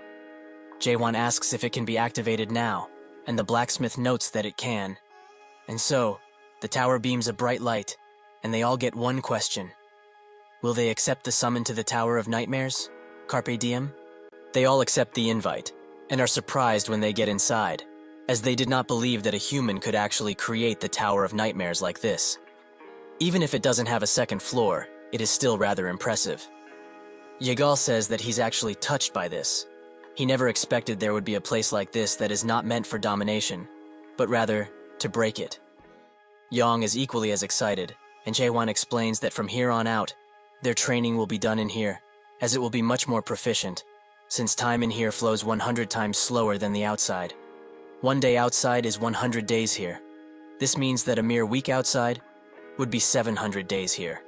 So they have approximately 2 entire years to train and become better. But the speed of the soul corruption is inversely proportional to the rate at which time is slowed down. Just to be safe, when one of their soul's corruptions goes past 80%, they will be kicked out instantly. Additionally, the horns of horned beasts would always be on standby outside, so there shouldn't be a need to worry about the corruption. Yong is surprised to find that Jaewon isn't just a cold-blooded and self-centered person, and promises once again to follow him for all of eternity if need be. With that explanation out of the way, Jaewon gets to separating those who want to awaken and those who do not. Those who want to will stand on his right side, and those who only want to increase their adapter level stand on the left. After they do that, training begins in earnest, and Yong seems to be attacked by Gyuker. But still, he mocks her, as she is far too slow to catch him. Suddenly, a flaming fireball comes in front of him, from Huang, who is trying to third-party him. He explains that speed isn't that important. What is important is destructive power, and he, the mighty Fire King, has that. Jago looks at their squabble and sighs, as they are all pathetic, and there's no way they will improve. The three immediately team up and look at him with glowing eyes, and get to chasing shortly after. Muguk looks at this, and thinks of what happened previously, when they were choosing. As everyone expected, Cayman is the only one who chose to go through the awakening, and he seemed pretty confident about it too. Gyuker also asked how he's going to raise their adapter levels, as it's not easy for high-stage adapters to become even more stronger than they are already. They need to get a certain level of enlightenment, or learn new top-level skills to increase their proficiency. Chaewon told her that this can be solved quite easily, which she was angry about, as a top-level skill book, which they would need, isn't easy to get. Is he also planning to steal from one of the great clans, like Zhang did? Chaewon said that they don't need a skill book. All they need is to learn from a teacher. But he will not be that teacher, because from now on, they themselves will become each other's teachers. Muguk thinks that this idea for them to learn from each other is very revolutionary, as since the clans are all stupidly prideful, this is something that they could have never done under normal circumstances. And seeing how hyped up these youngsters are, to prove themselves and their skills, the plan that Jaewon proposed might actually work quite nicely. However, this makes him wonder about Cayman and what he's going through on the second floor. On that second floor, Cayman keeps thrusting and wonders just how many times has he repeated this action. 10,000 times? 100,000 times? Maybe it goes beyond that, but still, Chaewon tells him to increase his speed, and he does just that, but can't help but ask if he will really be getting stronger like this. Chaewon is surprised that he keeps asking questions like this, as he should feel something right about now. Cayman does indeed start to see something, and Jaewon asks him if he's feeling uneasy because he hasn't fought against the other adapters. Cayman notes that he knows he's not someone who is talented. Jaewon thinks that this statement is wrong. He is different from the other clan leaders that were blessed with being overcharged. His consistency and sheer hard work has brought him to being the strongest out there. Additionally, his mental fortitude allowed him to not lose his self despite having reached the question stage. The only thing that leads to an awakening is not talent, but willpower. Suddenly, he tells Cayman that he believes in him, so he asks him to trust him and continue. Cayman is clearly touched by this, as he hasn't heard those words in a long time, so he clenches his sword even tighter and thrusts his sword even faster. Near the improvised tower, the woman who is at the arena looks at it while drinking and finds it quite impressive, as this is not an easy thing to make. She also asks her master, Chung Heo, if he also doesn't find it impressive. He looks at her sternly and asks Seola what she's planning this time. She notes that he's being quite mean and that they haven't met in a long while. However, he should just come back, as everyone is waiting for him to. Chung Heo explains to her, like he did all of those times, that he will not be going back, because there is no way that he will team up with them ever again. They are a bunch of inhumane bastards. Seolha gets up and tells him that they are actually fighting for humanity. They are the only ones who do it so earnestly. Only them. Crack. Chung Hyo says that this is a lie, as they are using humans to an end, and their organization is already on its way out after the Great Disappearance happened. Seola begins laughing out loud after she hears this, as she can't believe he would say something like that. Because he was one of the fuckers who planned the Great Disappearance. Isn't that right? Chung Hyo starts walking away, and tells her that this is not true. She notes that things didn't progress in the way that he wanted, but he did not stop the event, and simply watched as it happened. However, she feels thankful for this, as if it were not for him and his choices, she wouldn't be here at all. He should also know, since he is tied to this, that there are countless people within Crack that are trying to awaken using the method he taught them so long ago. They swing their swords at each other hundreds and thousands of times. They do that and kill each other again and again and again.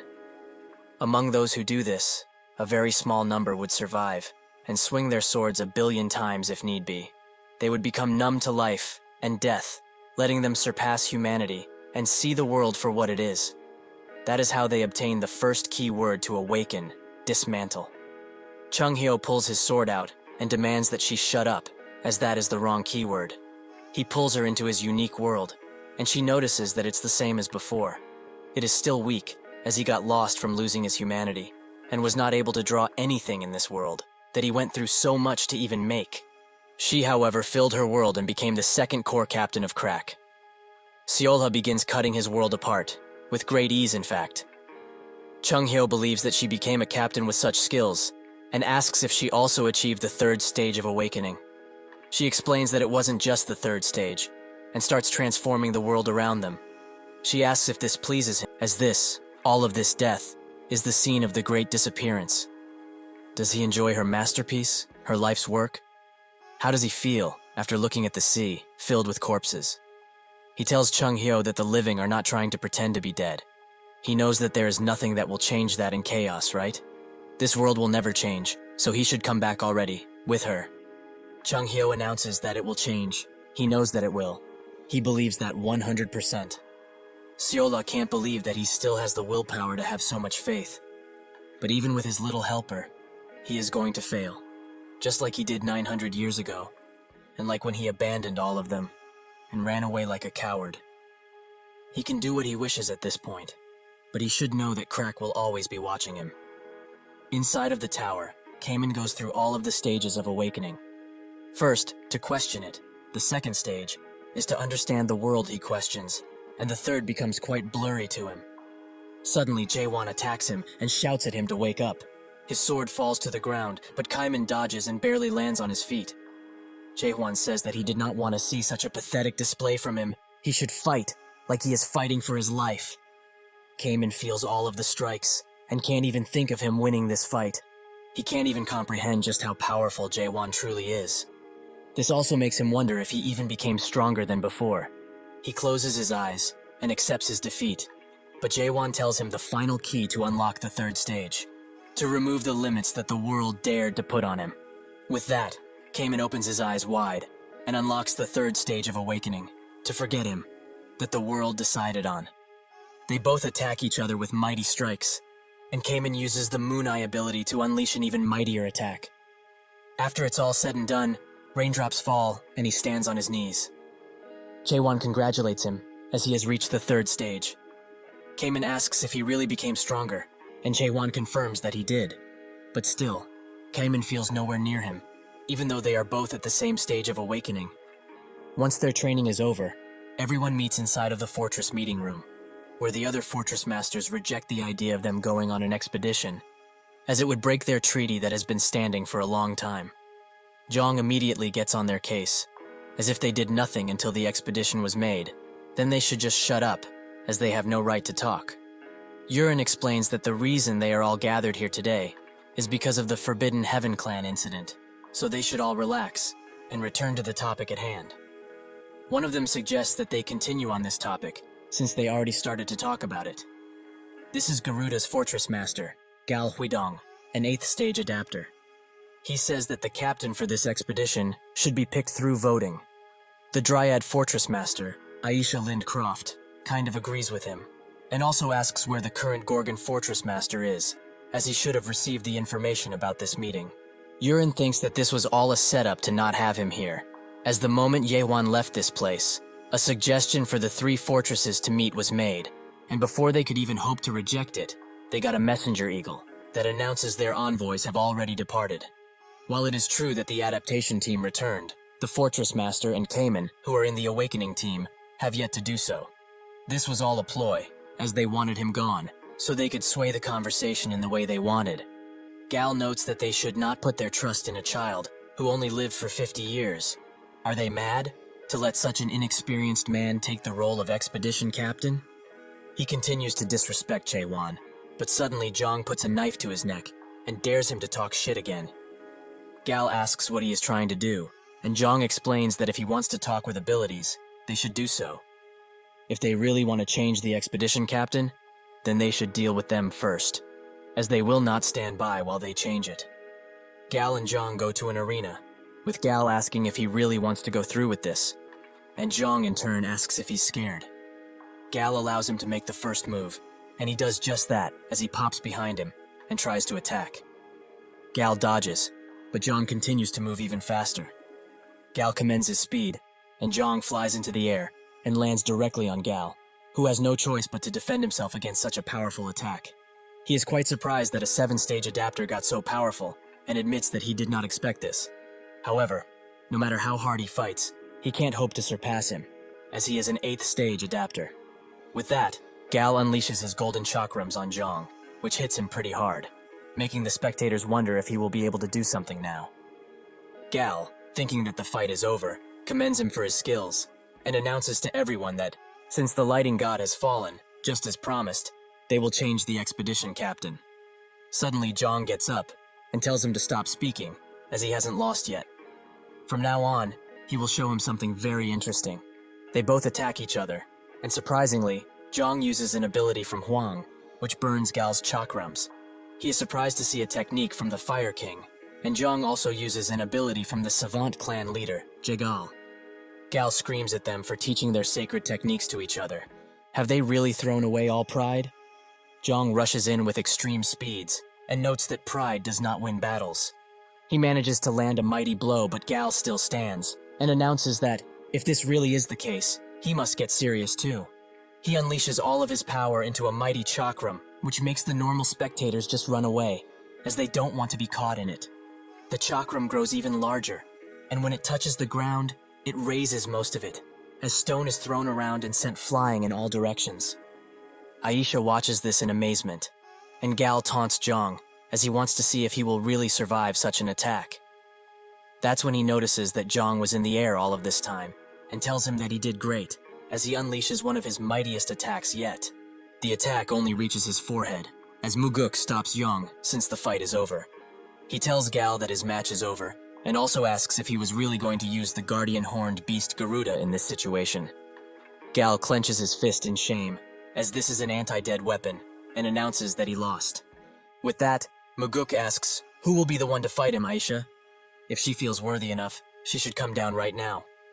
Suddenly, Guker gets close to Gal, and Muguk asks what she's doing.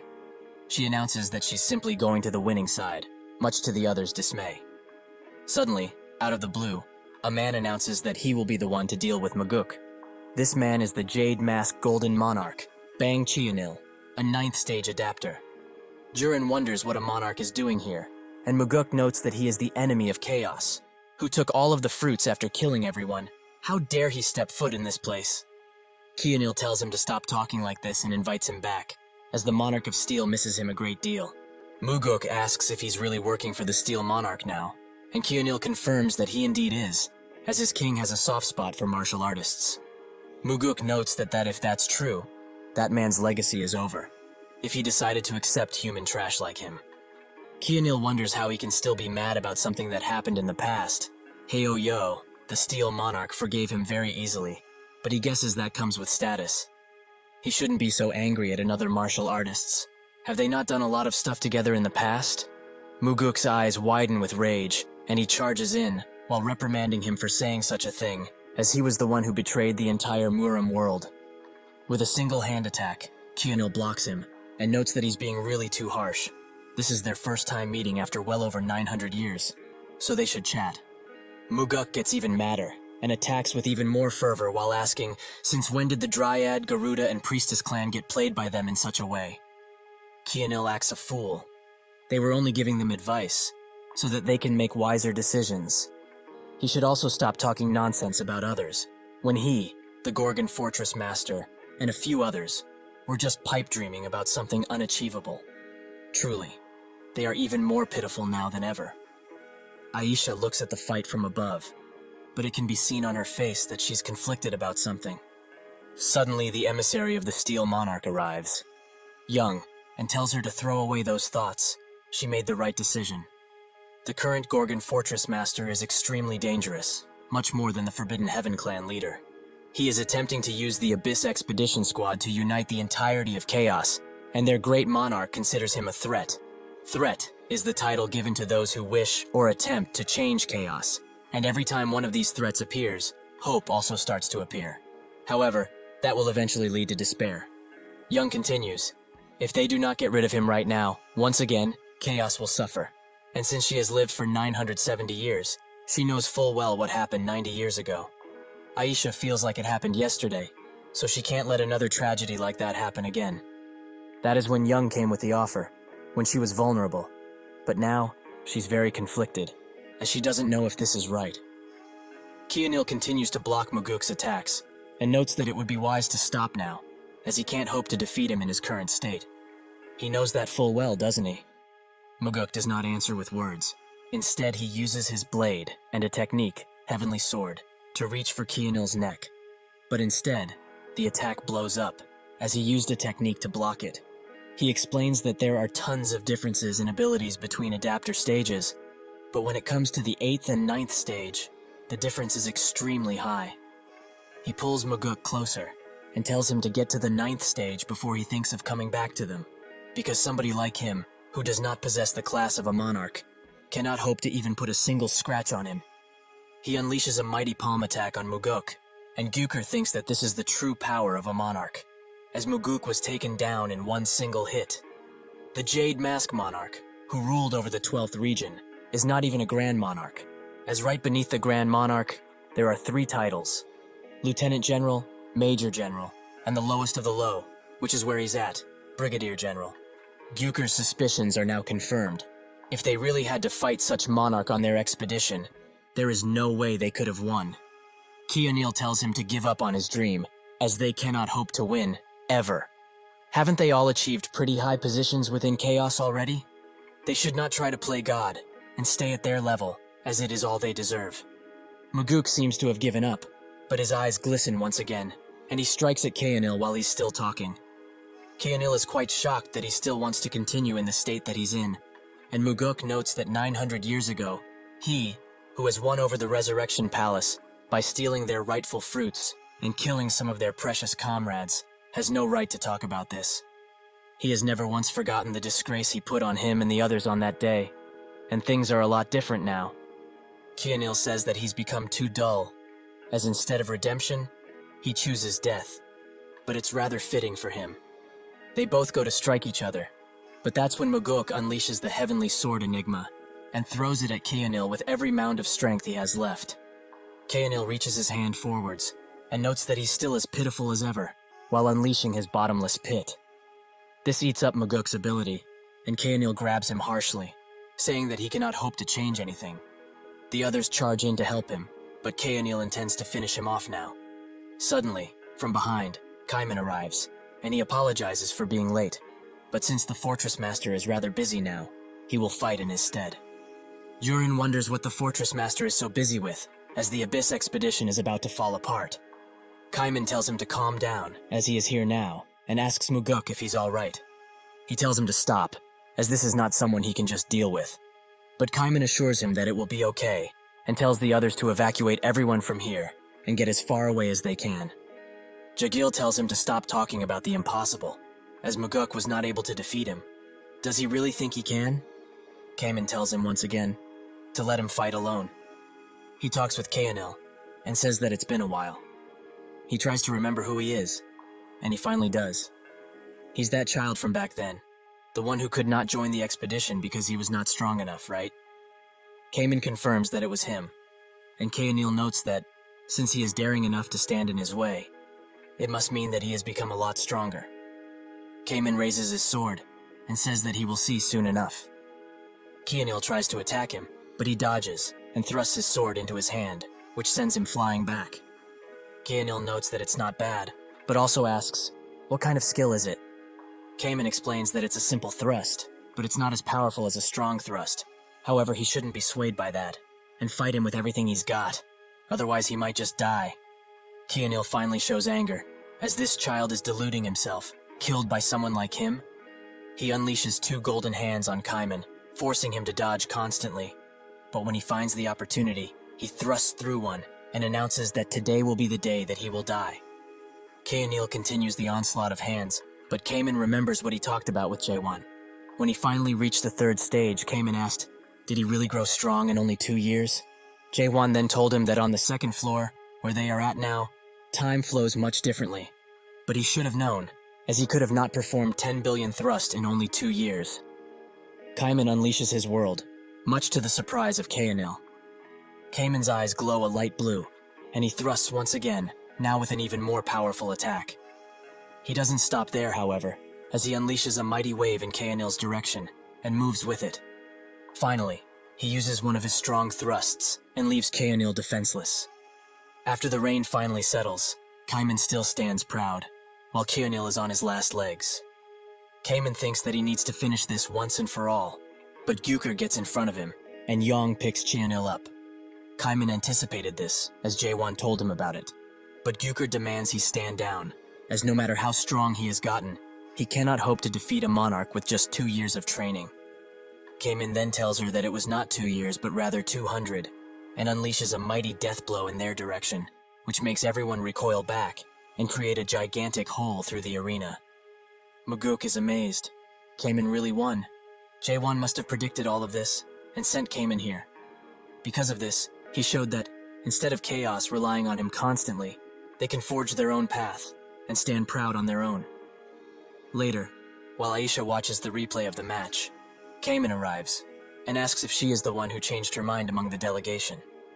She confirms that she is, and she did come here because of what he said, but it's because she knows better than anyone how much everyone fears the monarchs.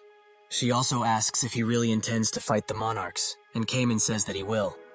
Aisha explains that the Resurrection Palace is a much stronger foe than the Forbidden Heaven clan ever was, and while he did defeat Kaenil, he is the lowest of the low, a brigadier general. That means that in the future, he will have to fight generals far stronger than that. Kaiman knows full well, but they already ran away once 900 years ago, which is why they must not do it anymore. Aisha is surprised by his transformation, as in the past, he was someone who was crippled by his inferiority complex, as he was not born an overcharged adapter, and he always despaired when facing something that he could not pass. To think he would have changed so much. Is he really the same person? Suddenly a commotion can be heard outside, and when Aisha looks, she sees tons of people gathered near a tower of nightmares. Kaiman explains that it was made by Jaewon and the Artisan of Dawn, but it was not used for cultivating, as nobody became a product, because in that tower, someone like a cultivator does not exist. Aisha is shocked. A tower with no cultivator. Is that why Kaiman became so powerful? He tells her that she should see for herself now, that chaos is able and willing to stand up on its own. Aisha notices that even common people are willing to train, but they were extremely afraid previously, so why? Kaiman explains that it is because they desire free choice, the freedom that they lost 900 years ago. If they do not get it back with their own abilities, then it's useless. Aisha is touched that his people have started to believe in themselves again, and asks where the fortress master is now. Jaewon is chilling with Chung Hyo in a dessert, who says that the fortress summit should be over by now, should they not go back, as he's sure there's tons of strong people there. Jaewon tells him that Kaiman will take care of it, as he has become more powerful than even him. This comment naturally angers Chung Hyo. Jaehwan asks if he also didn't start from scratch, which he confirms, so Jaehwan asks him, why do that, when he was about to reach the third stage awakening? Chung Hyo tells him that he did it because his method was wrong, and Jaehwan notes that it must be because of the keyword he used, which surprises Chung Hyo, as he didn't think he would know about something like this. Jaewon explains that all he knew was that he saw the world much differently than he did. Everyone in Crack, including Chung Hyo, awakened via the same keyword. The first stage of awakening, dismantle. The second stage of awakening, assemble. And the final third stage of awakening, self-surrender. The awakening he knew of was not profound, and it was simply achieved by cutting down foe after foe, over and over again. Dismantle did not have any questions about the world. Assemble did not have anguish, and thus, he was able to awaken without those things. However, Jaewon is different. He questioned his existence, and understood the reason for the world's existence, which gave him anguish. Because of all of this, there was endless questioning and anguish, a path where even after obtaining his own unique world, one would need to endlessly ponder the legitimacy of that world. Chung Hyo asks Jaewon how old he is now. As a few days ago, the third floor of the tower was completed, and based on what Michael said, the density of time in that place is much, much thicker than that of the second floor. Additionally, He was out of the second floor for about 2 days, in chaos time. So how many years did he train for, really? Chaewon smiles and says 1,000 years. Chung-hyo finds that hard to believe. But Chaewon jokes around, is he going to talk with him formally from now on too? Chung-hyo tells him to stop playing and tell him just how long he was in there. Chaewon explains that it wasn't as much as he wanted to, but they should get going. With that, they get running, and Chung-hyo asks, is he really going to the Resurrection Palace? He says that he is, so Chung-hyo warns him, that place is extremely dangerous, and he would be better off fighting them after getting more awakened. Chaewon says that the monarchs will not just wait around. That is why they need to attack now, when they least expect it. Additionally, he will only be getting rid of the most important people in the Resurrection Palace and stealing a fruit, along with one other thing. The treasure of the mares that turns the living into the dead. The narrow gate. If one uses it, they can pass to chaos alive. And if that is the case, if he steals every fruit and destroys the gate, then the monarchs will not be able to cross over into chaos anymore, without dying first, that is. So in order to achieve all of this, he will go to the Manticore Fortress, which apparently has an alley which leads to the Resurrection Palace. It is currently occupied by the Forbidden Heaven clan, so they will not just let him pass, but well, he will do what he does best, thrust. After Jaewon blows a giant hole into the Manticore Fortress gate, Chung-hyo asks, why did he do such a thing? If they did it stealthily, they wouldn't have needed to fight the whole fortress, like they are about to now. Jaewon notes that he told him earlier why, and Chung-hyo gets it, but they need to preserve their energy, as this is just the place that they need to go through in order to get to the Resurrection Palace. Jaewon knows that full well, and uses a few light thrusts to deal with the incoming attackers. At his palace, Jin-hong looks at the fight, and notes that this time, he doesn't think the rumors about this guy are exaggerated, as he has done many other things to impress. But to think he's actually just a product, if he had seen all of this earlier, he would have dealt with him much swifter. Suddenly, a woman notes that he must be thinking deeply about something, and snaps her fingers, saying that just looking at that chaotic man is getting her excited. It's no wonder that pitch darkness wants a piece of him. Who wouldn't? This is Siren, and Jin-hong tells her to stop dressing like this in chaos, but she retorts by noting that he looks like a scarecrow with those long clothes, so he has no place to talk. She sits down next to him while talking about some gibberish, but that's when she notices he's looking at Chaewon, so she steals one of his screens and wonders what kind of technique he's using, as he's destroying everything in one hit. Jin-hong asks why she's here, besides annoying him, and she explains that she's here to tell him about something very interesting. The Jade Mask. Golden Monarch has appeared in chaos. He probably knows that already, as all of the forces sent to Garuda right before they were about to take over are all dead. After looking deeper into it, she found out that it was done by the Jade Mask Monarch, as it seems he won over Garuda and Dryad in return for helping them with something.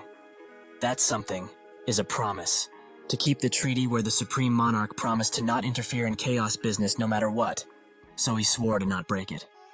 However, it was Pitch Darkness who ordered this, and now even the subordinates of Iron Steel are dilly-dallying in chaos like a bunch of children.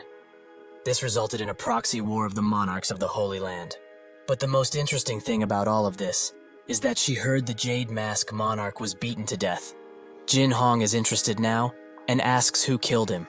Siren says that it was one of the 10 clan leaders, which Jin-hong doesn't believe, as they are not strong enough to kill the Jade Monarch together. She asks if she knows about those guys in the Abyss Expedition team that the Gorgon Fortress Master made, as one of them, the Southern Sea Clan leader, is supposedly the one who killed him. Jin-hong has spoke now. That should be impossible, as the Southern Sea Clan leader was never that powerful, and even if he had hidden all of his powers until now, there is no way he would unleash them now, on something so idiotic. The Jade Mask Monarch is one of the ones under the Iron Steel Monarch, one of the 12 Supreme Monarchs, that together rule over the Almighty Land. Any monarch that's Brigadier General and above are all important people, since the Almighty Land is currently going through a power struggle. So if the Southern Sea Clan leader really did what he did, things will go bad for him, fast. Siren asks, what is he going to do about Jaewon, as he was supposed to capture him, but he let him become a fortress master, and now, he's also poking around things he shouldn't be. Jin-hong explains that this just saves him time, as he didn't want to look for him, and additionally, he sent out the dead demon warriors that she made. Those beasts who can use dead power will most certainly deal with him. After Chung Hyo and Jae Won clear the way, Chung Hyo feels that something's off, as there should have been more Forbidden Heaven Clan soldiers around here. How else could they have fought the entire chaos? Jae Won says that might not be entirely true, as the dead warriors approach. Chung Hyo is shocked by their presence and by their stench, as he can smell them from here, the smell of the dead. Suddenly, someone from above notes that it's an honor to finally meet the protagonist of this case, and jumps down, noticing that the divine physician is also here. How quaint. Chung Hyo asks for his identity, as he speaks like they know each other. The man is sad that he forgot, but he will remind him. He gathered horns for the clinic, and transported patients too. That's when Chung Hyo notices that the man in front of him is Heinz, the righteous warrior. But what happened to him? Why is he meddling around with the Forbidden Heaven Clan? It is not suited for him. He should leave while he still can. Heinz asks him a simple question. Can he still say that, despite knowing what he went through in Gorgon? 100 years ago, Gorgon was in a war with a clan, the Crimson Marshal Clan, which no longer exists. A total of 50 guards, including the Southern Inspection Gate captain, had died forever, because of the Crimson Marshal Clan's cowardly ambush. Out of everyone, only one man survived, and that man was Heinz. That is why, a little later, Heinz begged Chung Hyo to help him become stronger, as he doesn't want to experience what he did again. Chung Hyo explained that he understands the sorrow he must be going through now. However, he has seen thousands of people like him during the 1,000 years he has lived in chaos, and he cannot grant his request. It's funny, really, when he thinks about it. He remembers the words he said, to work hard if he wants to become stronger. However, working hard is a luxury for those who are actually able to. Most other people in chaos were not in a situation where they could just work hard, like he said. So, he's wrong. He has worked hard to protect the justice he's protected his whole life. And where did that lead him? Here, where he had to break that belief. Chung Hyo asks why he looks the way he does, but Heinz ignores him and explains that the friendly and righteous man who was a second stage adapter died 100 years ago. He was reborn, and now is the vice clan leader of the Forbidden Heaven Clan. He moves his attention to Jae Won, as he has heard that he only uses thrusts, so he will play his little game for now. He uses Balkan's 8 fangs and a secret technique, the carotid sever, in order to unleash dead like hounds on Jae Won. He remains calm, however, and thrusts into Heinz's spear, which angers him, as he wants to know how he did that.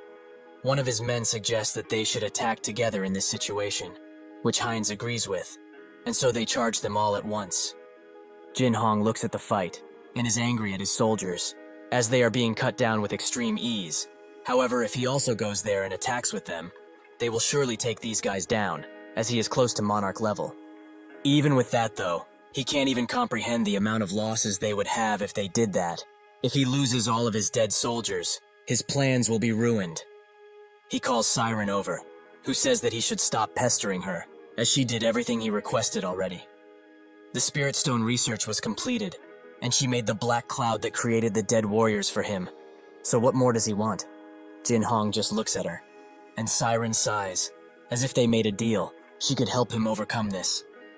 Heinz thinks that this man is the Gorgon Fortress Master, the legend of the Path of the Waves, and the Pathfinder of an impossible path. All of these titles he gained in just a single month, and he likes none of them. He cannot believe that someone who has been here for just a month has become a Fortress Master. Even a mighty warrior like him couldn't, in the 200 years he has been here. He will not accept something like this. He transforms into a deader version of him, and forwards all of his malice towards Jae Won, as he will show him just how much hard work he put in. Jae Won dodges his attack, but it still lands in a nearby wall, where some of his soldiers were standing, and it's shown that he's quite destructive. Heinz announces that this is the power he has gotten from giving up on his beliefs, and working hard on his strength, just like Chung Hyo would have wanted him to. Jae Won notes that it's about time they end this, and unleashes a medium thrust on Heinz, which destroys the dead parts that came out of him. Seeing that their leader is in danger, the soldiers try to rush Jae Won, but Chung Hyo holds them off. Jae Won prepares an even mightier attack, and says that everyone around here is talking about how much effort they put into themselves. Everyone is so selfish, it's crazy. He strikes so hard that it opens Heinz's eyes. He now sees Jaewon's unique true world, the one that only awakened people can get. Is this really what the world looks like, to someone that has yet to submit to this world? The eye that sees every single thing and makes rules to monitor it. Is this really what he's trying to fight? He cannot lie. He's amazing, truly amazing. To think that someone would dare to fight that. Perhaps, if he hadn't given up back then and continued his path as a righteous warrior, he would have been able to chase after the same dream. But it's too late now. This single attack was able to take down most of Manticore, and Chung Hyo notes that it should be called World Thrust instead of Strong Thrust. Heinz is also alive, and Chung Hyo wonders how he was able to only attack the buildings. Chaewon explains it like he explains everything. He just thrusted. However, now that they made a path forward, all they need to do is walk it. Suddenly, a pink portal appears, which Chung Hyo identifies as a transcendent rank space teleportation skill, Warp.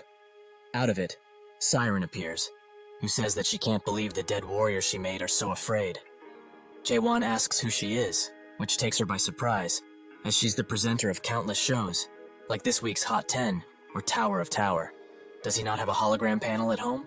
Jaewon says that he doesn't, and Chung Hyo explains that she's a mare, and he can confirm that all the men of Chaos know her. Siren picks up his hat and notes that he has good eyes for someone so old. But did he not know that it's taboo to say that all mares are just that, mares? Each mare is known as another race, but enough about that. She introduces herself. She is Siren Armeld, not just a mare. Jaewon thinks that it's unfortunate, as he wanted to ask her tons of questions, but now, they don't have the time. So he asks her to get out of the way already. Siren explains that she cannot do such a thing, as she received a request to stop him. Jaewon does what he does best, and puts his sword forward to thrust, but Siren tells him to wait, and just hears her out for a second. She offers him a deal, to become her product, as the person who asked her to stop him is in that broken down building, almost dead from that strike of his. She will forget that promise, if he becomes her product. Jaewon unleashes a light attack on her, but Siren notes that he won't be able to keep this up for long, as he must feel it too, right? Jaewon does indeed feel that the spiritual pressure is way stronger around here, so she might be a major general by the looks of it. She explains that pitch darkness is after him, and that guy is no good. She can hide him very well. If he becomes her possession, nobody in the 12 regions will dare touch him. Haewon refuses, so Siren snaps her fingers and notes that it's time to do it the hard way. The ground suddenly shakes, as 2 sand demons appear, since Siren has used her authority magic to make them. With that, the beasts attack, but Jaewon thrusts, and Siren tries to control her minions, but Jaewon just continues to kill them. Finally, he unleashes an attack in the ground, which creates cover for him, allowing him to dash across and get directly to Siren. She isn't shocked by this, as she could see everything he was doing already, so Haewon is caught by a snake, and Siren bargains with him. In reality, she's the one losing out on this deal, as she is Siren Ahmed, the bewitching flame, that easily gets number 1 on any popularity vote out there. Suddenly, her snake minion starts convulsing, and Jaewon appears right in front of her as it explodes, which allows him to grab her by the neck and slam her on the floor. Jaewon doesn't want to kill her, as she's a mare, who would be quite useful on the Abyss expedition, and he might even find out about the first mare that's said to be at the top of the illusion tree. He asks her to surrender, but she doesn't want to, so she frees herself from his grasp and leaves, as this is too tiring for her. Suddenly, though, she appears behind him and uses the 8 Gates of Hell technique. Inside, Siren says that she expected him to be more surprised, but Jaewon experienced something similar before. Siren explains that what he experienced was a fake, as the real 8 Gates of Hell is a skill that was made by a mare. Jaewon goes through the first gate, Gale Hell, the 4th, Black Chain, and easily plows through the 6th, Frost Hell. Siren is shocked by this, as she did not expect for him to go through them so easily. However, she wishes him luck on the next gate, as this one is a doozy. When the gates open, a strange liquid comes out, and from that liquid appear the bodies of his dead comrades, the ones that are still fresh in his mind. Siren tells him to give up now, as since this skill was made, nobody got past the 7th gate. Suddenly, a few versions of him appear, and one asks who he is. This is the 7th gate, Self-Hell. Jaewon wonders what is going on, as these are all versions of him, but they are all from different times. It doesn't matter to him, as he will still fight. But that's when he notices that all of the versions of him also get ready to thrust, which takes him by surprise, as he did not expect for them to have his techniques too. However, that isn't the worst of it, as they are all semi-sentient and able to think for themselves, which will prove to be challenging. Seeing this, he charges in first, to not allow them to analyze him further, which allows him to find out that they each have the skill level he used to have when he looked like them, so they might not be as dangerous as previously anticipated. He manages to take one down, but from him comes a blurry smoke that makes him lose his footing for a bit, which allows one of them to go behind him. Jae-won is swift, however, and he easily takes him out, but when he does that, a version of him in military clothing falls from the sky and meets his eyes, begging him to stop. Suddenly, he is transported back to a certain memory, where one of the soldiers he served with apologizes fruitlessly, as he has slaughtered many people. Jae-won remembers this memory, as he had it right before he entered the tower. The man continues to apologize, as he has worked hard. He knows that too, but now, it is too late. With a heavy heart, he thanks Jae-won for everything, and points the gun at himself. The bullet casing falls, and Jae-won remembers that this man was his successor, and also a counselor. He was harassed endlessly by others, which caused him to shoot all of his predecessors and executives in the middle of the night. He was the only one that survived, and all of the leaders, platoon commanders, and battalion commanders were placed somewhere else. Fortunately for him, he was acquitted of any suspicions, because that man wrote in his diary that he was one of the ones who was really friendly. But still, he was thrown in prison for 15 days. In that solitude, he began questioning everything, and maybe then, he really started to hate the system. Naturally, he did not know anything of the world of skills or status, but maybe he was already living in a world of the system, where it suppressed individuals wherever it could. Jae-won starts to damn everything, as his life flashes before his eyes, his friends, his comrades, himself. Was any of it even true? He continues to thrust and thrust, until a child version of him asks, "Who is he?" This makes him experience fear, something which he hasn't in a long time, but it also makes him tear up. Even still, he strikes himself, and Siren asks him, "How does it feel to experience this gate?" Awakeners say that self-surrender is becoming a new existence, which will make them forget their original self entirely. So awakeners like him, who have experienced self-surrender, receive much more damage from the 8 gates of hell. Even mayors would take their own lives when they experience something like this, because they simply could not handle that their ego had gotten too large. But to him, it's entirely different. Suddenly, Chung-hyo slashes the 8 gates of hell away and tells him to come to his senses already. Siren holds him gently and whispers in his ear, for someone like him, the ego that he has forgotten after self-surrender, will he really be able to handle going back in time like this? Jae-won thinks that these are all memories he has thrown away, and this place is a world where he has to end himself in order to continue moving forwards. The gate once again asks who he is, but when he wants to answer, the memories start flooding in, making him think that this place truly deserves its name. It's hell. His body is heavy, and he cannot see anything. Suddenly, he remembers when he and Chung-hyo were teaching Kamen about awakening. Awakening is learning to see, the ability to see the world for what it truly is. There is a difference from awakeners and adapters, however, as the awakened see the values that are truth, and the particles that make up the world. Adapters are able to read the data that cannot be seen, and see things very differently.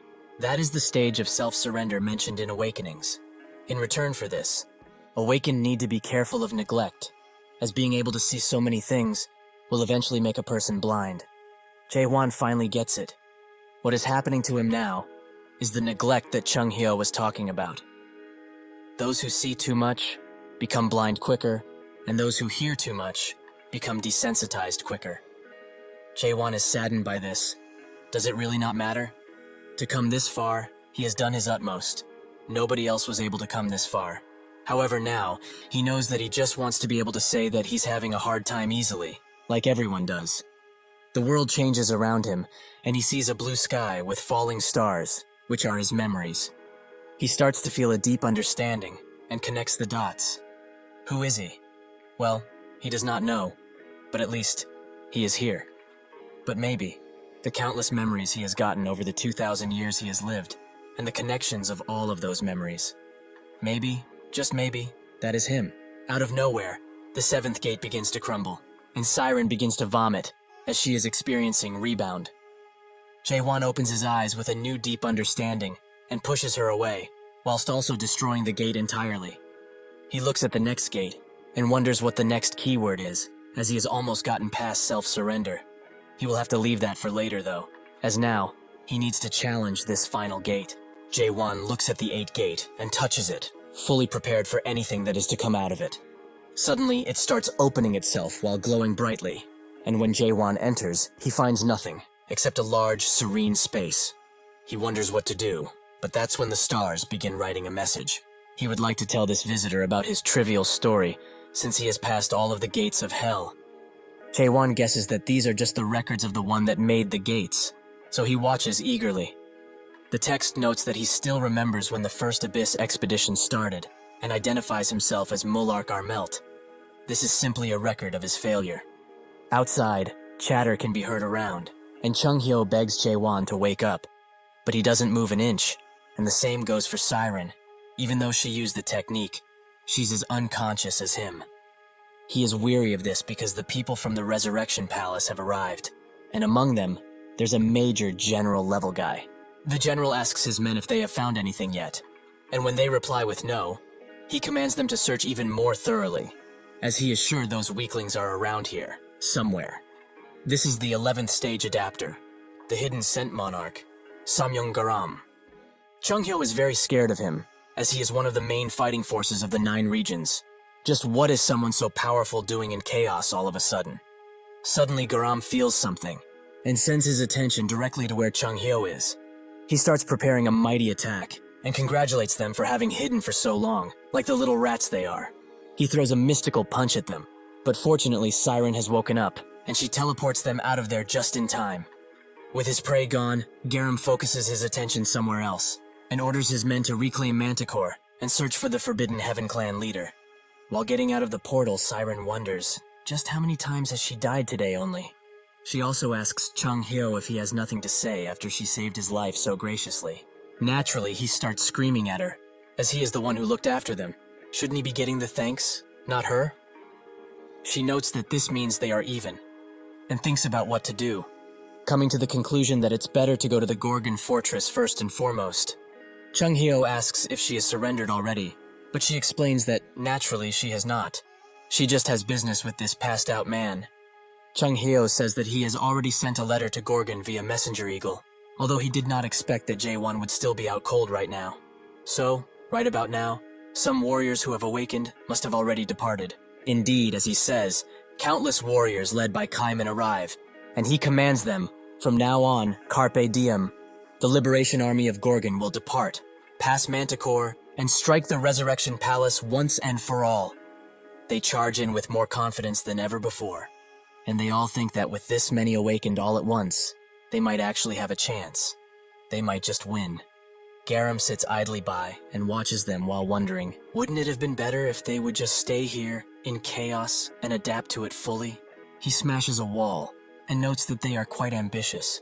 But ambition comes from foolishness. He throws part of the wall he broke in small pebbles, which easily tear through the army, as if they were real bullets. Yegal is left awestruck, as he has never seen this kind of power, and so is Jung, who watches as Yegal is killed right in front of him, without any way to defend himself, and without mercy. Garam warns them one final time. They should go back quietly, and forget about their clueless ambitions once and for all. He slams the ground with his feet, and Jung notices that something big is coming, so he orders the remaining soldiers to focus on attacking that guy with everything they have. Unfortunately for them, this was what Garam was waiting for. He unleashes an attack that engulfs them whole, with red misty energy, and Jung is the only one that is able to get out of there, but not without having his arm pulled out of its socket. After this, Carpe Diem, the Liberation Army, has retreated, and that retreat was caused by one single man, the hidden scent monarch, who changed the tide of war in an instant.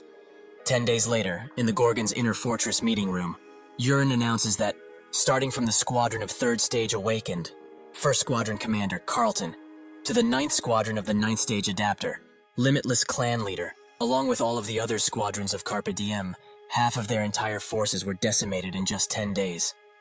This is a mighty blow to them, because they lost 5/3 stage awakened that were crucial to their fighting force. Aisha trembles and notes that it would be difficult to continue this war. And what's more, the Resurrection Palace has already reached the doorsteps of the Gorgon Fortress. If they accept the offer that they proposed, they might just make it. The Fire King clan leader asks if she really is suggesting that they hand over the Fortress Master along with the tower, just so that they can survive. Kaiman agrees. They cannot hand over Jaewon, and even if she might be extremely keen with her eyes, he knows that she can't see the future. Jaewon already commanded them anyway, that they should just pave the way. That is all they need to do. Aisha notes that with things going as they are, they have no chance of winning.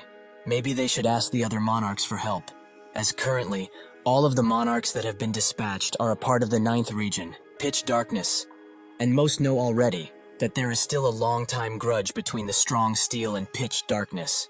Jurin wonders if that's wise as they killed his emissary already, the Jade Mask Golden Monarch. Aisha explains that technically, he isn't dead, because those who enter chaos via the narrow gate like he did would just return to their original bodies once they die here. Kaima notes that even if the Monarch of Steel chooses to help, they should refuse it, because chaos must be the one to liberate chaos, and nobody else. Chung-hyo and Siren sit beside Jaewon, who is still very unconscious, and Chung-hyo screams at her to wake him up, since she was the one who made him like this in the first place. What kind of illusion has she cast to make him fall asleep for 10 damn days? Siren screams back at him. He is the doctor in this place. So if he's that upset about it, shouldn't he do something about it? Chung-hyo ignores what she said for now and asks what she is still doing here. Is she not in cahoots with the Monarch of Pitch Darkness? She explains that the contract they made doesn't matter anymore now, since there is a human who is able to break free from the 8 gates of hell now. Chung-hyo wonders what's so special, as that is just an illusion skill she cast on him. Really, it's nothing to write home about. Siren gets even madder, and through her screaming, explains that the 8 gates of hell is not just a skill. It's incredible, and it wasn't even made for humans to use. Its true power is shown when a real mare starts to use it. However, he had hoped that anyone could use this skill, and so, she thought it to the Savant clan, since nobody has ever been able to break through the 8 gates of hell. She has seen it broken a few times though, but when that happened, it was used by humans, so it wasn't at full power. Additionally, what was broken was not the skill, but the mind of the user. But Jaewon is different from the others, as he managed to break her mind, but broke the skill completely too, as he broke through the 7th gate and arrived at the final 8 gate. For his information, the 8 gate is the gate of rewards, and it's said that those who get there get a very generous reward. Chung-hyo has heard about this before. If there is a human that could pass all of the gates and get to the 8, they would become the king of chaos. He heard this from Jagal, but he did not expect it to hold some truth. Siren notes that what is behind the 8 gate is the legacy that her godfather has left behind, his knowledge. Before she can explain further, Jaewon suddenly wakes up and is very confused as to what just happened. He explains what he saw to Siren and Chung-hyo while getting dressed, and notes that now it's time to go to the meeting room. Chung-hyo tries to stop him, as he mustn't go there now, since there are people who are suggesting that they hand him over to the Resurrection Palace. Jaewon ignores him figuratively and literally as he steps over him, leaving Chung-hyo shocked.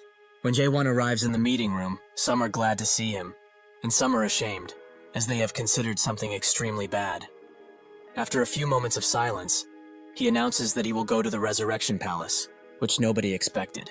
Kaiman asks him, what is he talking about? He cannot do something like that. He should reconsider. He just cannot go there. Suddenly, Jung includes himself in the conversation and asks him, does he not know that a lot of their comrades have died while he was passed out? They wouldn't have died if they hadn't come to know of freedom and hope. There was not even time to hold the soul farewell procession for them. Jaewon apologizes, and Jung explains that he hates him to his very core, that he dared to give them life, freedom, and hope. However, despite all of that, they really need him right now. He begs him, along with everyone else, to not go to the Resurrection Palace and stay right here. At the very least, they would rather die while fighting with him.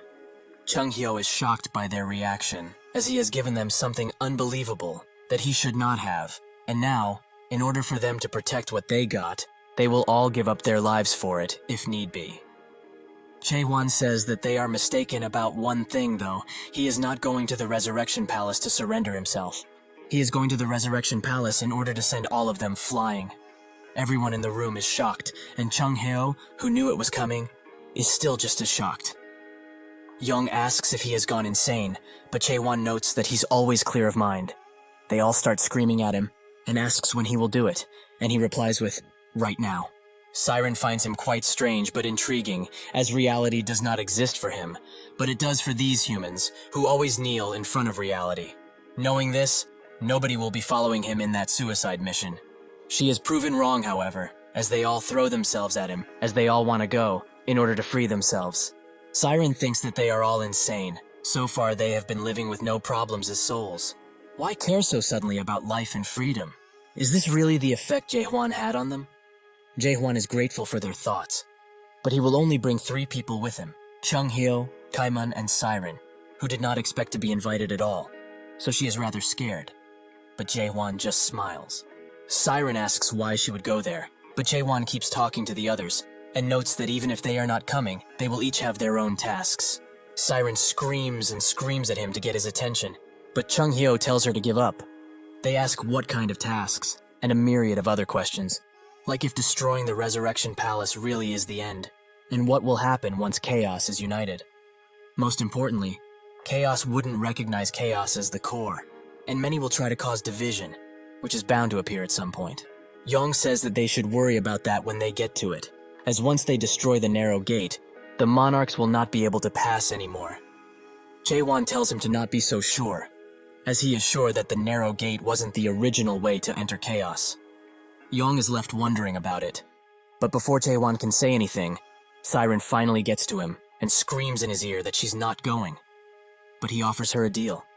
If she helps him, he will tell her about what he saw in the 8th gate, since he is sure that she does not know. Eventually, they all make their way to her workshop and start touching her stuff, even though she told them not to. She explains the embarrassing stuff as gifts from her godfather. She is very conflicted about having others enter her personal workshop, but it cannot be helped, as they need to warp to the Resurrection Palace, which can only be done via warp drive, which she has in here. Chung Hyo finds one of her early towers and goes inside, where he finds the Firewheel Monarch and the 7 Fear Monarch, which he immediately slays. These people were once products, but they remain stuck in the spaces that she created. For those who have been products before, however, what would they feel when they enter the workshop of a mayor?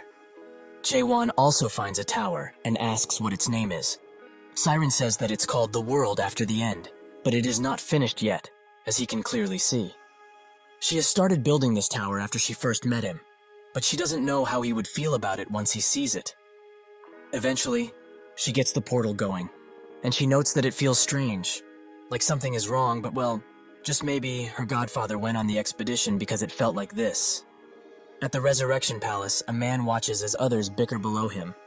He thinks of them as fools, as if they were people who could reincarnate. They wouldn't be queuing here, but going to the fruit repository instead. Shouldn't they have given up by now, considering they have been waiting for half a year already? This is the 72th or Resurrection Palace Master, the Fog Monarch, Hichtmeyer.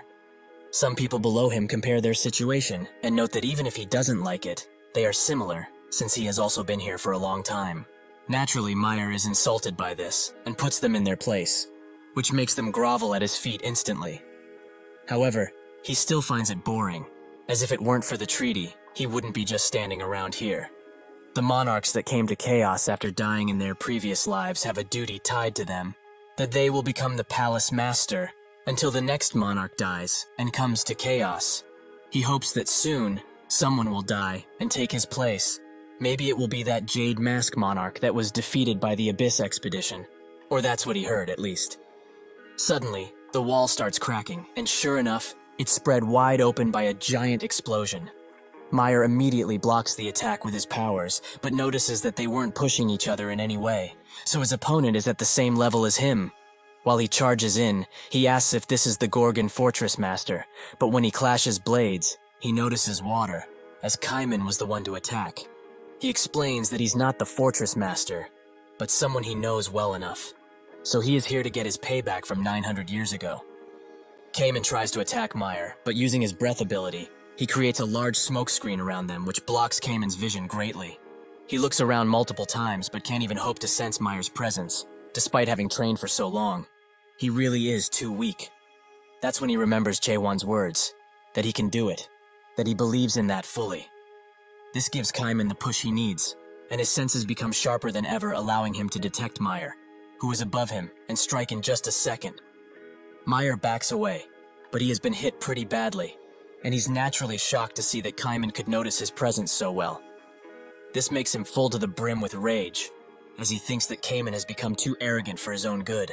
Somewhere close, Jaewon tells Chung Hyo that he's going to the Pleasure Palace and bringing the mayor with him. He is sure that Cayman is fully capable of handling this fight.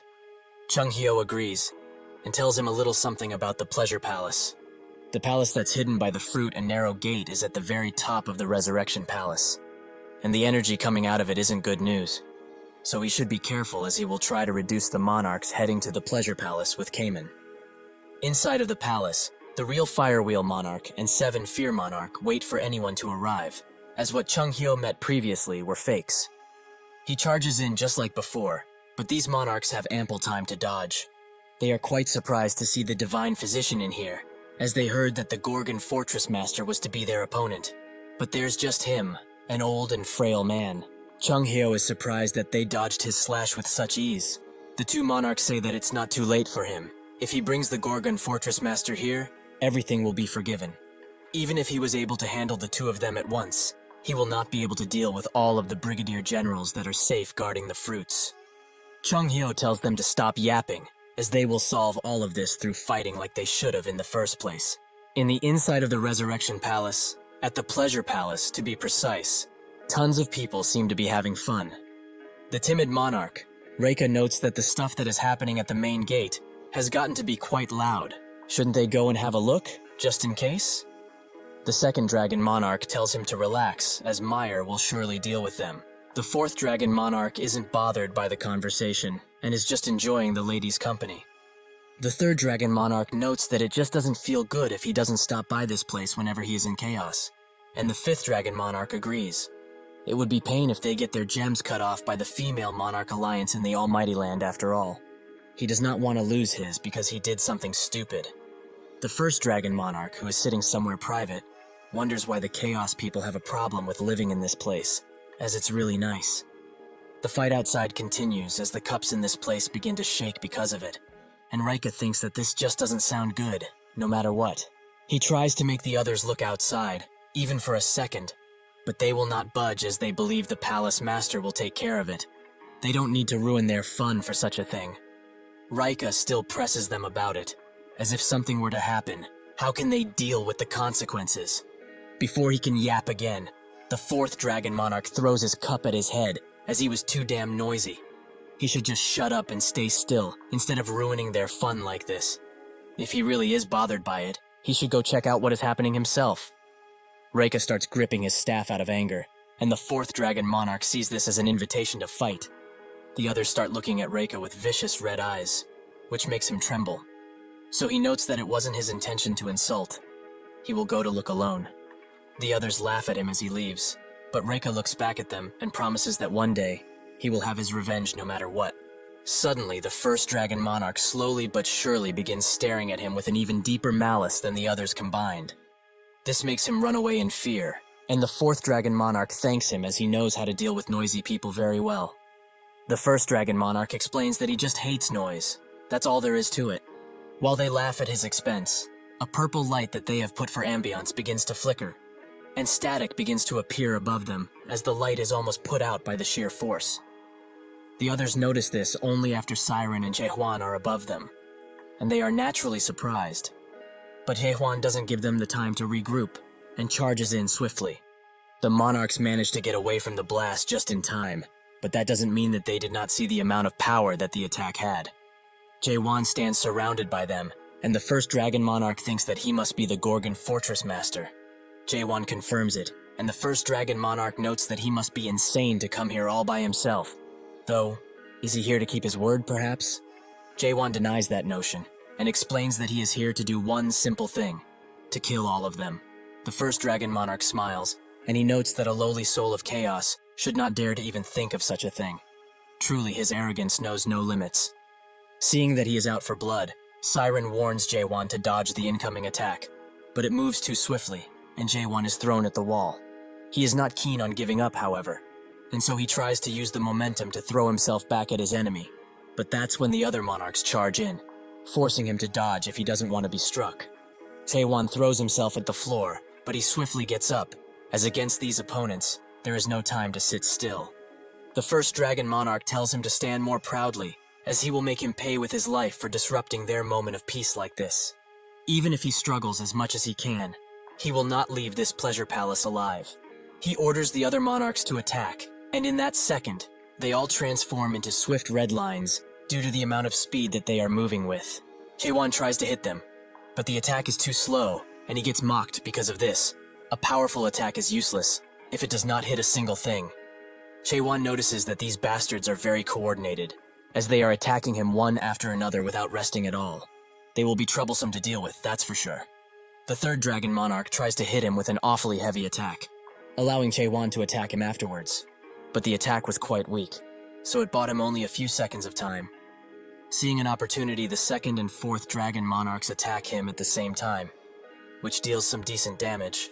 The fourth dragon monarch says that no matter how strong he may be, he cannot win against them by his lonesome. The second dragon monarch notes that even a major general isn't able to block their combined attacks alone.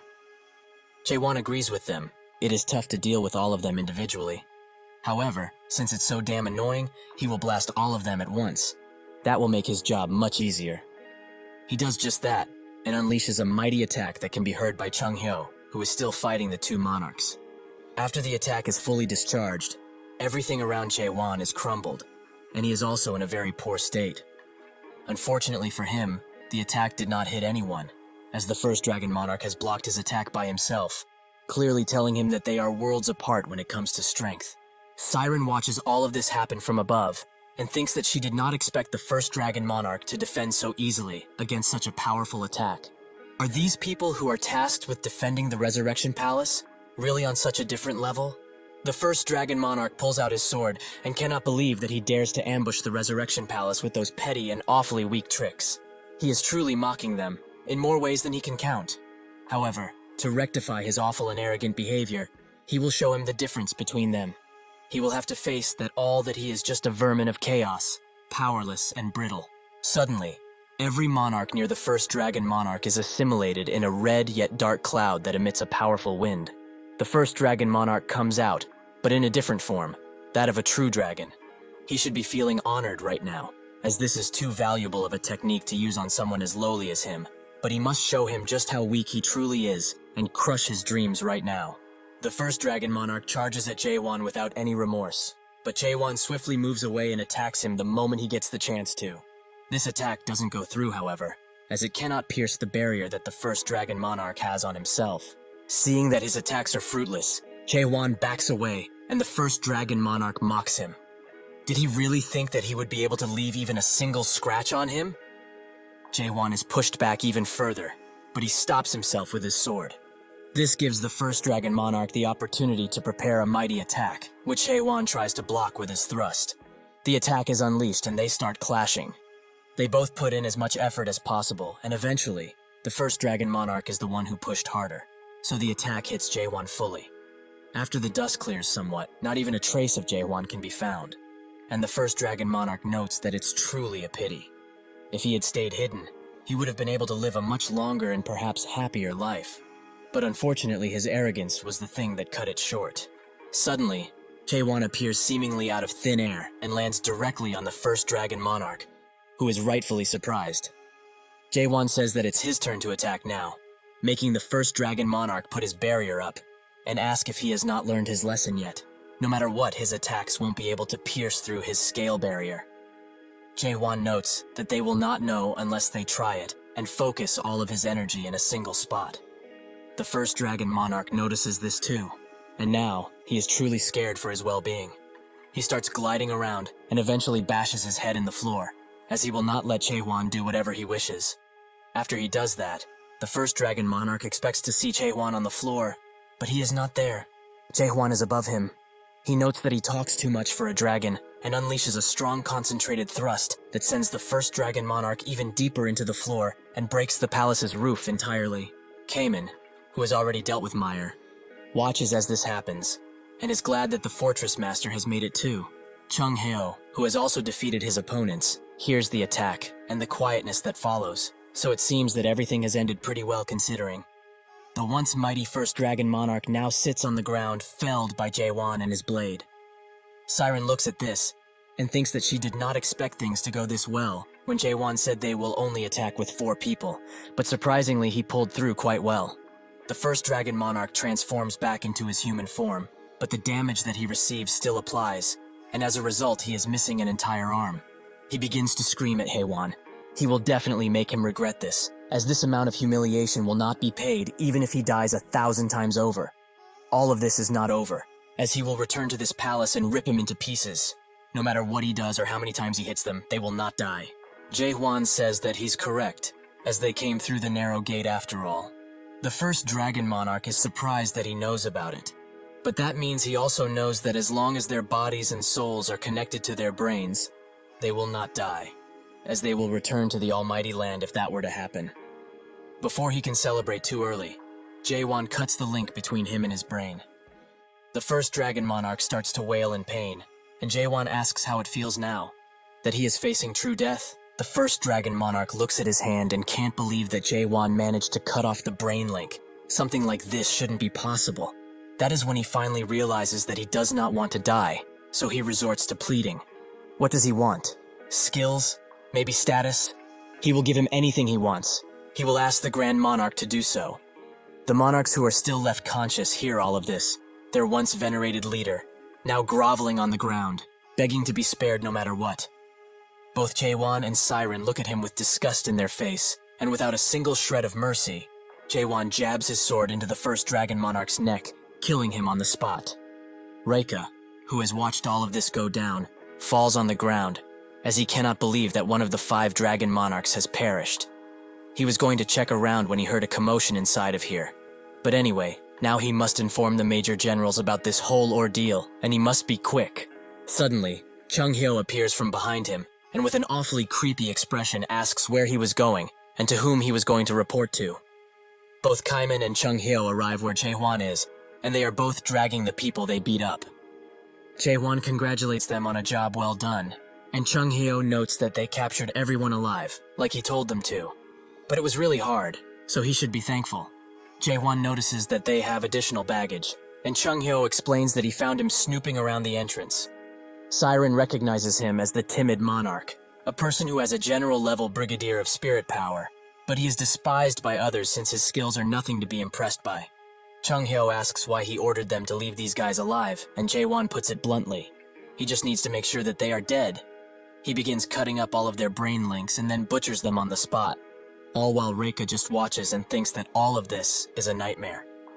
After the Resurrection Palace appeared, the monarch seemingly obtained immortality. Mortals need to count up the days they have left since their lifespan is limited, but the monarchs who gained immortality because of the fruit need not do so. So they have forgotten even the concept of death at this point. However, Reika feels that soon, he will die by this person's hands. He has refounded his fear of death after all of this time. He begs Jae-won to spare him, as he had no intention to fight. But Siren thinks it wouldn't be wise to leave him alive. Jae-won decided to leave him be, as he needs a witness, and also the location of the fruits. Reiken immediately points to them, as they are above them in a vault. The vault is called Reverse, a vault made by a mayor who was a renowned artisan. He only knows that it generates passwords infinitely, so it would be hard to unlock it without the help of the Resurrection Palace Master, who he just killed. However, things might have been different if there was a renowned artisan mayor who had exceptional skills among them. Without much choice, Jae-won prepares to thrust the vault, but Chung Hyo tells him to control his strength, while Kaiman laments not having a mayor that's a renowned artisan among them. Seeing that these idiots are not getting what she's trying to point out, Siren just unlocks the vault, and it slowly begins opening, bathing everyone in a golden light. Kaiman is the most shocked by this, as these fruits are what the Abyss Expedition departed for in the first place. He is hit with a wave of emotion as he remembers his mentor and what he learned from him, which is irreplaceable. After so much time, Finally, they have it in their hands. They grab all of the remaining fruits, which are very little in number, and Chung-hyo speculates that they must have used tons of them up until now. But with only these, they will not be able to share it amongst the people of Gorgon, not to mention the entire Chaos region. Kaiman looks at the fruit with a sad expression, and Jae-won notices. He tells him that it's okay for him to have it. Truly, he is the most qualified to get back his life. It is time for him to make his own choice, which he will not be shamed for no matter what. Kaiman thinks that it's been too long, and it has been a long fight where they all went through too many tough times. He can still remember the souls that have sacrificed themselves in order to even have a chance at the fruits and the indignity the living have gone through. This should be the reward for all of those very tough times. However, he rejects this reward and crushes the fruit with his very hand. The others are naturally shocked by his decision, except Jae-won. They ask what he's doing, and Jae-won asks him why he destroyed the fruit like this. Kaiman explains that he did it only because there are 10 fruits left. The moment he held this thing, he realized that these fruits will become the seed of conflict, and they will begin fighting each other for the hope that at least 10 people will be sent back to life. If that were to happen, chaos will never be saved. Haewon smiles, as this was an incredibly tough decision to make. Kaiman asks Jae-won what they are going to do with the other fruits, as they still have some left. Jae-won, just like Kaiman, destroys the fruit under his boot, with Chung-hyo joking that everyone would die of shock if they saw that. Jae-won believed that Kaiman would do this from the start, because he is like this. He would choose to despair alone, while longing for the true salvation that everyone deserves. Jae-won asks if he will regret his decision, but Kaiman notes that is unlikely to happen. Suddenly a portal appears above Kaiman, and he is struck with deadly force that sends him into the ground. This was done by the Major General Storm Monarch Kanael, a 10th stage adapter.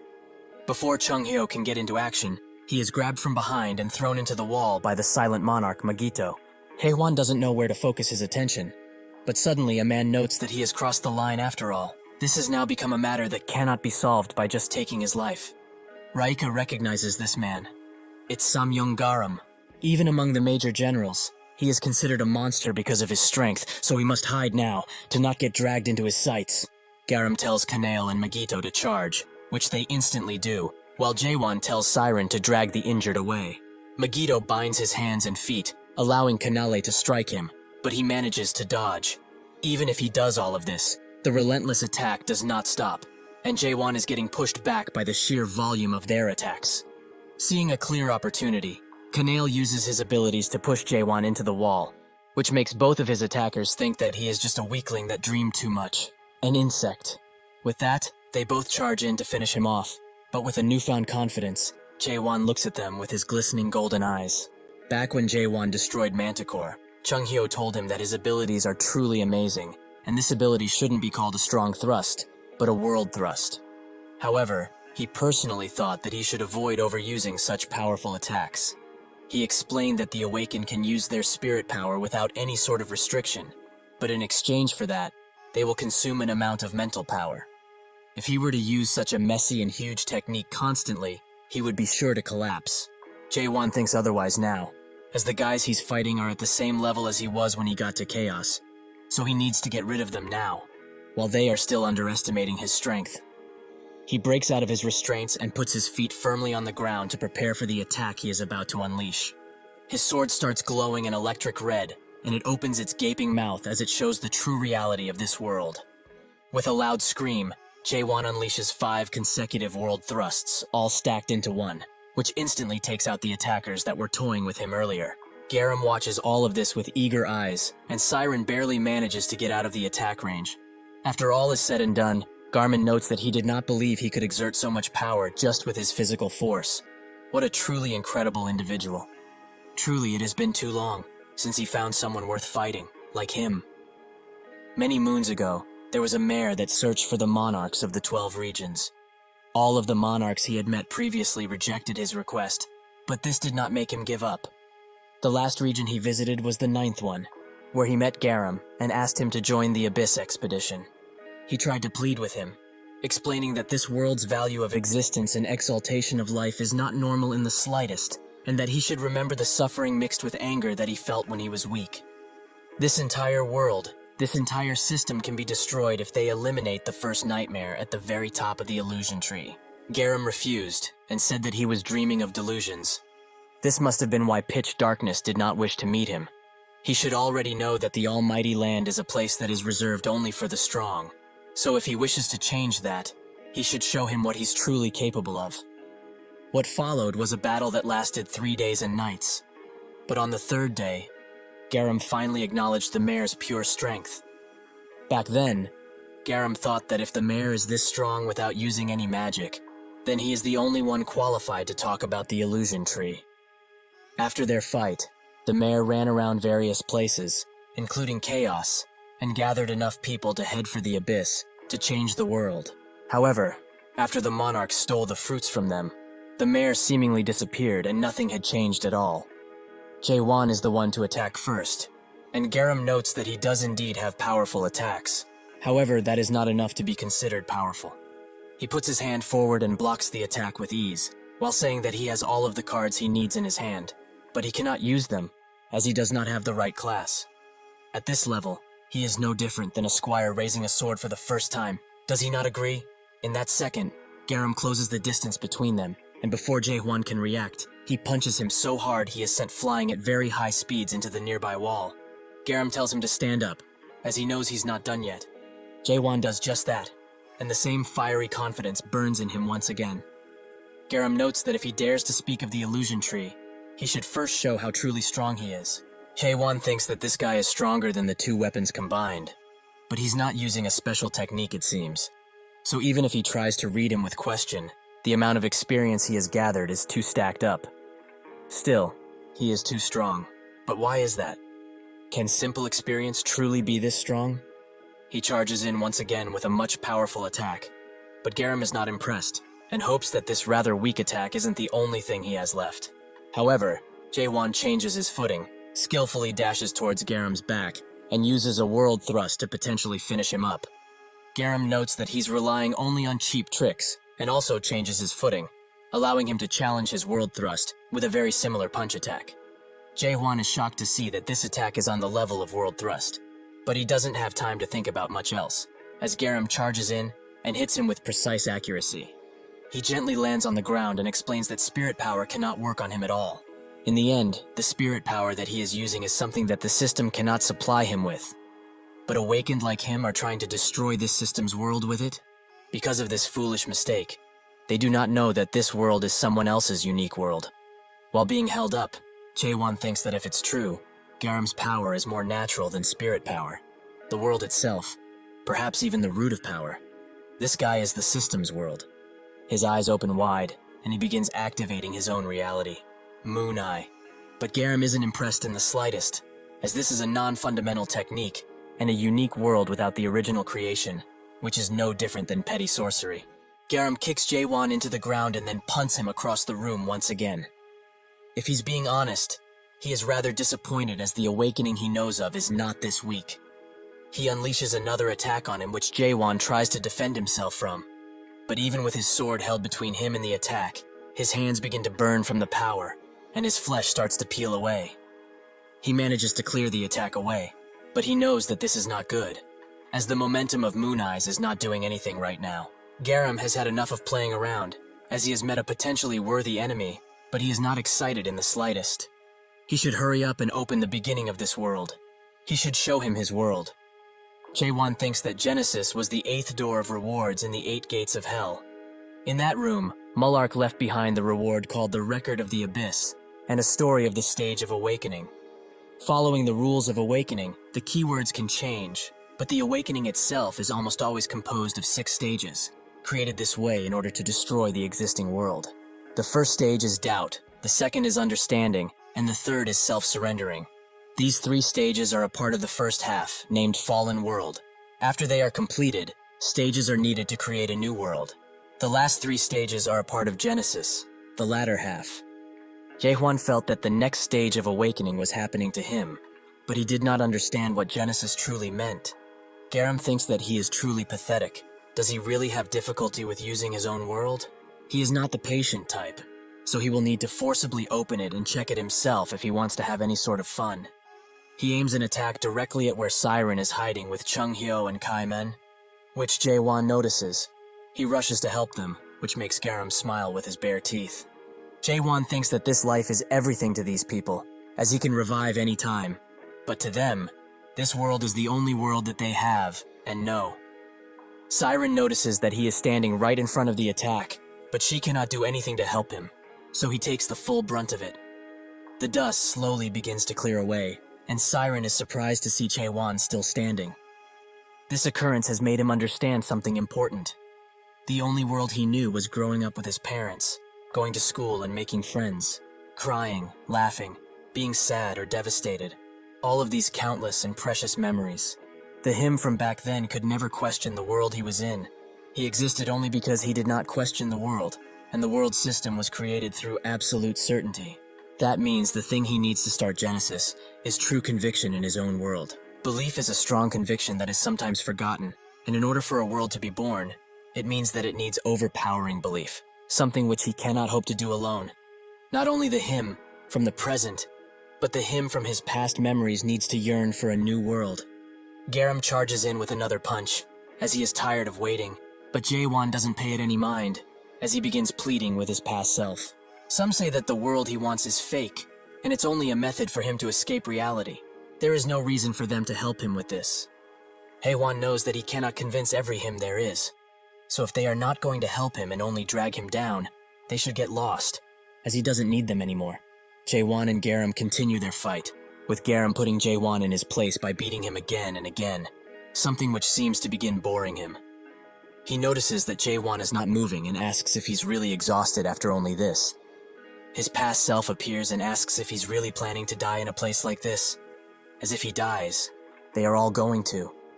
They have all come so far. Did he truly forget what they went through? He should not make a fool of himself and run away. Hasn't he been met with enough despair already? With Jae-won on his knees, Garam thinks that their battle has ended. It is truly a shame. However, Jae-won hilts his sword into the ground, which surprises both Garam and his past self. Jae-won slowly stands up, and once again, his confidence is shown through his eyes. This impresses his past self, as he knew that he was always a crazy bastard, but it also seems that they have forgotten who they were. If it's like this, they will help him, just this one time. Garam begins shaking and laughing with excitement, as every Haewon that has ever existed seeps into the current Jae-won, which allows him to break the world and reach Genesis. Siren cannot believe her eyes, and Haewon's world stands proud behind him.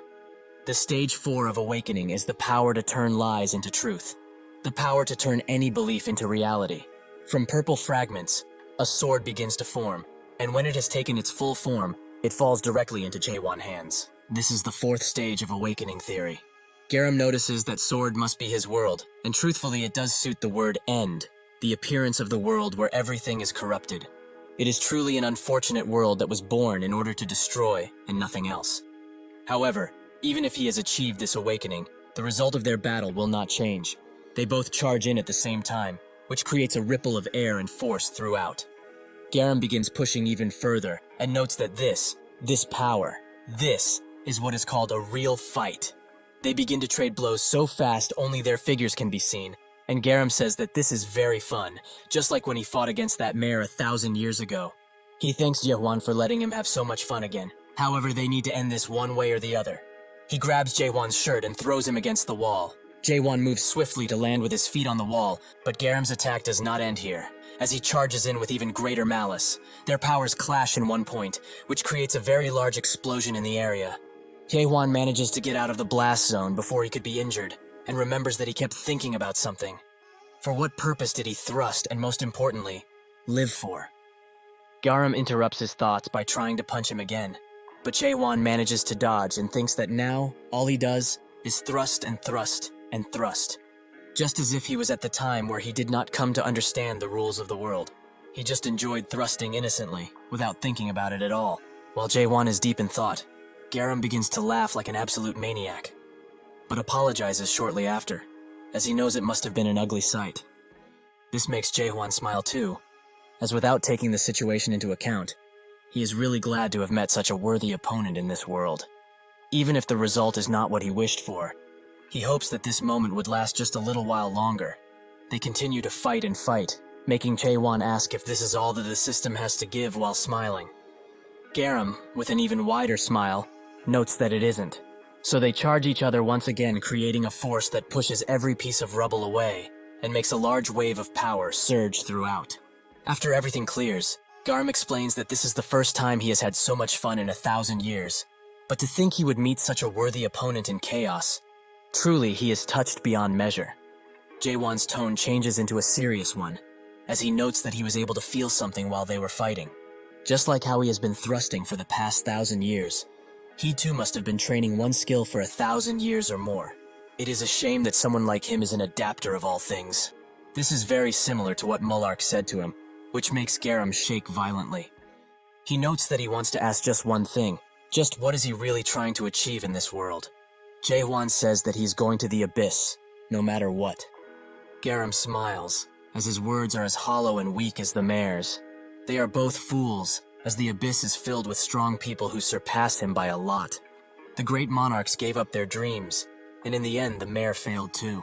Is he still going to try, even after all of this? Garam begins summoning all of his power, which encircles him in a large tornado-like wind, which even manages to push Jaewon back a bit.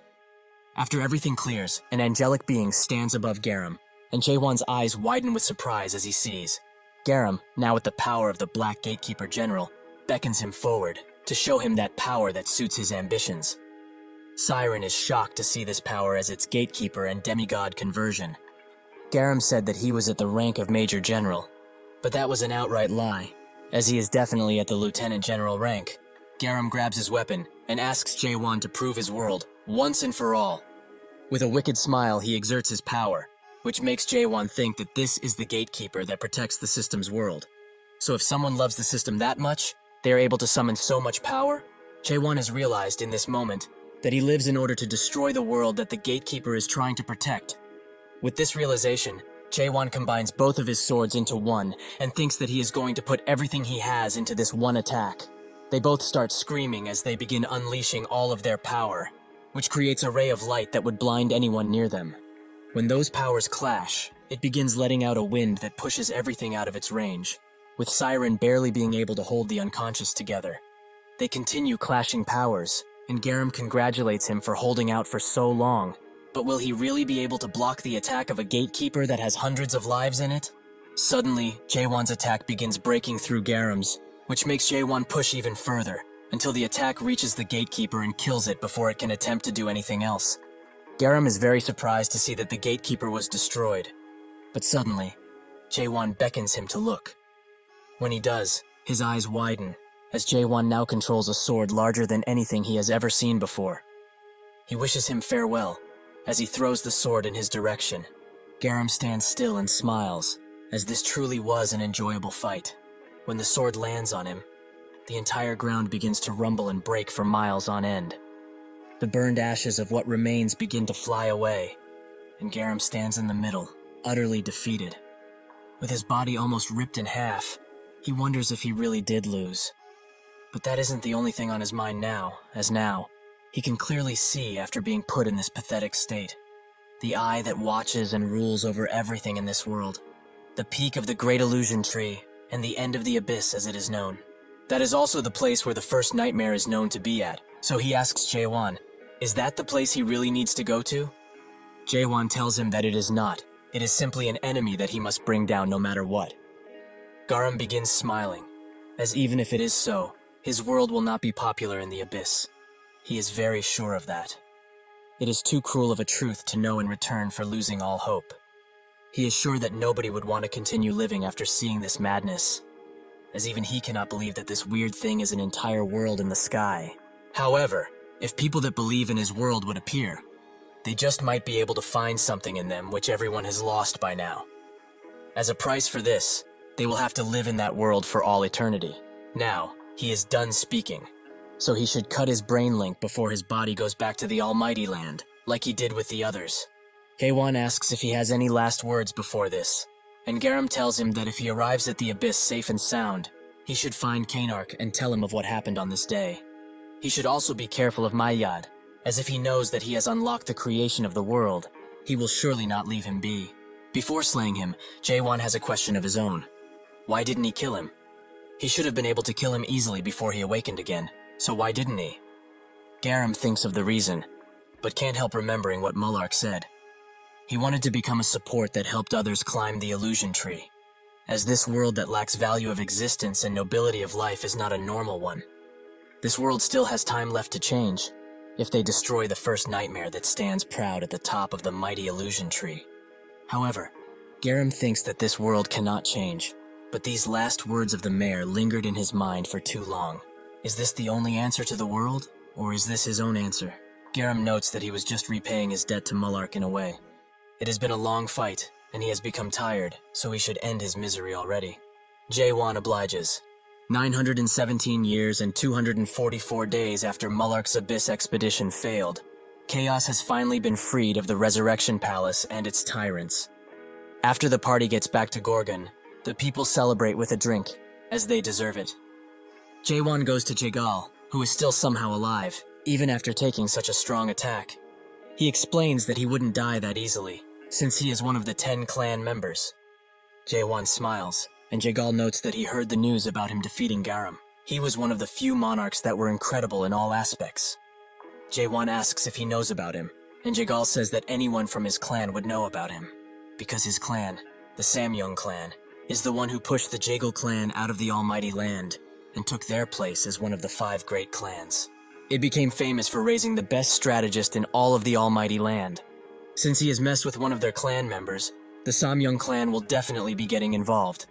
They will not just let this go easily. Jae-won tells him to not worry, as they won't be able to cross over in the first place. Jaegal asks if he really obtained the narrow gate, and Jae-won confirms it. So that's why there's a high chance they will not be coming to Chaos for the time being, since they need the gate to come to Chaos in a living state. Jaegal still feels worried about it, but Jae-won knows. However, if there is someone who is willing to risk their lives to come here, then that person will surely be worth fighting. With that, he leaves, letting Jaegal think that this guy is the same as always, truly an unfathomable person. Jae-won goes back to his office and thinks that it has been a long time since he has arrived in Gorgon, and so many things have happened since then. Somehow, he also managed to become the fortress master, and he really had some busy days, where he did nothing, as others did paperwork for him. Suddenly, Chung-hyo and Kaiman rush into his office, drunk as all hell. Chung-hyo notes that he's here to have a drink with him, since Kaiman begged him to, but Kaiman says that it's the opposite. Chung-hyo thinks that he's insulting him by saying he doesn't remember, but that's when he remembers he is right. After this, they get into a scuffle about age, which doesn't seem to reach a consensus, but it makes Jae-won smile. He thinks that it's about time he leaves this place, but he cannot lie. He has grown attached to this place somewhat. Later, while the wind is blowing gently and rain falls over Chaos, Jae-won looks outside of the window while standing in his office. But Carlton, who was also there, asks if he was listening all of this time. Jae-won apologizes for his ignorance and asks where they stopped. Carlton explains that they were discussing the Tower of Nightmares, Carpe Diem.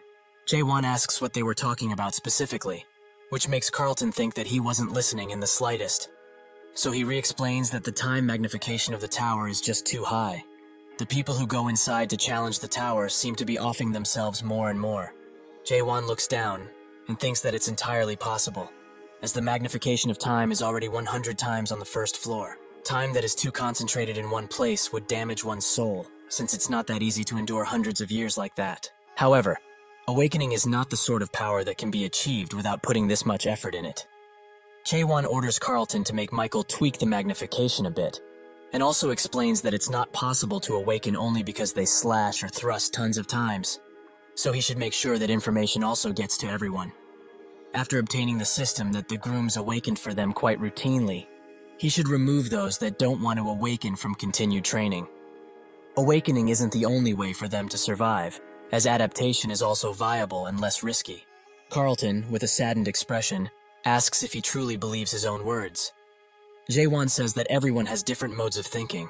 It's natural, so awakening for others might not be the salvation they seek. Adapting would probably be better for them if they want to find their lives back. Jae-won notices the worry inside of Carlton's eyes, and he asks if something has happened. He explains that, as he probably already knows, he has broken through the 3rd stage of awakening not long ago. However, he has not seen even a sliver of his unique world yet. Jaewon is surprised by this, as it shouldn't be possible at all. Sure, its form could be entirely different based on the user's capacity, but all awakened that have reached the third stage, self-surrender, will obtain their unique world no matter what. While thinking about what it could be, he remembers what Garam said to him, that the spirit power that they use is a resource that is allowed by the system. However, the awakened are trying to destroy the system and its world. Because of that, they just don't understand that this is someone else's unique world. Jaewon tells him to not worry too much, as maybe his unique world is this system. Carlton asks if that's really possible, and Jaewon confirms that it is, as even if he's experienced, he can't hope to know everything about awakening just yet. With this information, Carlton asks, if his unique world really is the system that he hopes to destroy, will they have to fight one day? Jaewon smiles and says that might be entirely possible, if he wants to protect this world, that is. Carlton is surprised by his answer, but then smiles and notes that he really is thinking of destroying this world, isn't he? Suddenly, the mood around the room changes, and Carlton suddenly slams the table, as he asks Jaewon to bring him along on the next expedition too. Jaewon lets out a long and tired sigh, as he is not the first person to ask him for this, and he definitely won't be the last. Carlton explains that based on Gorgon Special Laws Article 3 Section 14, all inspection gate captains have a duty to protect the Fortress Master no matter what. Jaewon explains that unfortunately for him, he is not the Northern Inspection Gate captain anymore. Additionally, he will no longer be the Fortress Master by then, as 1 week from now, he will be leaving this fortress.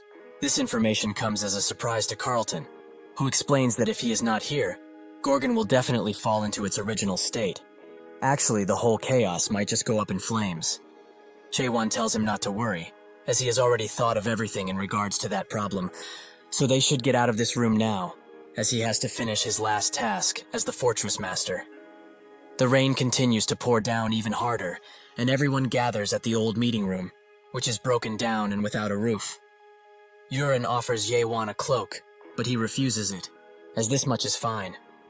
Slowly, he walks on the podium and thanks everyone for coming all the way here. They have done their utmost in order to protect Gorgon. They have done all they can. From now on, for those who have offered their souls to protect Gorgon and all of the innocent people that have unfortunately died, they will hold the soul farewell procession for 3 days.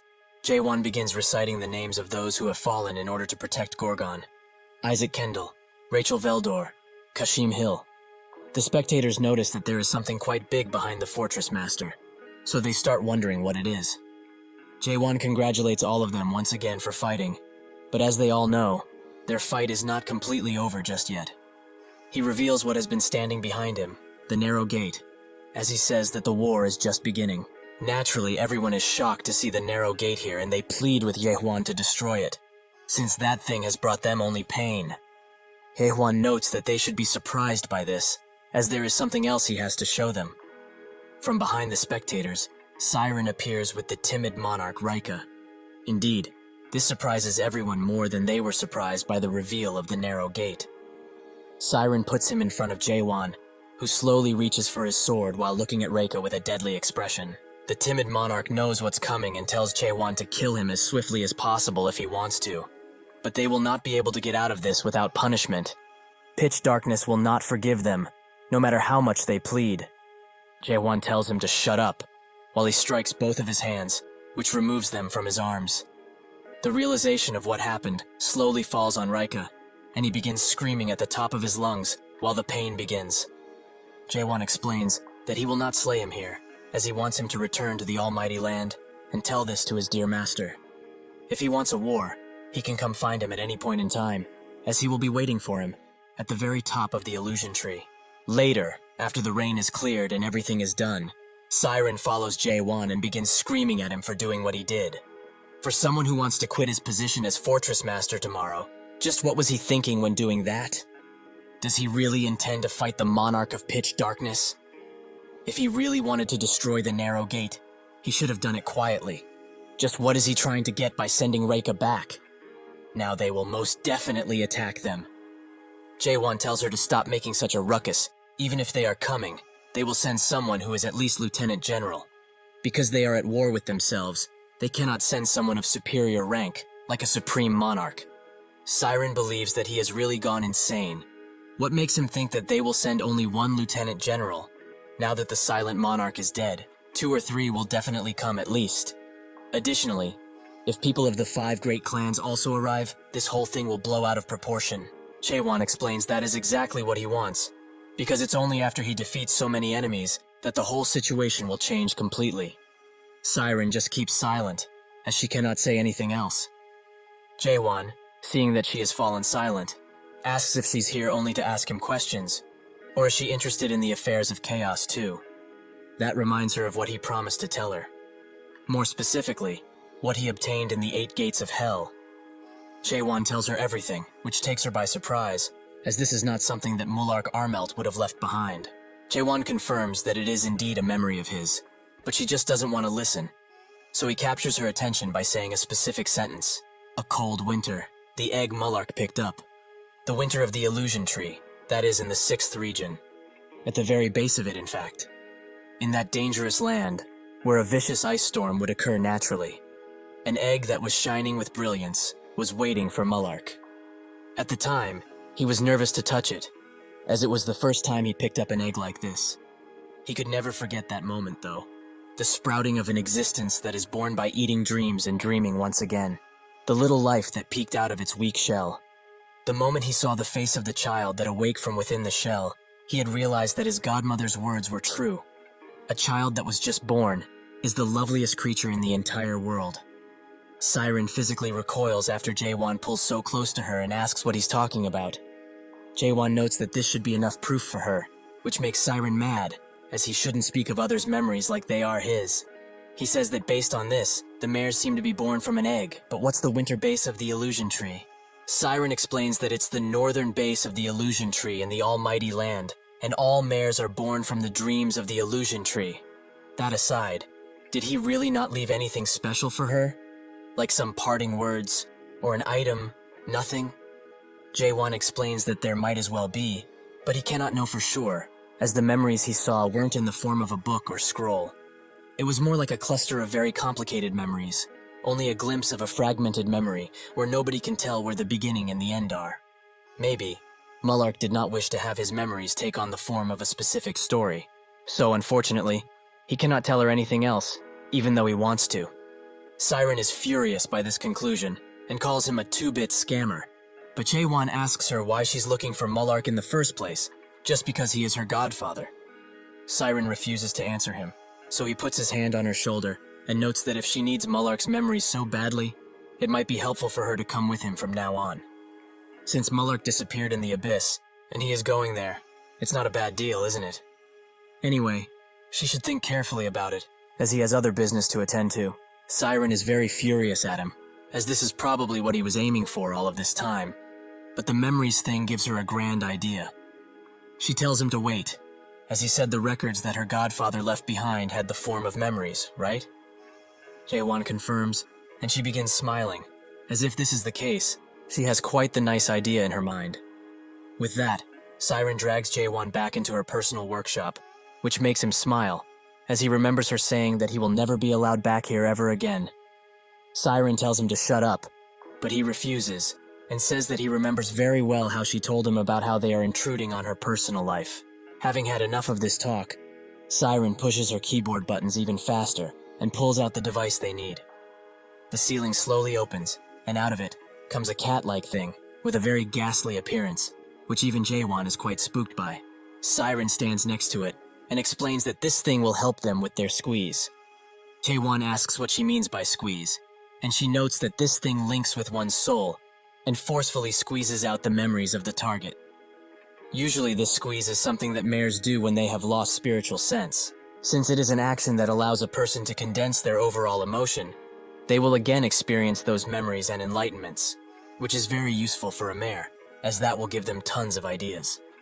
This is the first time she is attempting something like this, so she isn't sure, but other mares note that the experience of squeeze is something that causes over-the-top ecstasy. Jaewon kind of understands the gist of it. She wants to see the memories of her godfather by using squeeze, right? Jaewon lies down in the machine and the restraints close. Siren begins smiling from ear to ear as she really wants to see if Jaewon will remain relaxed after the squeezing starts. She didn't lie about the ecstasy he will feel, but he will also feel immense pain, but that will only be on his part, as she will feel none of it. Siren begins the procedure, but feels more pain than him, which goes to show just how much mental fortitude Jaewon has. Eventually, she manages to break through it and arrives in his memory space, which she is surprised by, as it is quite large, with tons of memories floating around. However, is this really natural? Can a human have so many memories? Back when he broke through the 8 gates of hell, she knew that he wasn't just any ordinary guy, but this is beyond what she can handle by herself. Suddenly, she gets scraped by one of the memories, which leaves a yellow residue on her. She thinks that it's better to be careful from now on, as if she slips up further, she will become trapped in his consciousness. All she needs is the memories of her godfather anyways. With that, she begins exploring, but the amount of memories keep increasing as she goes deeper. Eventually, she is almost cornered by the memories, but she chooses to not give up so easily, so she activates her abilities and breaks through the memories with very fast speed. She continues to run through them like it's nothing, until eventually, she arrives at the memory she wanted to see. There, she sees her godfather and the memories they share. She remembers how kind he was with her, and how he always took her hand. Even though this is only a fleeting memory, she tries to grab his hand, as she has looked for him all of this time. It has been 900 years since he left, but she promises to find him, no matter what happens. She will see him again. After being swallowed by the memory, Siren slowly wakes up. But the place she wakes up at is not known to her. It is extremely alien. Seeing that she is in a foreign land, she decides to change her appearance. But now that she's walking through the street, she remembers what this place is called. Earth. The 294th world. Earth is a location that mares visit often by riding the roots of the illusion tree. Thanks to the efforts of the predecessor mares to protect Earth, it has remained hidden from the rules for quite a while. It seems that Siren has fallen into the uncanny, which was formed within Earth as its base. She knows about uncanny because Mullark has explained to her previously that within an existence, there exists a subconscious that is called uncanny. It is made from the hometown of the target, and all illusions of the world are made with uncanny as the base. He warned her that if she were ever to fall into uncanny, there's only one way to get out. She would need to find the only conscious being in that place, the guide. But where would that guide even be? She doesn't even know the layout of this place yet. Suddenly, a child swings past her at high speeds, and a few cops follow after him with their batons ready. Siren seems to recognize something about that kid, but she doesn't know what. The cops manage to corner the kid, and they tell him to just give it up, as children like him are nothing but trouble to responsible adults. Before they can strike him, Siren screams at them, asking what they are trying to do to a kid. The other policeman tells her to stand back, as it is dangerous around these parts, since this bastard has refused to become a grown-up. Refusing such a thing is a grave offense that is punishable by law, so it's only natural for them to go after him like this. Siren is shocked to hear such words. How is existing as a child illegal? Was there ever a law like this on Earth? The policeman noticed that there is something off about this certain citizen, as the way she talks is pretty weird, and her clothes do not seem to be from here. They would pass that up as cosplaying, but just to be sure, they ask her for her identification card while walking closer, which makes them notice that she also has horns on her head. This is a grave mistake, as Mullark has also warned her about this. When into uncanny, one must not do anything that makes them stand out. That place is a world that rejects the uncanny, so if she were to show an appearance that is different from what the world is used to, nobody truly knows what will happen to her next. But everyone knows that it's not good. Seeing no real way of getting out of this situation, Siren chooses to attack them with magic. She begins casting a large fireball, which shocks the policeman, but unfortunately for her, the magic dissipates as soon as she tries to unleash it. It seems that in this world, magic is not permissible. Suddenly, an alarm starts blaring out, and the once normal soldiers begin contorting into something evil.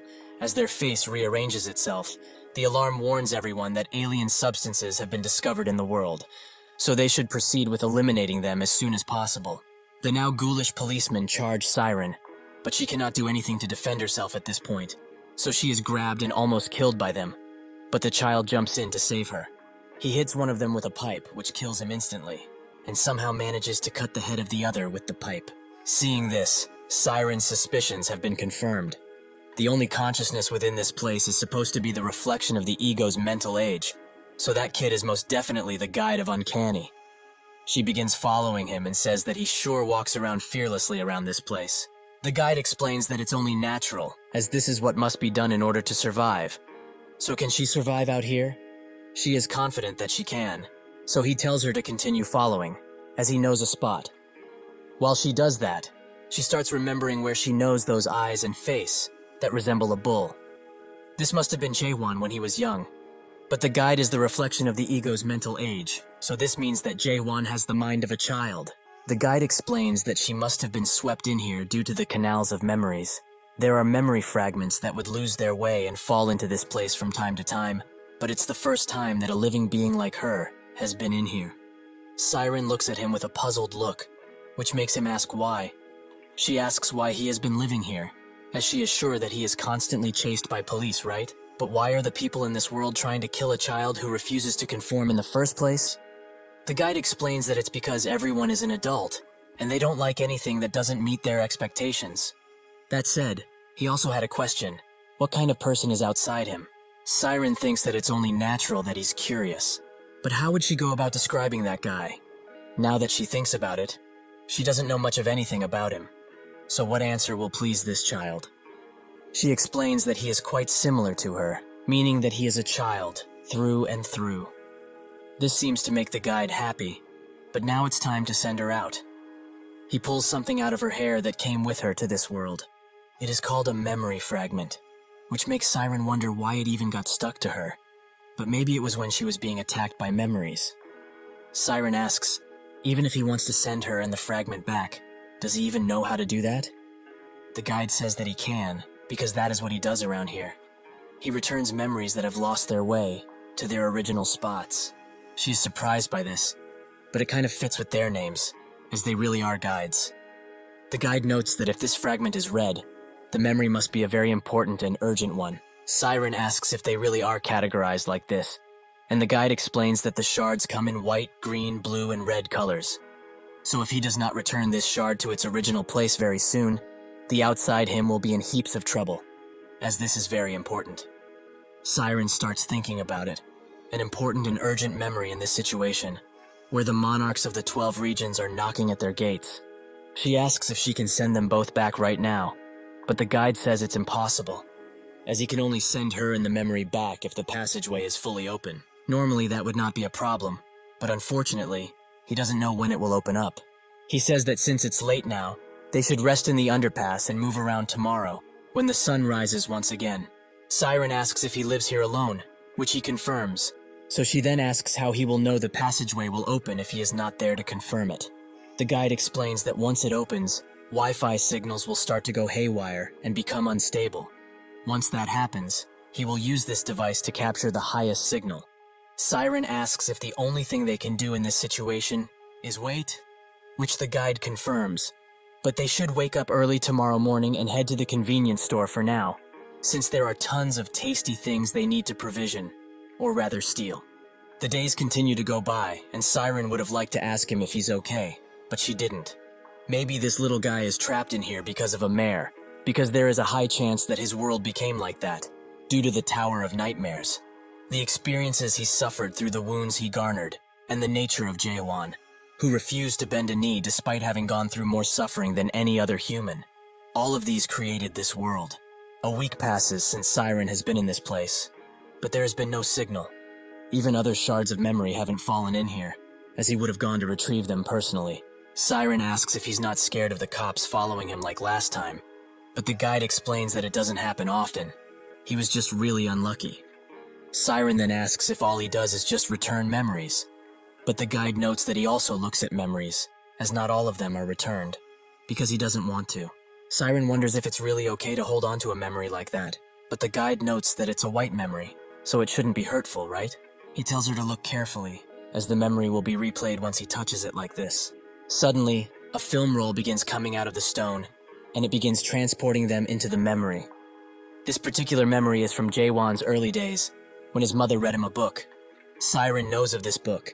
It's called The Little Prince, a book that is a famous must-read among the mares. Jaewon's mother gently read him the story, as she cradled him in her arms. The book is a story about a little prince seeing the entire world with his own eyes. He is telling the adults who count numbers all day and say that they are doing important things, that what's important cannot be seen by human eyes. It is a truly beautiful story of the prince, who trusts the power of imagination and treasures his innocence fully. However, in the end, the little prince dies. Maybe that is an ending that needs to occur, as he needs to die in order for the story to become so beautiful, because the only things that can remain innocent are those that die early. Jaewon was sad at the time, as what would happen to the world that the little prince left from. His mother did not want to sadden him, so he told him a lie, that the world still has the little prince. As he didn't actually die, he continued to live on Earth. Siren knows that this is an obvious lie told for the sake of the child. But the little prince that didn't give up on the world is quite a weird story. That story, which is not plausible or entirely realistic in any way, has become a source of power for Jaewon, just as his world came to life after he faced the oppression of the system. Although it has no decent plausibility, elaborate worldview, or creative background, it does not compromise, nor submit to anyone's heel. This moment was born in the world after the end. Siren is mesmerized by this, but wonders why such an important thing is only a white memory. If that is the case, what kind of memory did Jaewon choose to forget in order to survive? Suddenly the guide's device starts beeping, so he immediately turns around and announces that it has started, so they need to prepare quickly. Out of nowhere, a large blue portal opens in front of Siren, and it begins expanding and expanding. While Siren is awestruck, the guide explains that is the passageway that will lead her to the outside. While Siren and the guide try to get the door open, the countless residents of this world attempt to slay them, which makes Siren wonder why they are all popping up so suddenly and in their viscous forms. The guide turns around and strikes one of them, while explaining that the passageway she has to enter is a foreign existence that does not and cannot exist here at all. They are all coming to this place in an attempt to get rid of it instinctively. He tries the elevator once again, while noting that once the passageway appears in this world, it won't be long until it disappears again. They need to get to the rooftop before it does so. The elevator finally opens, but surprisingly, there's two residents in there and one manages to grab him by the neck very suddenly. Siren rushes to help him, but it seems that he doesn't need her help. As he escapes the resident's grasp and takes care of them both with the pipe he has. Siren looks at him with widened eyes, as he beckons her to move already, as there's countless of these beasts behind them. She is surprised because he is not scared in this awful situation, but honestly, he's Jaewon's ego, so naturally he is not scared of anything. He might even say that the monstrous enemies they face are just numbers to be dealt with. They do not exist. They are just the rules that the adults of this world decided for themselves and forced on everyone. They manage to get into the building and climb the stairs with speed while an army of residents are following them. They eventually get to the roof door, which Siren opens for the guide. He is almost caught by one of the residents, but with a swift turnaround, he manages to get on the other side, so Siren closes the door. While they hold it closed together, he tells Siren that he will stay to block them, so she should jump into the passageway now. She asks what he will do, which makes him shout that he will be fine, as he can take care of himself, so she should go before the damn passageway closes. She explains that she wants him to come with. They can get out of this place together. If she leaves this place, he will be extremely lonely once again. The guide considers her proposition for a bit, but while his feet are shaking, he says that he cannot do that, as this place is his world. Even if he hates it, he must remain in this place, no matter what happens. He pushes her away, as the residents start to break the door little by little. Reluctantly, she runs away, but the guide stops her at the entrance of the passageway, as he has one last question for her. Does the him in the outside world have friends? When she hears this, Siren's eyes begin to tear up, and she says that he does. He has lots of friends who love him. The guide notes that he does.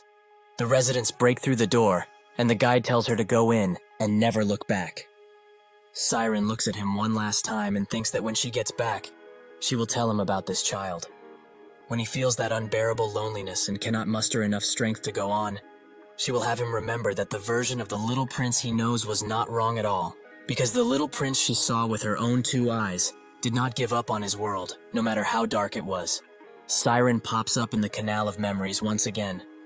She thinks that it would be wise to give up on searching for Mullark's memories. She doesn't know what the flow of time is between reality and uncanny, but she can't get lost in here again. However, she didn't leave this place with nothing, as when she gets back to reality, she will be able to make a pretty nice tower with what she has. With this, she has also decided to follow Jae-won on the expedition, as that way, she can hear about her godfather from him slowly, but surely.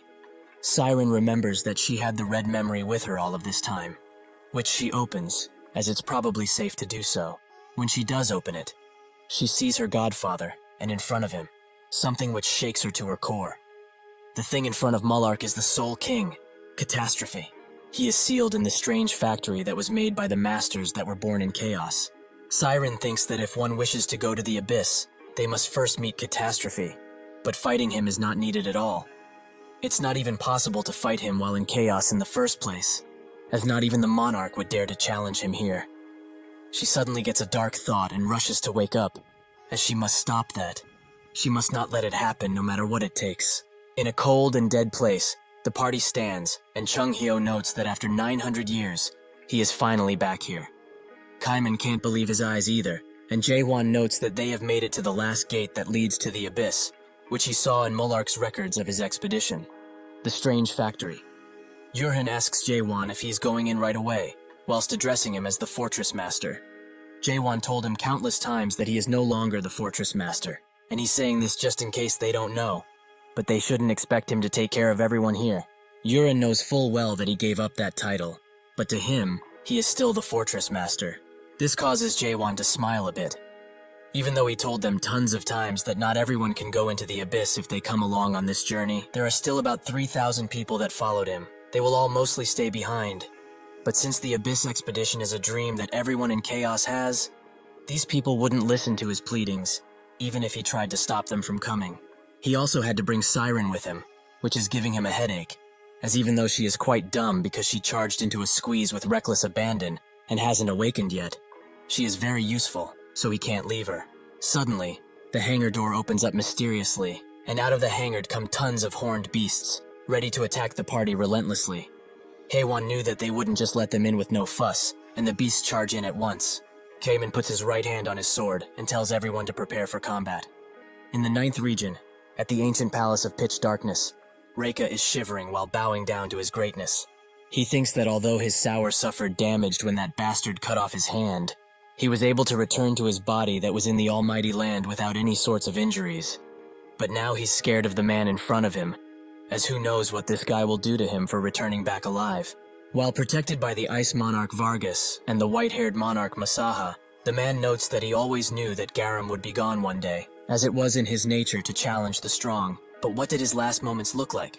Was he happy? Reika says that he was, and the man is happy to hear that. But the 5 dragon brothers that are all at the level of a major general are dead. Additionally, the 17th major general, Kanael, the 12th major general, Magito, and the 1st major general, his own flesh and blood, the hidden scent, Monarch Samyong Garam, has died.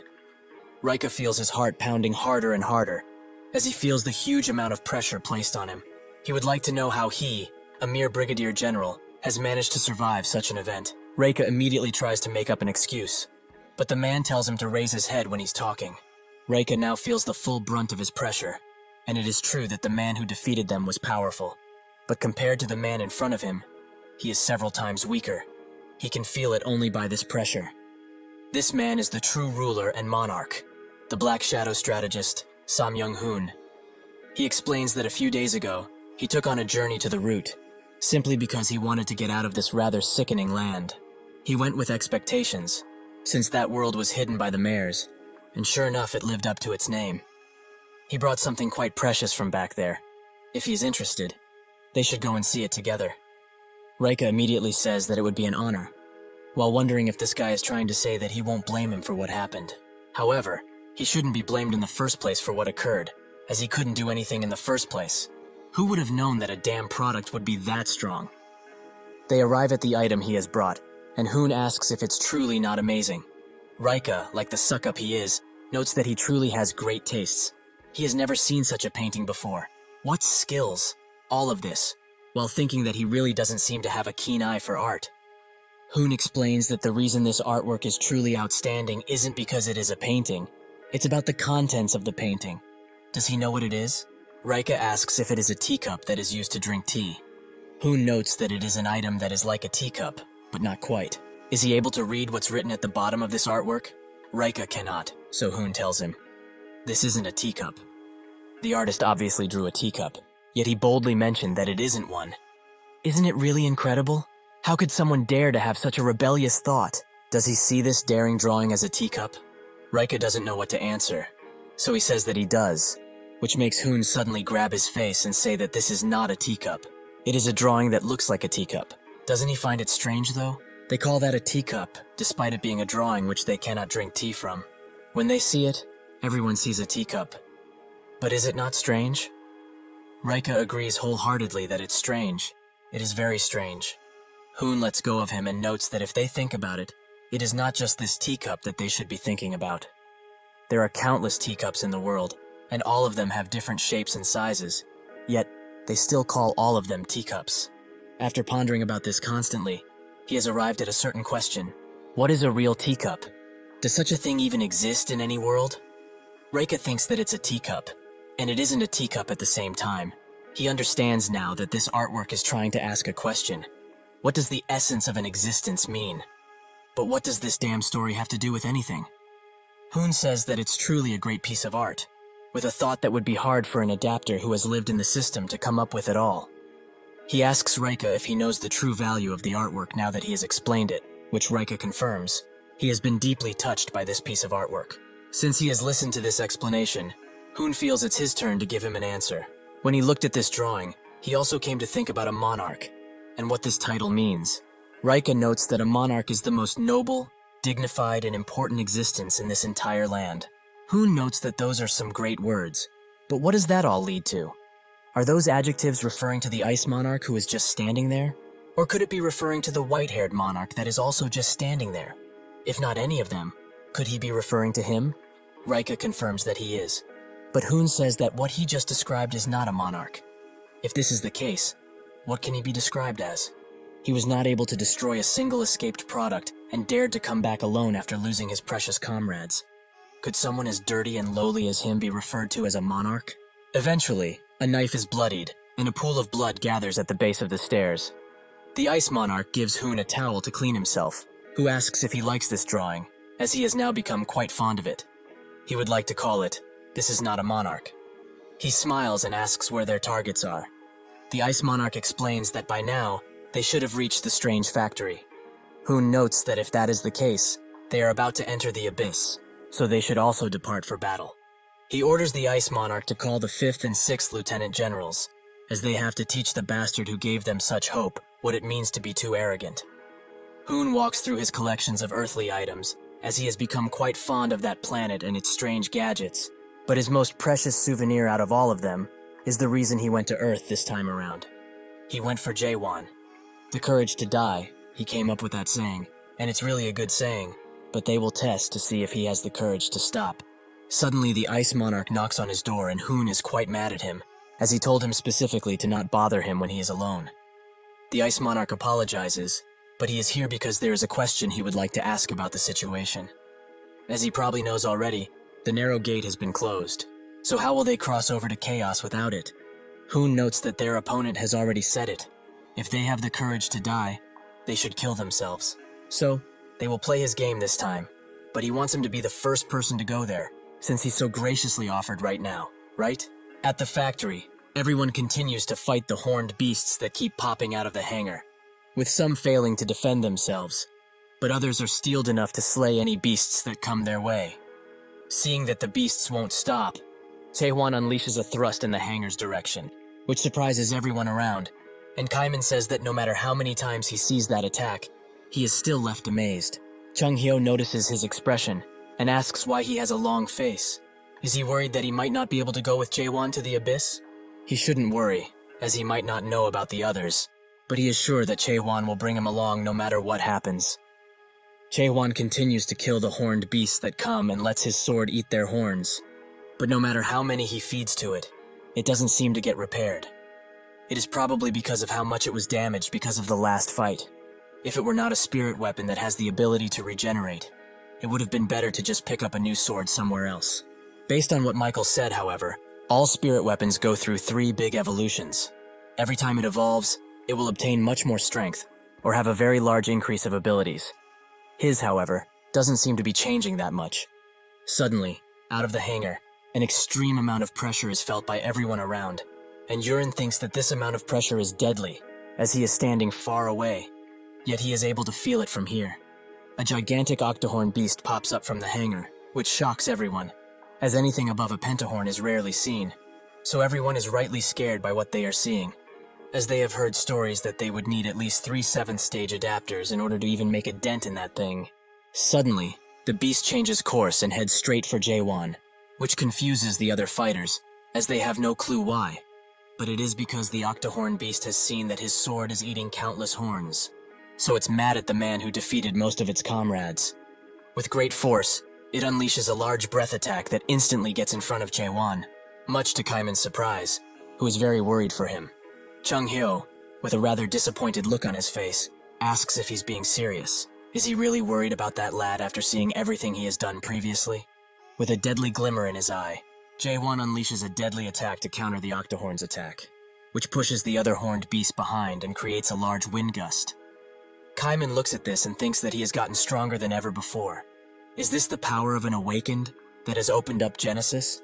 The octohorn beast sits defeated before Jaewon, with its guts blown up due to the attack. Jaewon thanks the beast for its horns, as they will help with his repairs. But that's when a voice from inside of the factory beams loudly and tells him to put Garnak down. They all sit in silence after hearing this, but Chung Hyo knows who it is. The peak of Chaos's horned beasts, the ruler of all horned beasts in this place. The Decahorn, who's fully capable of speech, and what's more, is that there are 3 of them. They are the leaders of the factory. Jaewon's sword starts shaking with excitement as he sees them, and Jaewon smiles, as their horns will suffice for what he needs to do. Edsak says that he has heard that people were trying to go into the abyss recently, but he did not expect him to be among those people.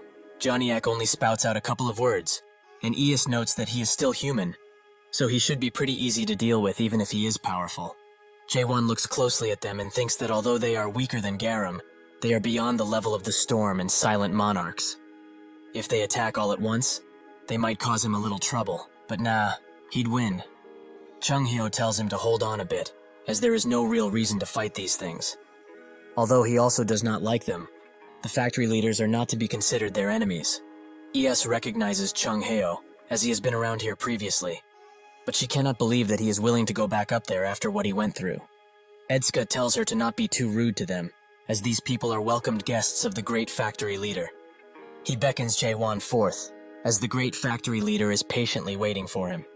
When they get inside, Carlton notes that everything in this place is impressive. To think that the horned beasts would be created in such a surgical way. Chung Hyo thinks that it's a relief they were also able to go inside, as Jaewon wanted them to, or else he would have stabbed them. Johnniak gets in front of Jaewon and introduces himself while also asking for his name, in a rather crude way as he is not capable of normal speech. He explains that the Garnak is a precious product that can only be created once every 10 years. They are really hard to make. Jaewon notes that that's why there are so few octohorns in the wild. But Johnniak tells him that it's also because the dead demon warriors attacked them, and they suffered big losses as a result. However, even if the dead demon warriors were many, they were able to win in the end. Carlton explains that they never thought that they would get to see the famous apostles of God, on their journey to the abyss even more surprisingly. Johnniak asks if he knows of them, and Carlton shows them a symbol, while saying that they must follow the great god of Machine. Are they not apostles of Deus? Ias is surprised to find out that someone from Chaos would know about something like this. It seems that some of them have very big ears. Eventually they arrive at the room of the great factory leader and head right in. Jaewon and the others are quite surprised to see the inside of the room, as it is covered with tons of screens, and a large beaming orb stands in the middle. The great factory leader slowly turns around and recognizes Jaewon as the awakened who managed to open Genesis. This is the great factory leader in all of his glory, Aniak. Jaewon thinks that his name sounds quite familiar, but now that he thinks about it, all of them have very similar sounding names. They also all seem to be product names. He asks Aniak if he knows of a planet called Earth, and Aniak explains that is the name of his home. People around these parts like to call it World 294. But why is he asking such a question all of a sudden? Jaewon notes that it's because they all have names that are similar to machine names. Aniak says that they have been told to be creations of a god from a world of change. It's possible that the world of change they speak of might be his original home. Jaewon asks what he means by God, which tells Aniak that he is not aware of the abyss, so he tells him simply, if the controllers of the almighty land are the monarchs, those who control the abyss are the gods, so to speak. The abyss is the land that those gods fight for control of. That is everything he needs to know for now. Carlton finds all of this very interesting, and Chung Hyo asks if those gods in the abyss play the same role as the monarchs do in the almighty land. Aniak explains that their roles are rather similar, but they are very different from the monarchs they know. Most monarchs are adapters of the system, but gods and adapters are quite different. Jaewon notes that in his world, gods are considered almighty beings. Can the same be said about the gods in the abyss? Aniak says that the gods in there are not all-knowing nor almighty. In some cases, it might even be possible to become a similar being to them. However, as a creation of God, he does not have the means to perfectly describe what a god truly is. At the very least, though, he can tell him what kind of beings are the gods.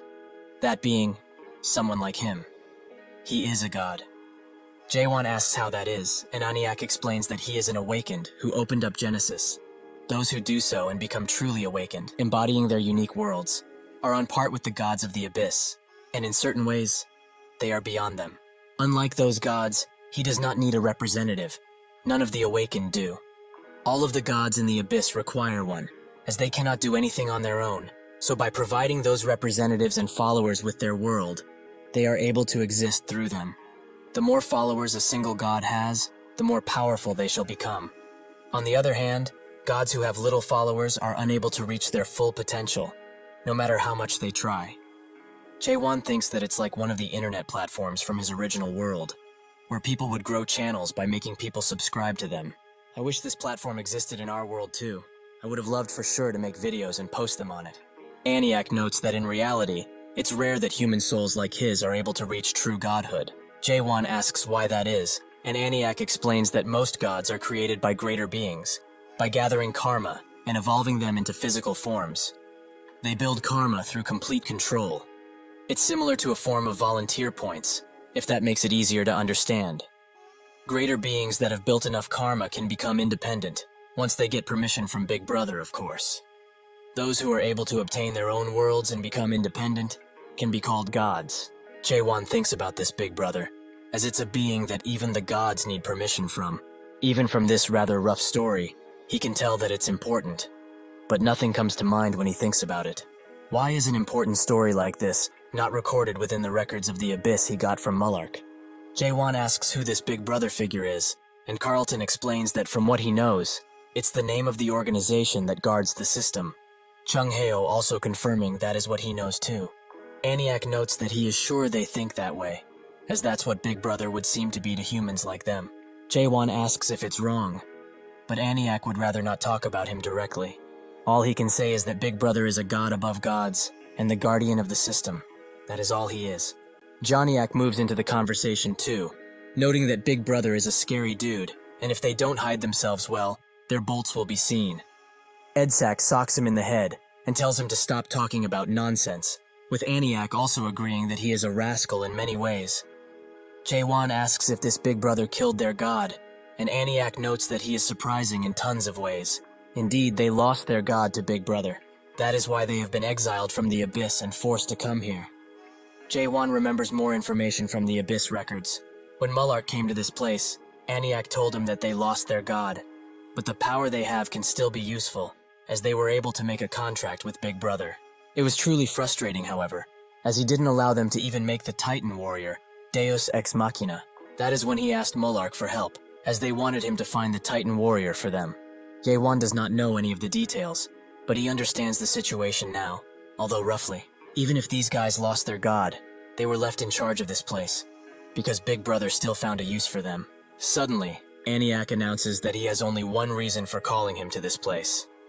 Jaewon asks what that would be, and Aniak asks him to give up on going to the Abyss. Forever.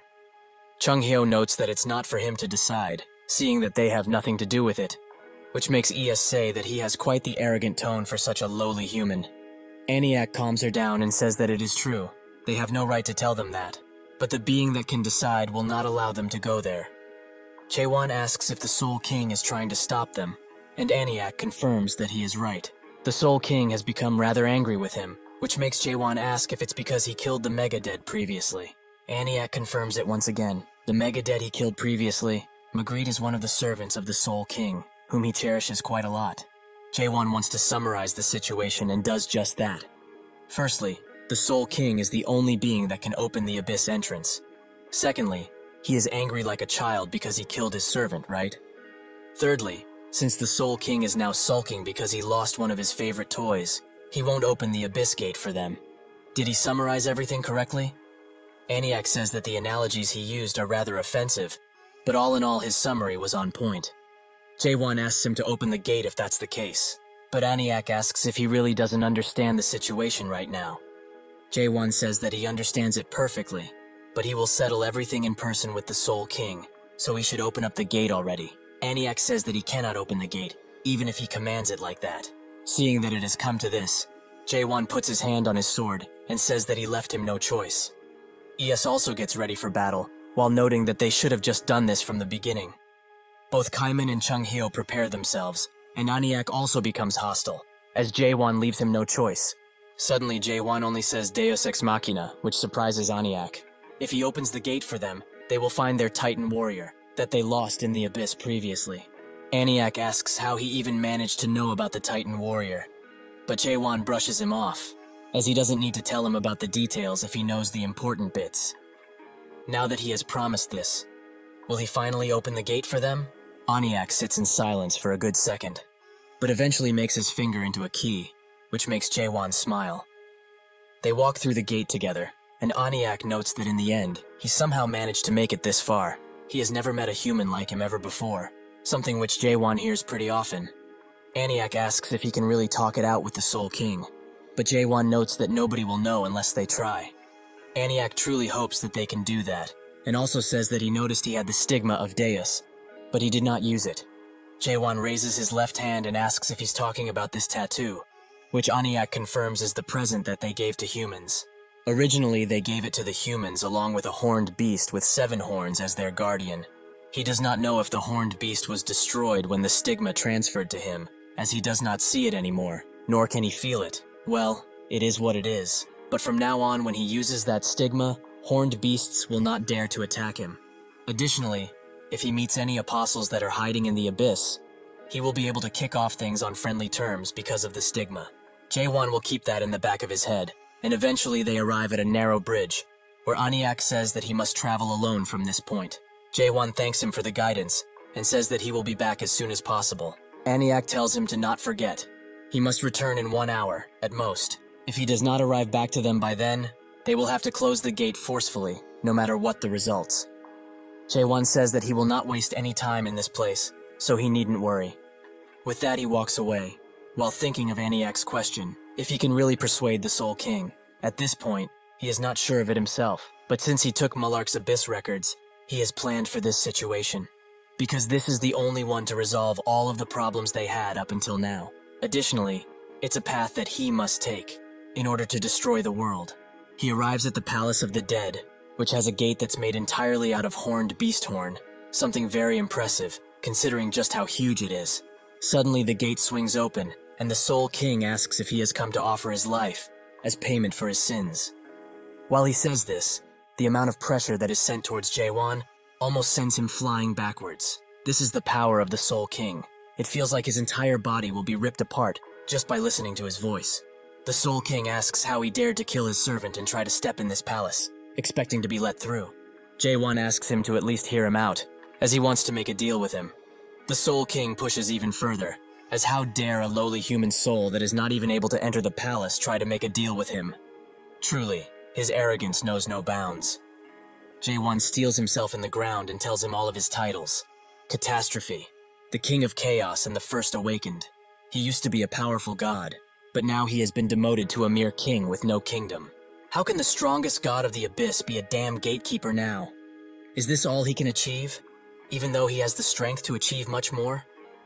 Does he not want to take his revenge on the bastard who exiled him from the Abyss and dared to lock him in this dark place? He calls out his name and announces that he will only say this one more time. He is here to make a deal with him, The pushing wind abruptly stops, and the Soul King says that he is much more arrogant than he originally thought. However, he will hear him out, but he hopes that what he has to say will be valuable enough to warrant such arrogance. Otherwise, he will not make it back alive from here. Jaewon explains that he knows of the promise he made with Mullark exactly 900 years ago. The Soul King asks how he knows about something like that, but Jaewon doesn't answer and instead says that he will take over Mullark's promise. Catastrophe asks if he really knows what that means, and Jaewon confirms that he does. He promises to bring him to the end of the abyss, no matter what. Outside of the factory, Siren eventually wakes up, and Yurin notices her, so he goes to her side and notes that she has slept for quite a long while. She groggily asks where she is, and Yurin notes that they are right in front of the strange factory. She immediately gets up and asks where Jaewon is, as she needs to stop him, no matter what. Yurin does not know why she is acting so strangely, but says that he has already gone inside. Out of nowhere, a few blue fireflies appear, and everyone notices that the place has gotten a bit warmer all around. They all look at them like pretty things, or just simple fireflies. But suddenly, they all burst into flames, which causes a gigantic blue explosion around the area. Everyone who is caught in the blast is burned to a crisp, and even the factory is damaged as the explosion occurs. Siren can only watch in horror as countless people get burned alive, and that's when the monarchs reveal themselves, with Hoon leading them. He asks the Gorgon Fortress Master to come out, as they did just like he wanted them to. They have come to wage war on him. Everyone gets ready for battle as quickly as they can, and Hoon orders his men to kill everyone who is not a second stage adapter of above. They start doing just that, and heads start to roll. The Emerald Bug Monarch says that he does not care what happens with everyone else, but they must kill that Jaewon no matter what, so they shouldn't even dare to be pushed back at this point. This is the second Lieutenant General, the Poison Monarch, Nokmyung Cheondo. Everyone is trapped by his centipedes, as he announces that their fortress master killed their family members that were simply exploring chaos. He will have to pay for messing with the prestigious Emerald Bug family. Another member says that Hoon wouldn't just start a war in order to avenge Garam. He is not the sort that does that thing.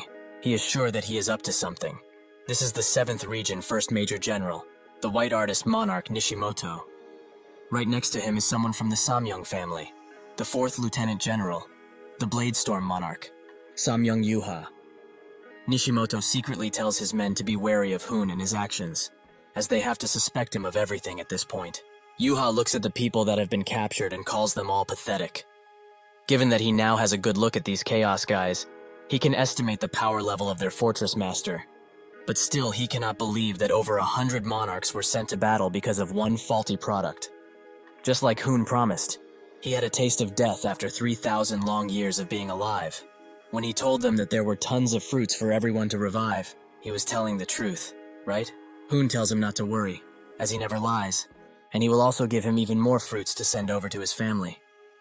Yuha tells him to not forget, before he was the 9th Region strategist, he is the first son of the Samyang family. Hoon finds it funny that this guy is still clinging onto their affiliations. Truly, this place has become a joke. In total, he gathered 20 from the Emerald Bug family, 10 from the 7th Region, and 20 from the Samyang family. In total, 50 that he got only from the 9th Region. There are so many monarchs here, but it is clear as they are all after only one thing. However, if they focus on just the tree, they will not be able to observe the entire forest. That is why they all fell for the same lie, that there are still fruits remaining. Since he came here in person, they all believed that he couldn't lie, which makes him feel kind of bad now. But he shouldn't be too upset, as lies become lies only when the promises are not kept. Even if they don't go to the end of the abyss, there are more ways to obtain fruits. The 7 highest-ranked gods that rule over the abyss, for example. After all, they will all be able to obtain fruits via their deal with the 7 great gods. Originally, this sort of deal wouldn't have been possible, since there is nothing that the 7 gods, who have become the most powerful in the abyss, would want. However, there is one thing that even gods have a need for, and that is the awakened. To the gods, who need a proxy to even exist, there is no resource more precious than the awakened, who are easily able to accept a new world, even if it's forced on them. Thanks to that Fortress Master bastard, tons of awakened which the gods desire have been awakened in this place.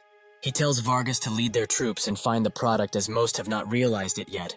But if they find out about the real value of the product in the tower, The 7th region and the Emerald Bug family with it will most definitely try to take them away. He must get that guy before that ever happens.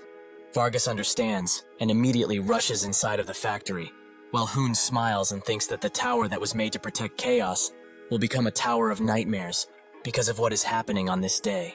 They will grow even more awakened using the tower they made and use them as bargaining chips for the fruits by making deals with the gods of the abyss.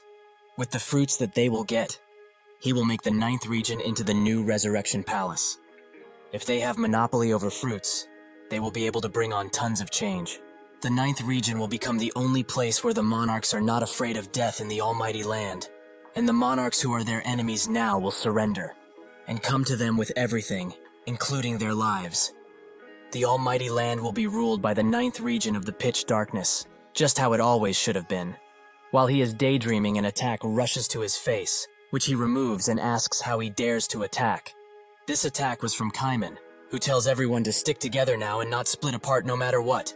Until Jaewon is done with his business, they must not let any of these bastards into the factory. Everyone is fighting with their best abilities, which makes Hoon smile even more, as it's about time they put these insects to sleep. Kyondo does not like how persistent these bastards are, and he rolls through them as he asks for the human known as Jaewon to be brought to him. Hoon comes back down from floating in a powerful spectacle, as the ground below him is crushed into bits. Everyone is surprised, while Kyondo just scoffs at him. Hoon then notices that the foolish mare girl is also a part of this merry group, the same one that betrayed Pitch Darkness because she was too selfish. Siren tells everyone that this guy is a lieutenant general from Pitch Darkness, and he's the most dangerous person out of everyone here. Hoon tells Kyondo that he can stop, but he does not want to, as his body is too restless for him to do anything and watch. Hoon walks past him and says that he is the one responsible for this precarious operation, so he should sit by and watch the show. Suddenly, everyone from Gorgon attacks Hoon in unison, which makes him smile even more, as it seems that these souls are still persistent, but that will not last for long. With one swing of his sword, he pushes everyone back, which surprises Kaiman the most, as he did not expect that much power to come out of him so suddenly. The attack sends debris flying as it hits the factory, and after the dust clears, only Hoon is left standing. He notes that this is how one should train souls to be obedient. They need to press down on them so that they don't dare to think about disobeying. Huang grabs his leg from under some debris and says that he will not let him go, no matter what. Everyone also gets up slowly, and Hoon congratulates them for their award-winning tenacity. It is nice to see from time to time. He turns around to Huang and smashes his grabbing hand into bits with only his leg. This way, he will be able to enjoy himself well as he tramples on their hopes and dreams. Everyone that is inside of the factory can feel the commotion that is happening outside, which makes Ias wonder if the humans have decided to cause a ruckus because they can't sit still. But Edsak says that this does not feel like something humans could do. Aniak asks Johnniak to find out what's happening outside, which makes him use his scouting ability. Eventually, that ability reaches the outside and he sees the monarchs attacking the humans viciously. They are in danger. Seeing this, both Chung-hyo and Carlton rush to the outside, with Chung-hyo noting that the brat was spot on with his guess. They really did run into the monarchs before they got in the abyss. Carlton asks if they really managed to make a narrow gate at such a short notice. But Chung-hyo says that something like that is not possible. That would take at least a few months. He thinks that the only way they got here is if they risked their lives. This means that they are intending on flattening chaos once again so that it can never think about getting up ever again. Just like they did 900 years ago. Chung-hyo remembers when he had one of the soldiers from the Abyss expedition in his arms, who did not wish to die. Chung-hyo encouraged him to stand up. Does he really intend to give up after coming this far? The soldier handed him one of the fruits, as he was a lost cause. But with this, he would let everyone know that they did not lose. They really got the fruit. The Abyss expedition did not actually fail. When they got back after the expedition was over, he told everyone that they did not fail, that the expedition obtained the fruit. That is what he lied to everyone about, even to himself. He endured so many years of humiliation and shame because of this, but now they are thinking of taking away everything once again? When they get outside of the factory, they see the destruction that has already been caused, and Chung-hyo's eyes open wide as his hand shakes uncontrollably. Carlton tries to make him calm down, but Chung-hyo charges in through the flames, while thinking that he cannot allow them to take away everything they have achieved. He is no longer the weak person that he was in the past. Now he will fight for what he believes in. He immediately kills one of the subordinates there and calls out for the people of the expedition. But when he looks at what is going on, he is left shocked and speechless. Yong has had his eyes pulled out. Huang does not have an arm, and Muguk is missing a leg. Jurin is bleeding profusely, and Kaiman is the only one standing up, although he is barely doing so since Hoon has attacked him constantly. He is glad that the divine physician decided to show himself, as these guys were not giving him any answers as to where that Jaewon guy is located. But he appeared at the perfect time. How very fortunate. He really enjoyed his time with these souls that have strong willpower, but he cannot afford any wasted time, so he will make an example of this guy standing in front of him.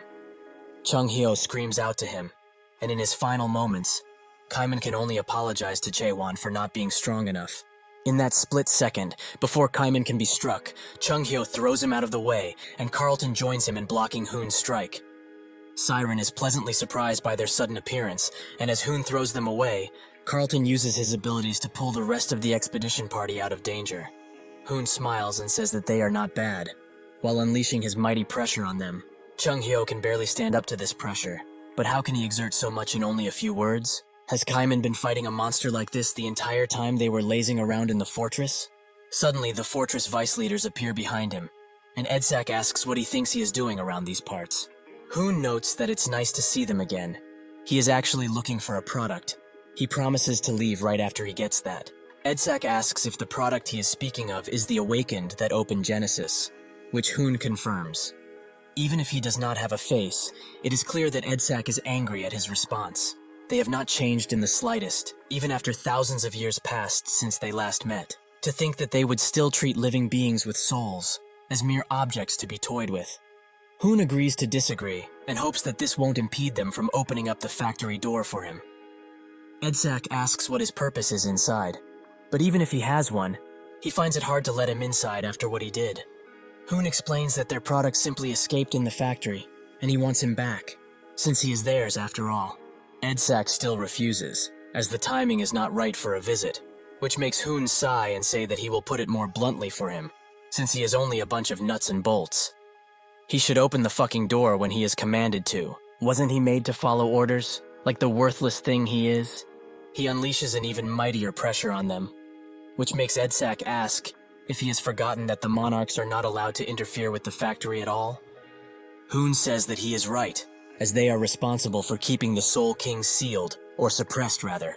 That is why they didn't do anything to them thus far, as the Soul King, or more commonly known as Catastrophe, is one of the 3 ancient gods. A being that can only be sealed with all the monarchs of the 12 regions present.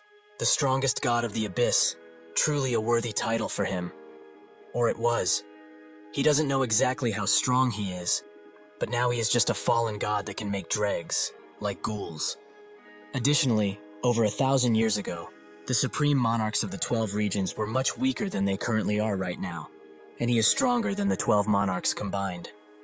Edsak asks him to reconsider his choice, as he promises this is not what he wants. Hoon announces that he is the Black Shadow strategist, Samyung Hoon. Does he really think he would listen to the words of a machine? Having had enough of his yapping, Ayas charges him, but she is far too late as Hoon unleashes his technique across the ground from above.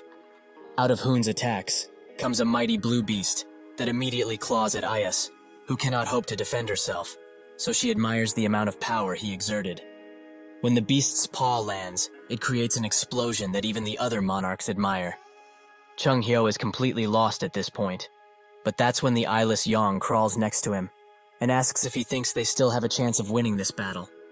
Chung Hyo had forgotten that his eyes were removed, but perhaps it is for the better, as if he had seen what was going on right now. He wouldn't have had the sanity left to ask that question in the first place. He thinks that it is impossible to defeat that thing, so he takes a step back, but suddenly remembers the words of his pupil, that he always runs away. He stops, but his body cannot stop trembling from fear. He wonders how Jaewon thinks that he can win every single battle, while fighting against such strong people, who defy all odds. Yong asks if Jaewon is back yet, which makes Chung Hyo think that he is still with the Soul King. He might actually be dead at this point, but even if he is certain that he wouldn't bend his knee no matter what. He tells Yong that he is not here yet. However, they have not lost either. Yong gets up, and everyone does the same. Even in their states, they still have the will to fight and win. Hoon is rightfully surprised by their determination, as he has shown them a power that would make most people lose their will to fight. But still, they choose to fight and glare at him with those eyes. He can only describe them as noble. Noble eyes only belong to people who have the will to decide what their lives will be like. They are noble, despite not being even close to monarchs. Dignified, even if they are crushed. People who do not care who is in front of them, even if it is an unbeatable enemy. It is as if they are all saying one thing, that monarchs do not exist. If all the awakened born from that certain tower are like these guys, can he really sell them to the abyss and hope for the best? He tells Vargas that their plan has changed. Every single awakened in front of them must be killed. They will only be sparing the product and the tower. They will now end this, once and for all. The beast in front of them gets ready to unleash a shattering attack, which makes everyone prepare for the worst. But out of the fortress comes a red beam that goes through the beast's attack and pushes even further, creating an explosion in front of them. Hoon smiles once again, as he finally has eyes on the product. Jaewon apologizes as it appears he came too late. Everyone calls out Jaewon as they see him, and he thanks them for making it so far. But now they should get as far away from this place as they possibly can. Hoon asks if he really is the Gorgon Fortress Master he wanted, and Jaewon confirms that he is. Hoon finds it pretty puzzling, however. This filthy person, who is ragged all across, is the Gorgon Fortress Master. Did he really do all of this for someone like this? He also notices that he has tons of impure energy around him, and guesses that it's from the Soul King. But to think he would let someone like this leave. Truly, he is now the king of nothing. He cannot believe that the people of Chaos gained hope because of a beggar like him. Two more monarchs appear, with one saying that they can't believe they came all of this way and did all of that because of a mere product like that thing. They are all fools who have been duped. This is the 9th Region 5th Lieutenant General, the Black Cloud Monarch, Magata. Next to him is the 9th Region 6th Lieutenant General, the Dragon Leg Monarch, Sarim. Yuha asks Hoon if there was any reason he needed so many people to defeat someone so lowly as that guy. Hoon explains that indeed, it might seem excessive, but it is very much needed for what is to come. He thinks that they won't need all of these people to defeat the product. They need this many people for a guarantee. The Soul King might not let them enter the abyss, and if that happens, they will have no choice but to forcefully enter, as they haven't come all of this way for nothing. Jaewon prepares an attack and asks how long they are going to stay still and talk. He pulls everyone into his world, which most monarchs find to be interesting, as it really is a unique worldview. Migata notes that the huge eye in the sky means that this is what the first nightmare means to him, and Sarim says that the eye might actually represent Big Brother, considering it watches above all. Yuha sees it as lowly. No matter what kind of world it is, there is nothing inside. It is as empty as a dried-up river. While tending to the wounded, Chung-hyo wonders what Jaewon is trying to pull here, as he knows full well that he is not at the level where he can take on the lieutenant generals. Still, knowing him, he must have some kind of crazy plan. Hoon too finds his worldview pretty unique, but it is still much weaker compared to the people from Crack. Is this all he has, though? Jaewon charges in while denying this, and almost gets to Hoon with his sword, but Sarim jumps in his way and kicks the sword away. How ridiculous he is. This is all he has, yet he dares to make such grand entrances, like a damn prince. Jaewon is pushed back, and Sarim expresses the wish to deal with this guy alone, as he is sure he will have tons of fun. Hoon taps his shoulder and walks forward while saying that he will take care of this by himself. Sarim finds it surprising that he chose to fight, but Hoon notes that this is his mess, so he needs to be the one who cleans it up.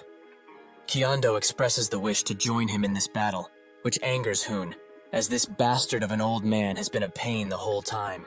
He explains that there really is no need for more than one person and snaps his fingers, creating a large arena around Haewon, one that he cannot escape.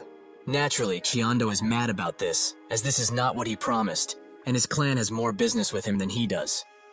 Tired of his incessant bellyaching, Hoon tells him to go take a rest, while walking inside of the arena. Jaewon asks what he is trying to pull by doing this, and Hoon notes that only by fighting one-on-one, he will be satisfied, and the same goes for him, right?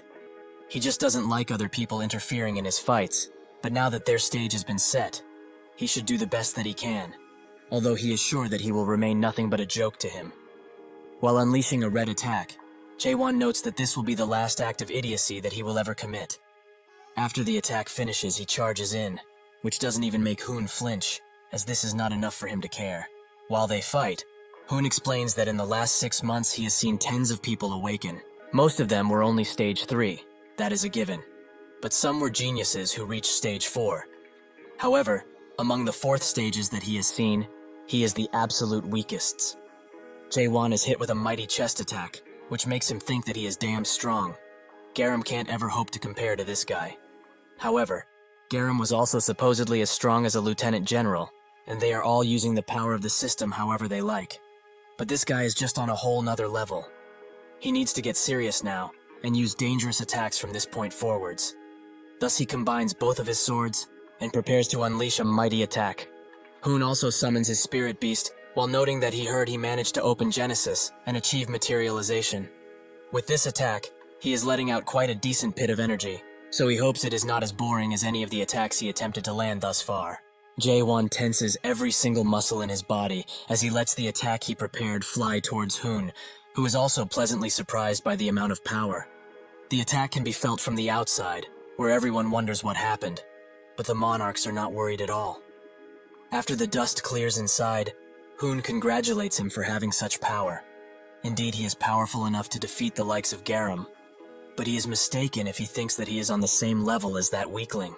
Did he really think that he got everything when he opened Genesis? This is just the start of true awakening, not the end. Well, whatever. Shall they end things as they are now? Or does he have any little tricks to show him? Chaewon asks him what he is trying to achieve, as if he wanted to kill him. He would have done so much earlier. Just what is he after? Hoon says that he is quick to catch on, so he will put it bluntly now. He invites him to the 9th region, and also says that he should bring the Tower of Awakening he made with him. Jae-won asks what will happen if he refuses, and Hoon wonders if he really will be able to, while he snaps his fingers, creating tons of cube screens that come out of the ceiling and show Jae-won Hoon's collection of oddities. He spots a computer, which makes Hoon's smile widen as he notes that it seems he is very familiar with some objects in his collection, so he will give him a present that will certainly incentivize him to join. Jae-won's eyes widen as he sees himself chained up in there. Hoon explains that he can give him the chance to get back to the life he lost previously, the one he was forcefully dragged out of. Does he not miss it truly? He can restart his old life like nothing ever happened. Additionally, he will also give him the position of the 8th Lieutenant General. That's not all, however. If he accepts this deal now, he will give him back the time he lost while wasn't on Earth. Jae-won outright refuses him, which Hoon expected, as seeing how he acted this entire time, it seems that he is someone who abhors returning to their roots, or core. Jae-won asks why even make the offer if that is the case, and Hoon explains that he is suggesting here is not a return per se. The nightmarish time he spent here will never truly disappear, so what would be the reason for him to go back in the past? Even if he were to go back, he will not be able to recover from his wounds, and he honestly shouldn't, as those wounds are the thing that made him who he is now. The wounds have already become an inseparable part of him, even if he doesn't like to think about it. Is that why he constantly chooses the present instead of going back in the past, perhaps? But now that he thinks about it, indeed all he wants is not the past, but the present he has lost. This should make him wonder, though. Is this place really the present that he wishes for? No, of course it's not. This place isn't his present.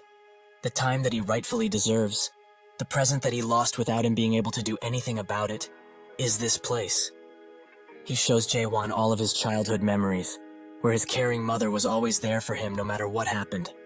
This makes Jae-won almost cry. Hoon tempts him even further. The present he lost, and the people that he loves, they are all in that one place. If he becomes the Lieutenant General of the 9th region, he can go to that place whenever he wishes to. He should think about this offer very carefully, as it's a one-time thing. Even with all of these promises made to him, Jae-won still chooses to clench his sword tightly, which makes Hoon ask what he's doing. Jae-won explains that he is never going back. The only way he can go now is up, and that's what he will do. Hoon gets mad at his strong will and asks if he does not want to see the people he loves again. Does he really intend to throw away his present that he was searching for all of this time into the garbage? Jae-won thinks of his words, and indeed some of them are correct. Naturally, he misses everyone, and there are some people he would really love to meet again. He is human after all, so he also has emotions about these types of things. However, where it is in the past, future, or even the damn present, in this world, it means nothing. He charges an even stronger attack, and unleashes it on Hoon all at once, and it even starts breaking through the arena Hoon made for them. Haewon says that he will be able to enjoy happiness for a short while if he were to return to Earth, to his loved ones. However, that will not be of any use in the end, as they will eventually come and cultivate that place, like they did so many worlds beforehand. Hoon pushes him back with an attack, and explains that is only natural. Cultivation is the law of this world, one that everyone must abide by. While Chaewon holds himself still, he thinks that this is a world where cultivating others is just a natural way of life. So maybe this might not be the fault of the individual. It is not the fault of Kaiman, who keeps forgetting the memories of when he was just a product. Nor is it the fault of Siren, who was born in the tower and was educated that way. Additionally, it might not even be the fault of the angels or demons that are in charge of these cultivations. He says that if someone is to blame for all of this, it would be the person that didn't set that kind of thinking as morally wrong. The one at fault would be this world. That is the reason why he must eradicate this world entirely. Hoon notes that he is a child for thinking like this, because in the end, everything that he cherishes is a part of this world. So is he really saying that he will destroy all of that with his own hands, like a maniac? The thing they most commonly describe as the system does not truly exist. It cannot be destroyed, nor can it be touched. The system is just nature. He unleashes another mighty attack on Jaewon, which he cannot hope to defend himself from, and now he doesn't have the time to strengthen his world, nor become stronger. The only thing that he is able to do in this dire situation is borrow someone else's power. He eats the red crystal that he got out of his pocket as he cannot win with his own strength. The attack reaches Jaewon, which can be seen even from the outside, making Chung-hyo wonder just what is going on inside that place. Hoon thinks that it would have been much better if this guy chose to follow him quietly, as he has crossed over to chaos as a living being, so he is always in a state where his brain link is connected. If he were to die, his soul would probably go back to his original physical body. Naturally, that doesn't mean there won't be damage to his soul, but at this point he has no choice but to send him forcefully to the almighty land. Suddenly, the aura around Chaewon changes, and a dark red, ominous energy starts to permeate throughout the arena, swallowing it whole. Before Hoon even notices, he is also touched by the red energy and corrupted by it, so he starts screaming, either out of pain or out of surprise. Everyone outside wonders what's up with this energy that is coming out of the arena, but Chung-hyo knows. This must be the reason why Jaewon did not eat the horn properly, even though impure energy was leaking out of him constantly. There will be a hell of a price to pay for doing something like this. Just what is that kid trying to achieve now? The arena starts to come apart at the seams, while Jaewon laughs and dead creatures appear out of portals. They all look at this with shock and awe, as the Soul King, now controlling Jaewon's body, appears before them, and says that they haven't seen each other in a while. This is the descent of the true body of the Soul King. In the Abyss chat room, the gods start to feel the commotion that is coming from chaos, and some of the Maven wonder if the seal has been released. Somewhere else entirely, in a bloody and strange place, a man thinks about chaos, and notes that is the place where Seola is at.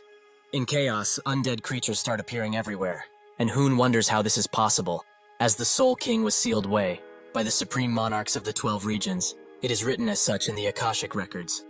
That is why he thought that bringing 100 monarchs would be overkill. Did the Akashic records lie to him?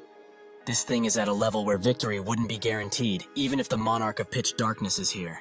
This means that they need to get out of here as quickly as they possibly can. Hoon bows his head down to the Soul King and explains that they have no intent to fight against his might. They only want the product that he has possessed. Catastrophe refuses, as this guy is off limits from now on. Hoon notes that even if he has taken a liking to him, he made a promise to Big Brother that he would not interfere in any chaos affairs. Catastrophe clicks his tongue as he hears this, and asks how he dares to say that name while he is in front of him. This pressure puts Hoon to his knees, and he apologizes profusely. But from what he knows, that is the reason why he has yet to choose a proxy. Catastrophe explains that this guy is not his proxy. He is just trying to protect his own world, even if it means that it will cost some of his life force. That is why they made a simple contract. That, however, is none of his damn business. He starts to prepare a mighty attack, while saying that one thing is for sure here: all of them will be dying in this place, no matter what. Hoon asks if he will really break the promise he made to Big Brother like this, but Catastrophe says that he hasn't done anything like that. While indeed this is his power, it's not of his will. The attack starts to form even further as land, sea, and air combine to pin the monarchs down.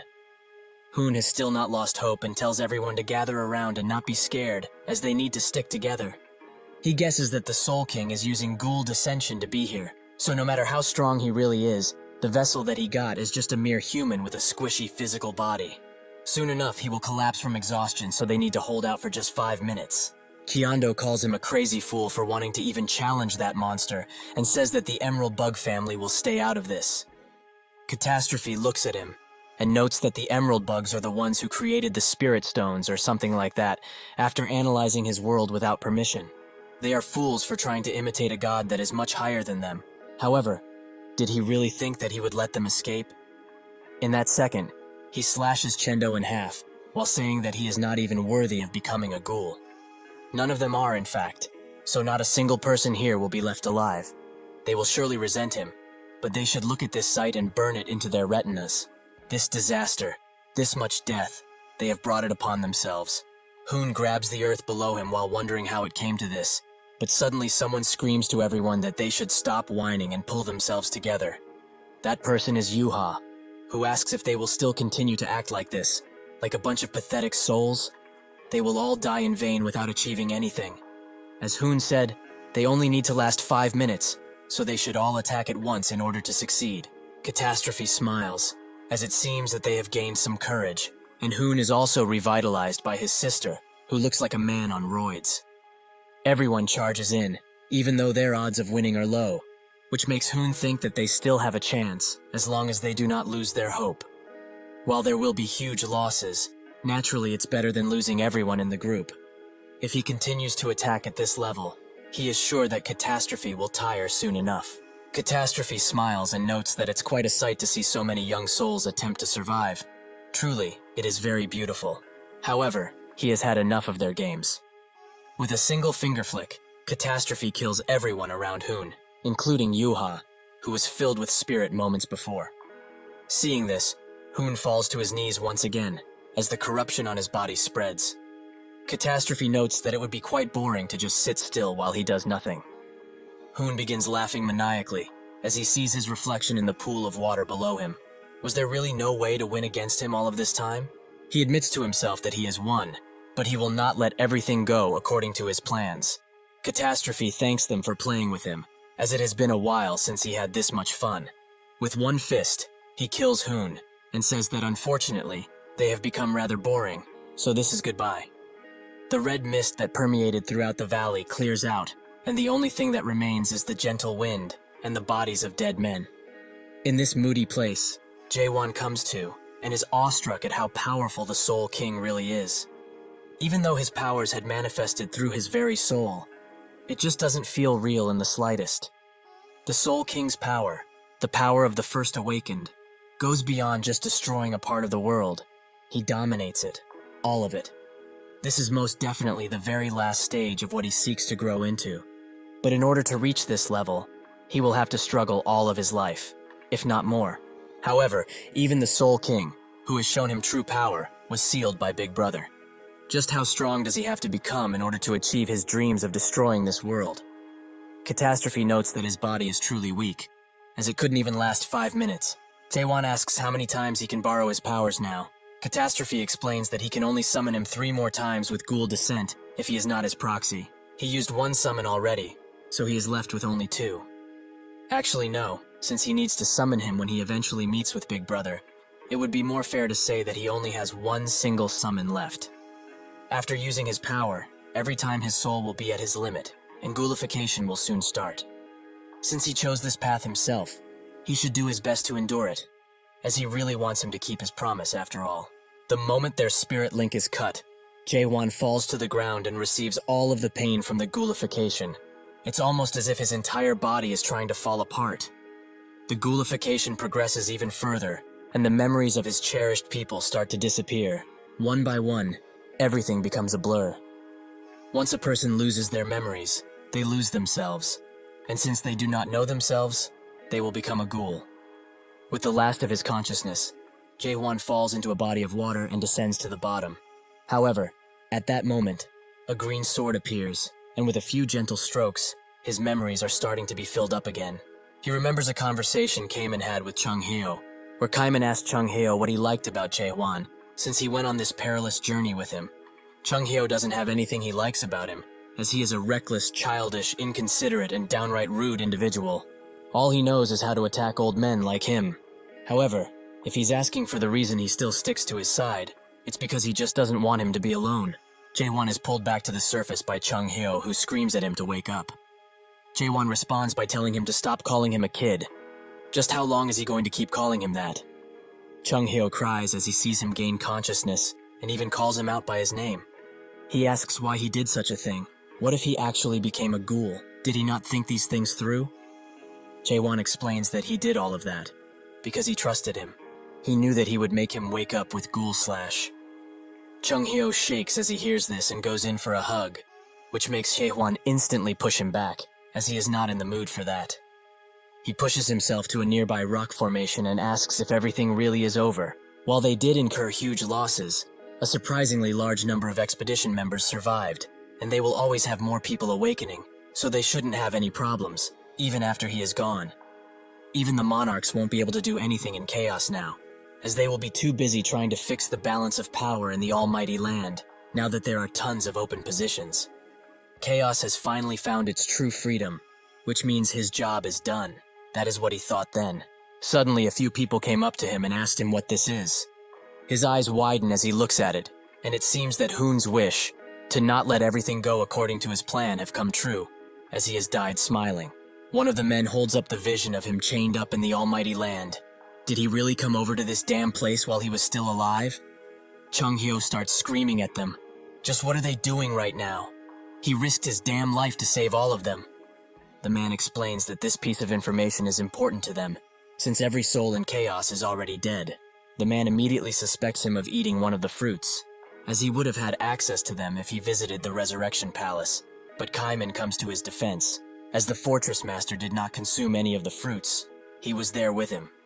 The man asks him to explain the video they saw, but Kaiman can't defend himself against such a defenseless accusation.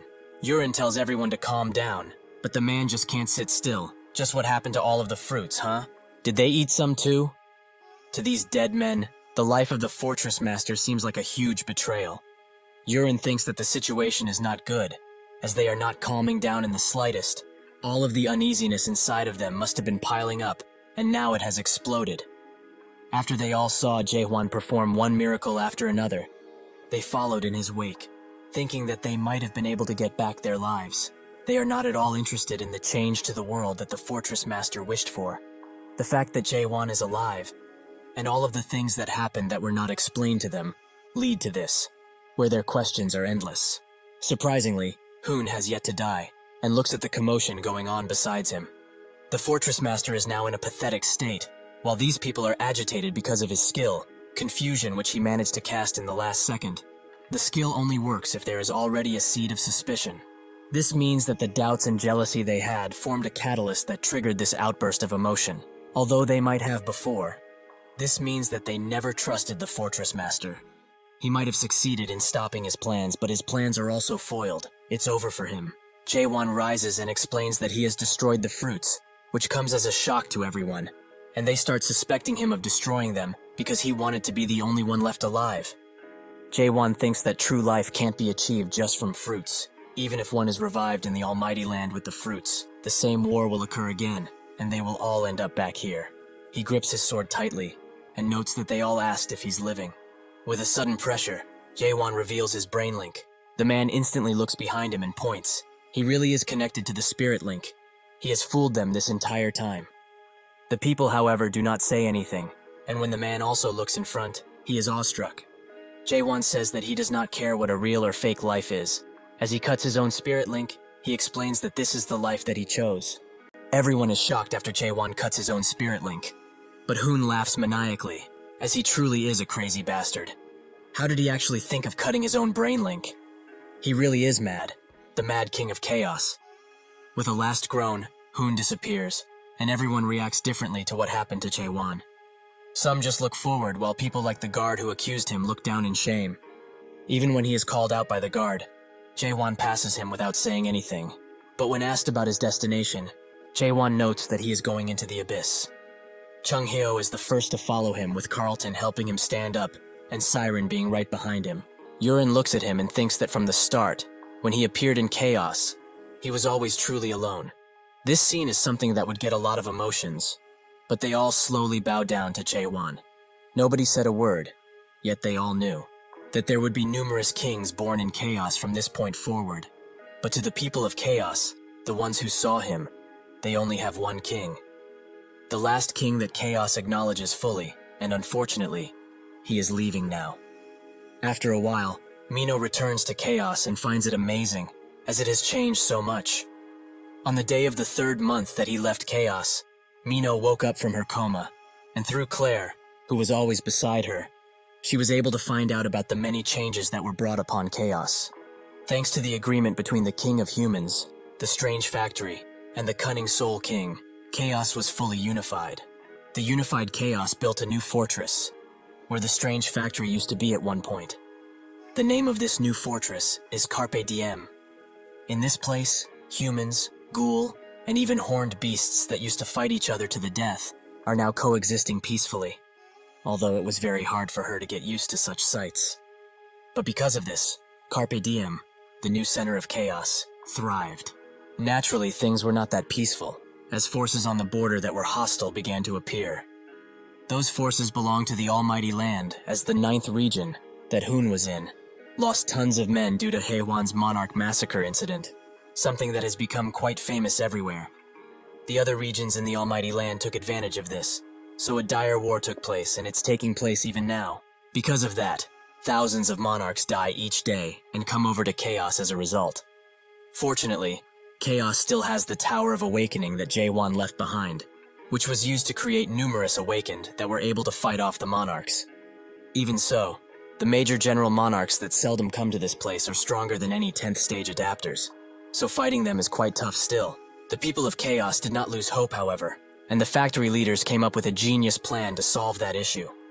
When the monarch-level adapters perish, the place that they are summoned in is different than most, so in the past they were summoned into the Resurrection Palace. But now, the factory leader has changed their spawn location. The new location is right here, inside of Carpe Diem. Mino thought that it was extremely dangerous at first, as it seemed foolish, but she was convinced when she heard where they were spawned exactly. Every monarch-level individual ends up in Chaos, but right in the arms of Catastrophe, who kills them by just looking at them. That is the power they have now. The Chaos that was without change for thousands of years has changed a lot in such a short time, because of him. The moment she woke up, Mino was holding a stone, a return stone to be exact, something that he apparently left behind after he left the Strange Factory. While she looks at the stone, she can't help but wonder why he chose to save Chaos. He doesn't seem to like people in general, and there is no real attachment to this place for him. So is it perhaps because she asked him to? That would be too much, though. It's surely something else, right? Still, this burning question is still within her, so to possibly find some answers, she has to go to this place that he left behind. When she approaches the tower, she gets a system notification, asking her if she would like to enter the Tower of Nightmares. This makes her feel a sudden feeling in her chest. These must be the emotions everyone is feeling when going into the tower. She can understand them now, albeit only a little bit. She smiles, as that bastard went on and on about his mission to destroy this world. But what he left behind was a tiny bit of hope. The system notification glistens as she accepts and thinks that perhaps this is not hope, but the actual end of the old world. While being drawn in by the tower, Mino wonders if she will ever be able to meet him again. In the world that Chae-won left behind, if there was salvation, she couldn't know what it was like. However, in her imagination, his world, there was a tree that has roots with no place to seep themselves into, and bare branches without any green leaves. Despite all of this, she felt a lot less lonely while thinking of his world that he made. Because even if everyone in that world betrays the world, there will always be one person who will protect the world to the bitter end. The world that a single man managed to protect and change, Chaos. The Abyss is commonly known as the branch of the illusion tree, and areas within it are known as sites. Each site is its own unique world, and the 7 great gods are the highest ranking among all gods that control each world. However, if that is the case, What is the most dangerous place in the abyss? There was a time when the gods of Abyss, who had too much time on their hands, debated heavily on this question. Some gods said that it was the first site, that was made by Big Brother himself, while others said that the fourth site created by the crazy god is the most dangerous. But even those lesser gods are considered mythical beings that are hard to meet face to face, or even contact with. Even so, there is a dangerous place that even the normal gods must be afraid of. For example, the eighth site, Caspian, the Blue Forest area. Inside of the forest, a disciple asks his goddess if this really is the place, as this doesn't seem like a good place to fish at all. The goddess reassures him that there really is one. Does he not believe his own goddess? Even if he does believe her, the disciple simply cannot find it anywhere. So can't they head back? What if a dark soul were to appear around here?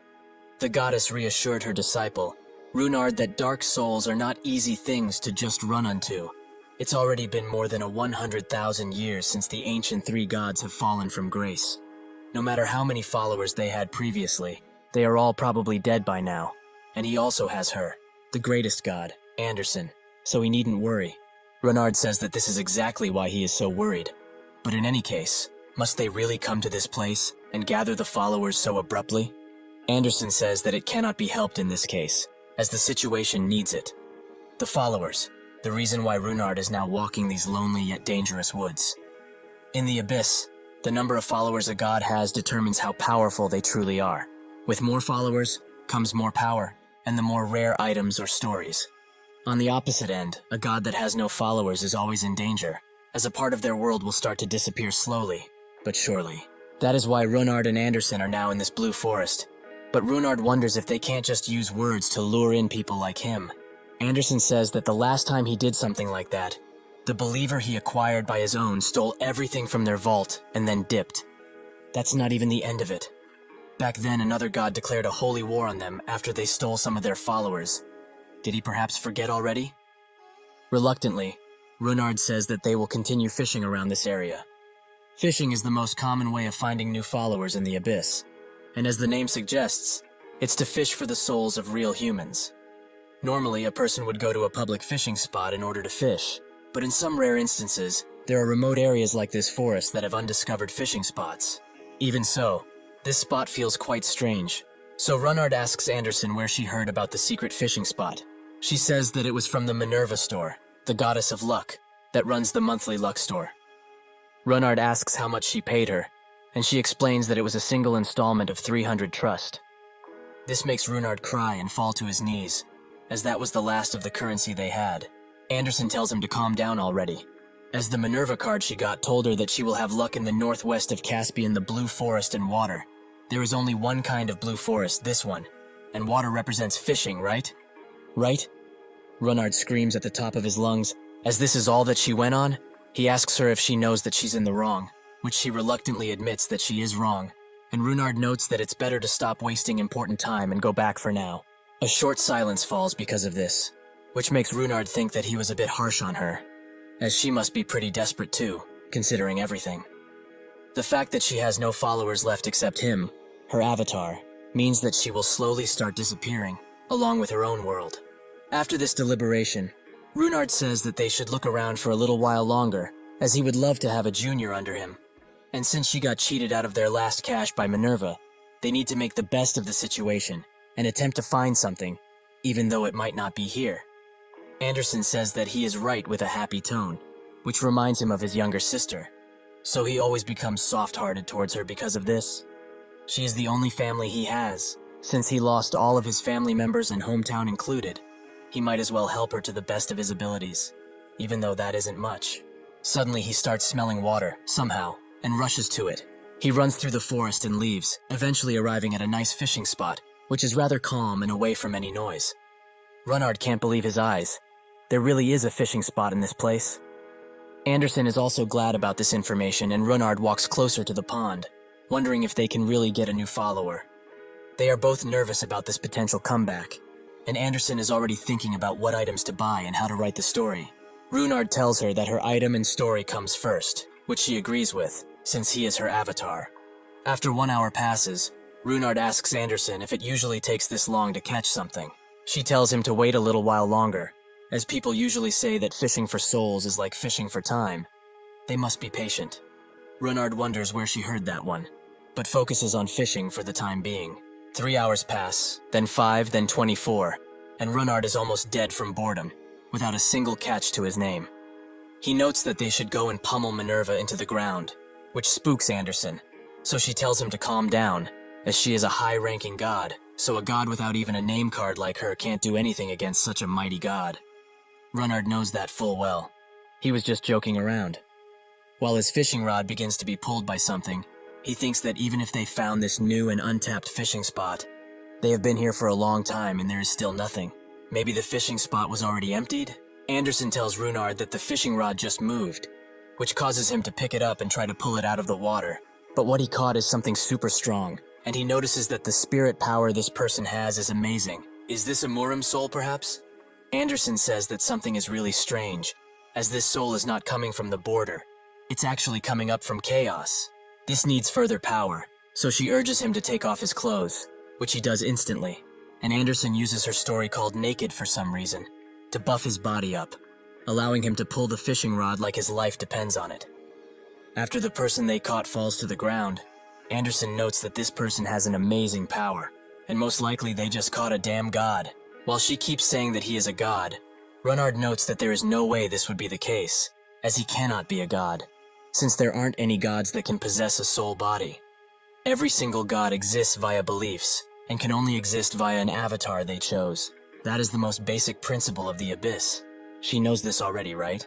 Anderson asks if he's trying to flex his knowledge on her right now, but Runard says that this is what she taught him in the first place. But if she really feels so much power from him, maybe he is another god avatar or follower, since she felt world power from him. That's when he feels something strange too. A certain kind of pressure, which makes him wonder what this man is. Based on what she felt, this guy came from chaos, but the only place where gods exist would be in the Abyss. Otherwise, everything they have ever known about gods, avatars, and followers would fall apart at the seams. Anderson explains that chaos has a god, and a fierce one at that, but there is no way that he would actually get an avatar, so they will exclude him from the equation.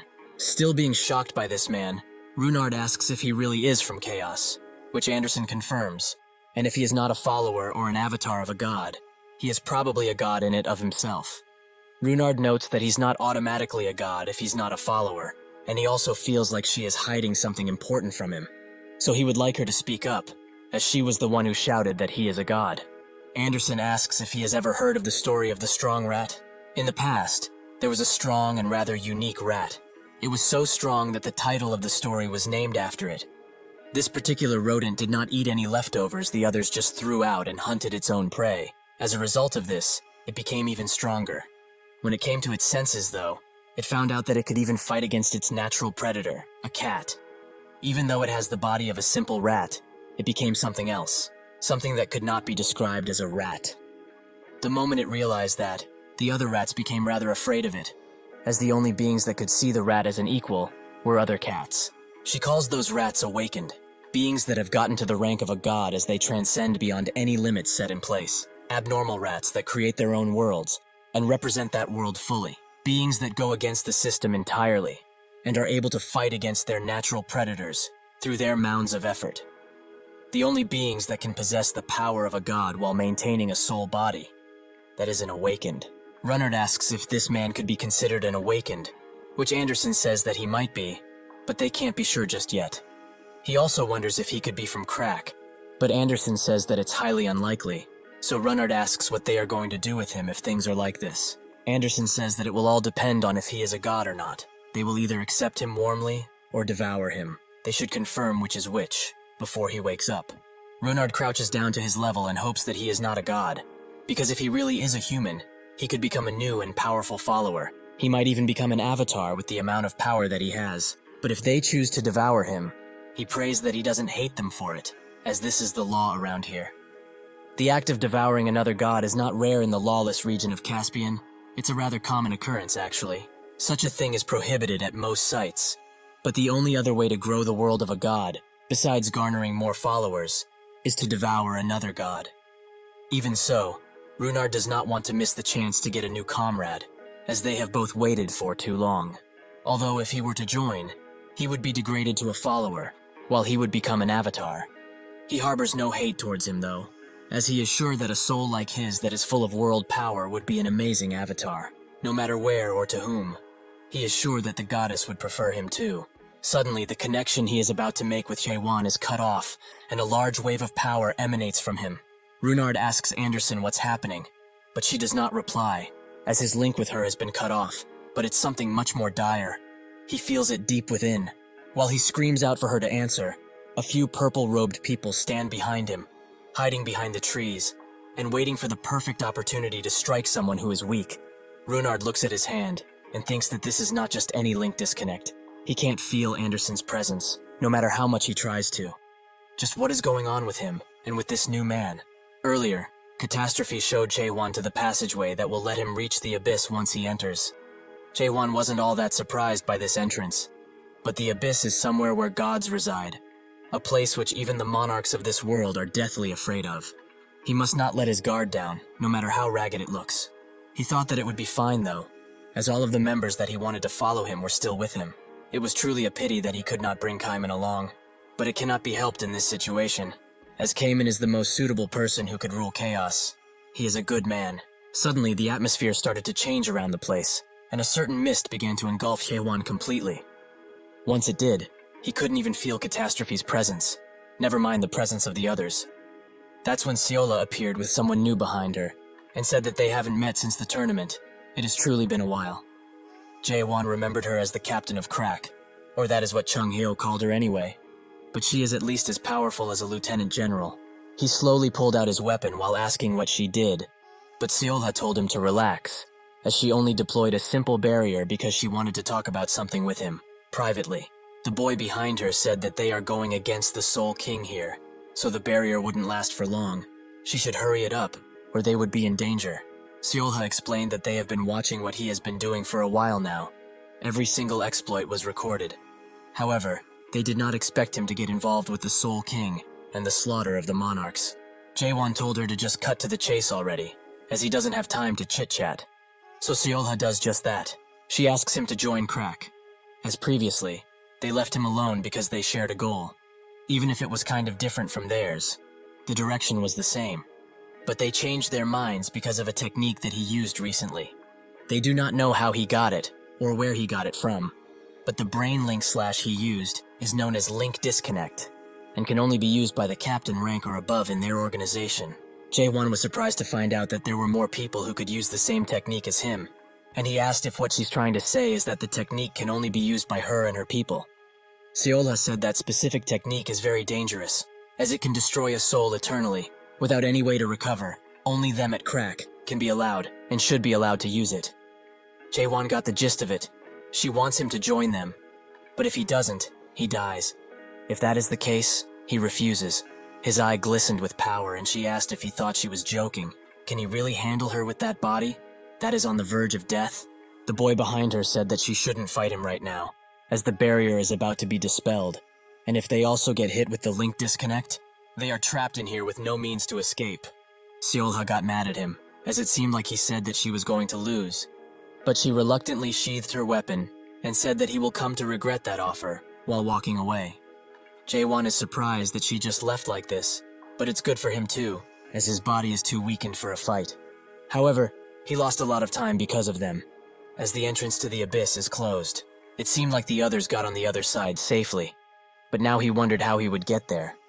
His body was also at its limits too, as his fatigue accumulated, and he could feel that he might pass out at any point.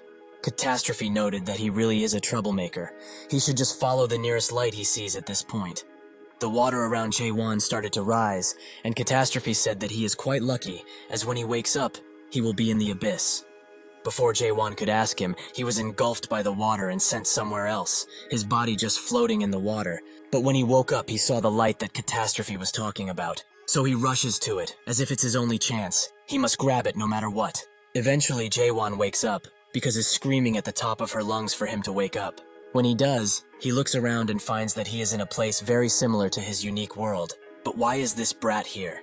And why is she so noisy? He asks her how she got here, and she explains that feigning ignorance will not work with her. She is Anderson, a god from the abyss, and he just devoured her without mercy. Jae-won asks if he really did devour her, which makes her confirm that he indeed did just that. So now he must take full responsibility.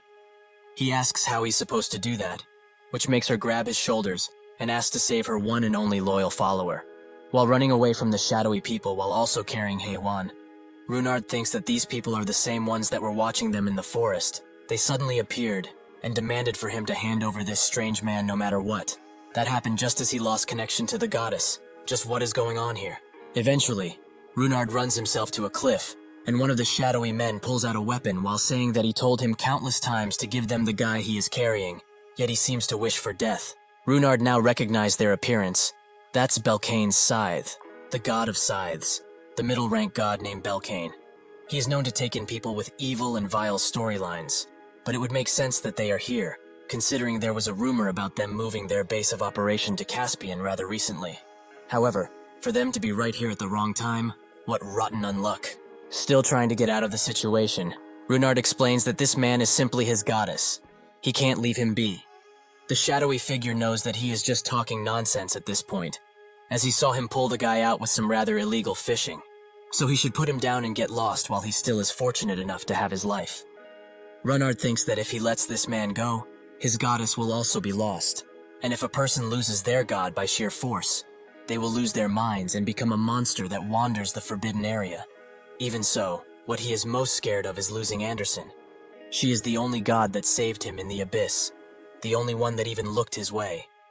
The shadowy figure asks if he still won't put the man down and hand him over, which Runard refuses, as he will never do that. He cannot. The shadowy figure has had enough of this brat's incessant bravery, so he puts him down and puts a scythe to his neck. If he's not going to, he is better dead. He rushes in to cut off his head, and blood spills around. But it's from the shadowy figure, who has had his arm cut off in a split second, something which shocks Runard quite a bit, and makes the shadowy figure scream in pain. The one who did that was naturally Jae-won, who notes that when he entered Chaos, he at least had some clothes on him, although they were rather ragged. Starting in his birthday suit like this isn't to his liking, but it will have to do. The shadowy figure tries to get up and tell his men to kill this bastard, but with a single weak thrust he slays him. While Runard is just awestruck by the amount of power, he remembers something. He also asked about the origin of getting naked, which Anderson explained, as she received this storyline from someone else, an ancient god. That was rather eccentric, to say the least. He was merciless, violent, and he hated wearing clothes no matter what. Nobody was able to wear clothes while they were in front of him. Everyone was busy running around with clothes in hand, and thus people always warned other people whenever he would appear. This made Runard think that he was some kind of weirdo, but Anderson gave him a counter-argument to that, one that he used rather frequently, his philosophy. He thought that clothes only get in the way and are hypocritical. They are just a pretense. The most important thing is that the real fight starts after he takes off all of his clothes. Jae-won approaches Runard while asking if he is Anderson's follower. If he is, he can do him a favor. Get her out of his head already. Runard is simply too confused at this point. Jae-won's eyes glow, as he thinks that he used question to take a look around, and he can see that the world power is now taking on a form of a storyline. He feels that he has a strength enhancement buff on himself. Is this the power of nakedness, or whatever the storyline is named? Anderson explains that it's getting naked actually, as being naked and getting naked are two different things. Additionally, Jae-won cannot feel any spirit power around this place at all. This is a world entirely different from Chaos. In there, one had to take in spirit power in order to use and activate a skill. But here in the Abyss, one can only use the world power that is already within their soul to do basically anything. He already knew this, because he found it out by reading Mullark's records. But it's different after experiencing it on his own. Runard approaches him while also calling him a god, and asks him to take him in as a follower, which he instantly refuses and makes Anderson feel betrayed. Runard continues to beg, as he is sure that Anderson would allow this to happen. But Anderson feels otherwise, and tells Jae-won to not take in this guy as a follower, or else. Having had enough of them both, Jae-won calms them down with some spiritual pressure, which makes Anderson silent, and Runard starts to hiccup. With that out of the way, he notes that they should start from the basics, as he has some things he wants explained. The monarchs in the Almighty Land had their own regions, which were separated, and the gods in the Abyss are rather similar, as they each have their own land. The difference between the two is that the gods of the abyss govern over their land quite a bit, while the monarchs just say that they own it, and that's that. These gods call their land sites, and there are gigantic ones, which the highest-ranked gods rule over, and smaller sites, which are the size of a village, where middle or low-rank gods rule over. Jaewon asks if these sites are the same concept as land, and Runard notes that they are rather similar, but at the same time quite different. Something like land to medium and low-ranked gods would be the sanctuary for higher-ranked gods, because a high-ranked god is capable of physically manifesting their unique world through their sites. So it basically becomes a weapon for these high-ranked gods naturally. This makes Jaewon wonder if Chaos was just one of the sites for catastrophe. But does that mean that this place has gods that can use powers that are close to omnipotence, like Catastrophe does? Runard continues explaining. Because it's hard for even the high-ranked gods to use all of their power on an entire site. Most of them just use the storyline form to exert their powers. The Getting Naked storyline that he has right now is one of those storylines. He also calls him God Jaewon, which he finds rather cringe, so he tells him to take the god out of his name from now on. Runard does just that, but asks if he really wants to kill Anderson or not. Jaewon finally gets it. He followed him because he was afraid he would lose his one and only god. Anderson also asks if he's going to kill her now, as he's been completely devoured by his unique world and may stop existing